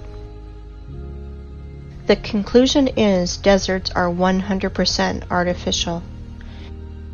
They emerged as a result of long-term mining activities. Even more, you can easily safely replace the words canyons, gorges, rocks, ravines, plateaus, mountain lake, and just simple lake in your vocabulary to the words quarry, mine, flooded quarry, flooded mine. That was the answer to your question, Nuwa.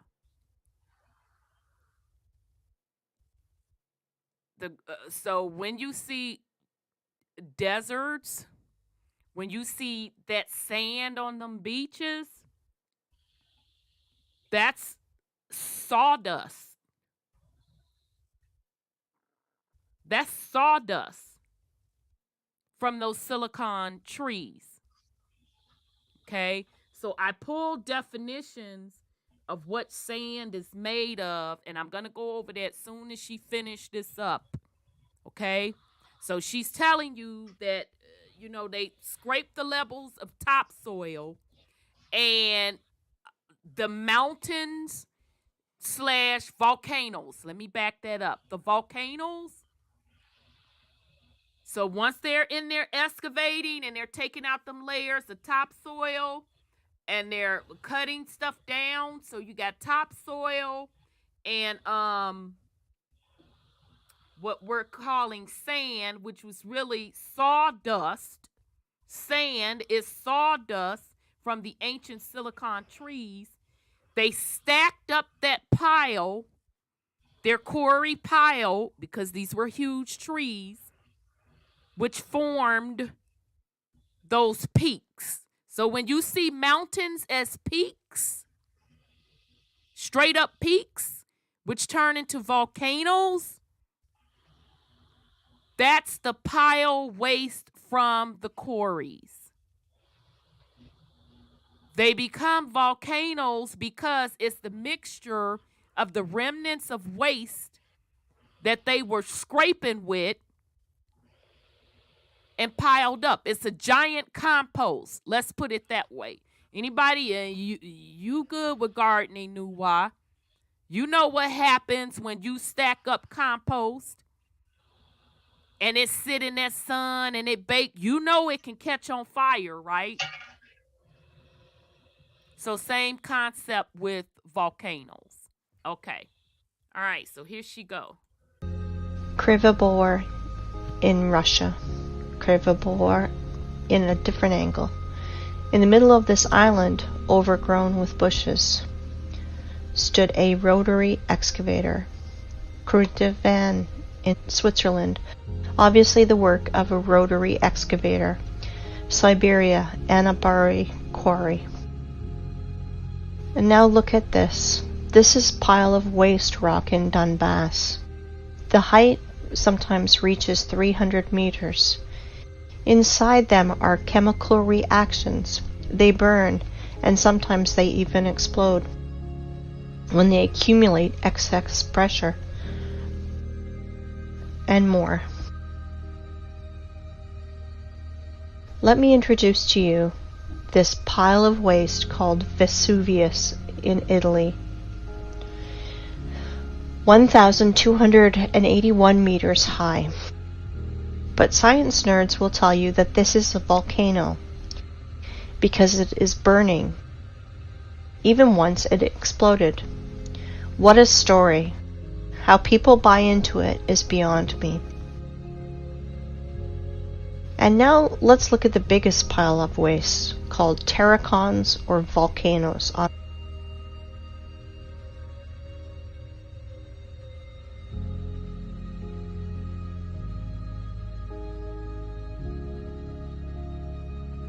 This is terracon in Fujiyama in Japan. People, if you think that our masters lie to you, Right, so let me move on. Let's see. All right, so wow, they did a very, very good job. Shout out to the YouTube channel, Disciple, DISCYPUL. Thank you so much for capturing this. I'm gonna drop this particular link in the chat for the fam. Let me just stop that. Hello. Okay, so it's just gonna do its own thing. Oops. All right, so there you have it, fam. Let me just real quick drop this link so y'all can spread it, pass it on, or rewatch it. Because I personally watch it a couple times a year. Thank goodness for the people that pull the information. Because that's not the original. Like I said, it was a Russian cat that was the original, and his stuff kept getting taken down. So shout out to the people that keep uploading it. So just real quick, I'm just going to give you so you can see the definition. Where's my notes? Damn it. I know I had it in here. Let me go back. Oh, here we go. I wanted to go to what is sand really made of? Well, much of the world's sand is made out of the same stuff. Tiny crystals of the mineral quartz, which is made out of silica and oxygen, the two most common elements in Earth's crust. You mean the common elements in the ancient tree root system? And as you'll know, if you've ever been through a crust of a sandwich that had sand in it, quartz grains are small and really tough. Okay, so let's go to Britannica. Hold on a second. Let me bring this up for y'all. Where is it at? Oh, come on, Rhonda. There it is. There it is. There it is. There it is. Okay, so y'all can see this is Britannica. Now don't flake out on me now. Then they had this cartoon on y'all. This shit was so dumb. That's why I'm not even gonna play it, because your baby's even smarter than that little 2-minute description they put together. All right, so let me get down to it. So again, they're saying much of the world's sand is made out of the same stuff. Tiny crystals of the mineral quartz, which is made out of silica and oxygen, the two most common elements in Earth's crust. And as you'll know, if you've never been, oh, no, that's stupid as fuck. Okay, so I'm trying to see what else I want to read from that. Yeah. I'm not gonna read the rest of this, because the important thing that I wanted y'all to get out of this was, what is sand made of? Tiny crystals of the mineral quartz, okay, which is made out of silica. So hold on a second. Let me make sure Sis and Brother Sean, let me unmute them. I'm going to grab and show you all. I've showed you this before. A silicon crystal. So, all right, Brother Sean or Sis, put something on it while I grab this crystal. It's just right behind me. I'll be back.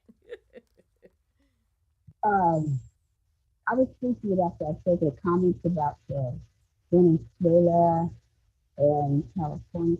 You know, they put dictators in those areas to run those areas, because I think the geologists find the minerals and stuff before they go in there and breathe. But they put dictators over it, and then after they want to go into the area, then they remove the dictators and go get the minerals. Like they've done in other areas like Libya, Venezuela, with Chavez, and they got nuisance here in California. Sis, ain't nobody heard what you said. I know I ain't heard it. I just jumped back on. I'm like, what? I heard wah.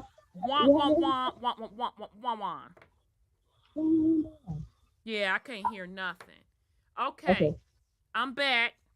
I just had to grab it from behind just to show y'all what a silicon quartz crystal looks like. Okay.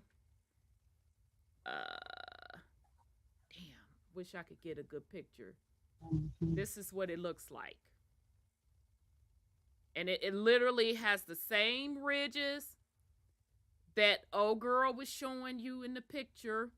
So this is really just a broken off piece,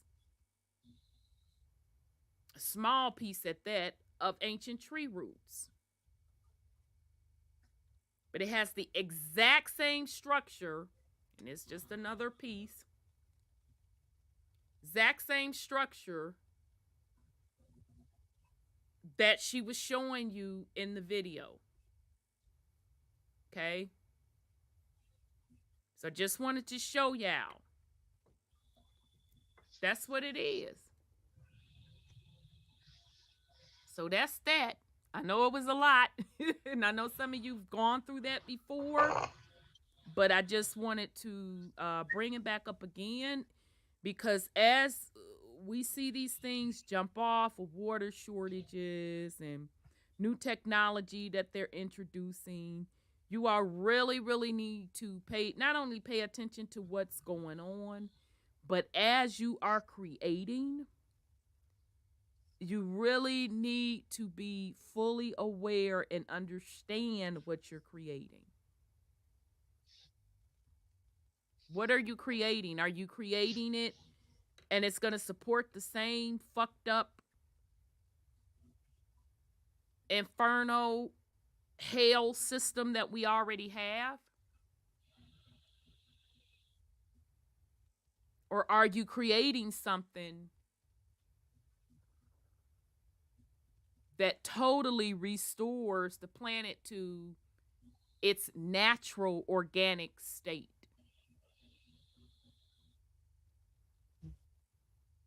Or are you just creating something totally new? Are you to the point where you're like, let it die and create something new? That's the level of thinking you should be on. So it goes back a lot deeper than what we think it does. That's why, we tell you this is about your soul. This is about multiple lifetime experiences. Okay? So I hope you all got some value out of this. With that said, sis, did you have any last words for the family? And I hope you can say it where people can hear it without the wah wah wah wah wah wah wah. No, can you hear me? Yeah, I can. I can. I'll try to translate. Well, I was saying when they do their checking of the soil samples, geologists and stuff like that, they know where the minerals are, like Ukraine. So, they have to make a war to go into Ukraine. So all this about minerals and whatever they have in Ukraine, and they see a certain amount to be true. So when they did Venezuela, they went in with Chavez as the dictator. Mm-hmm. And then probably in Libya for the oil and stuff like that. I think that's what, and Afghanistan, you mentioned Afghanistan too. Most of those areas the colonizers put their people in there to rule the people until they're ready to go in and take the minerals and stuff out of it. So like right now we have areas in the United States where all Democrats, and they're trying to lock us down so we don't go anywhere except for out of here. So, it's a sad situation. It makes you really want to try to see what they have done to the planet and to us. And I have very much sorrow when I see that movie you just played. But we got to do better. Well, they got to go. Yeah. So again, none of this is new. None of it's new. So the main thing I'm trying to get you all to see with this particular series in general is that colonization started way before we think it started.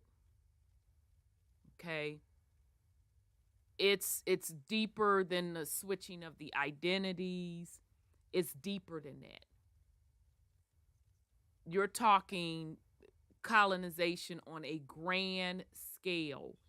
You're talking terraforming on a grand scale to the point of the entire ecosystem of the planet changed. And that means if the entire ecosystem of the planet changed, that means the inhabitants of the planet changed as well. So when you're talking about making changes, when you're talking about, doing things spiritually, that's the level you need to be thinking at. Because if you thinking anything else below that,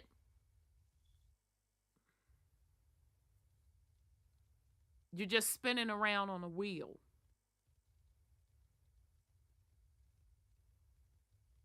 You literally, you're just spinning around on a wheel.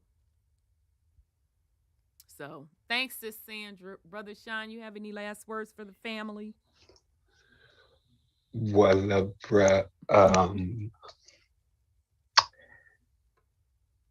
who are you? You want people to get to know you, but you don't know yourself. Have you ever fallen in love with yourself, but you expect others to fall in love with you? That's deep. Can you spend time alone with yourself and enjoy that time? But you want others to be around you alone and enjoy that time. And you don't enjoy time with yourself. At some point, you have to stop projecting and accept responsibility for being and accept responsibility for being an asshole or a whole ass, whichever it is you choose to be. Either way, that's real shitty of you. Yes, it is. You expect from others what you yourself don't do. Won't do, can't do, whatever the fuck you ain't doing, but keep going. And despite that, I love you. Wholeness and power. All right. Thank you, Brother Sean. I gave you your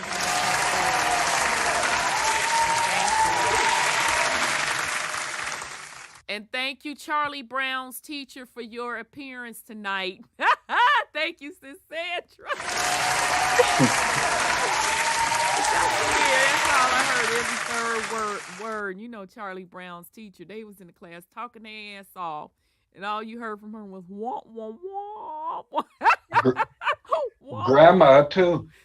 Yeah, they non-listening ass.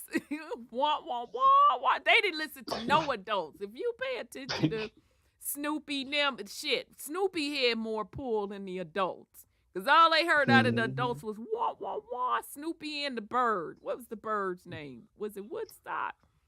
Yeah, Woodstock. Yeah, shit. And all you heard out of the adults was wah, wah, wah. But nonetheless, thanks, Sis Sandra. You're welcome, Sis. Okay, so thank the fam in the chat, in the YouTube chat. Thank you. You all was pulling a lot of gems tonight. And I know it was a lot. I know this is heavy. And I know this is probably like the third time we went over this, but I always have to do it because it's new people. that come on. And not only that, we all need to be reminded what this really should be about.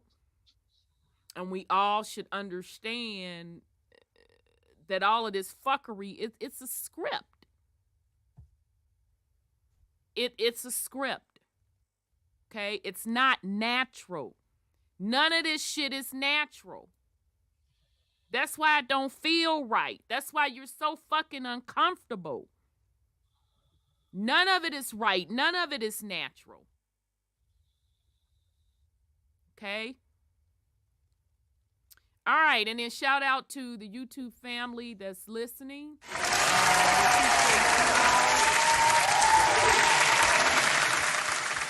And then shout out to the YouTube channel Disciple. Was it Disciple? Yeah, I think that's what it was. Shout out to you for re-uploading that video. It's much appreciated. We appreciate that as well. Okay, so, I mean, fam, that's it. I done said all I got to say. It is what it is. I hope that you got some value out of it. I hope that you can take this information, all this information that we've gone over tonight, and really think about it serious. Really, really think about it serious, because the shit that most people are focusing on, no, that ain't where it's at. That's not where it's at. You're not supposed to be waddling in shit, because that's exactly what it is.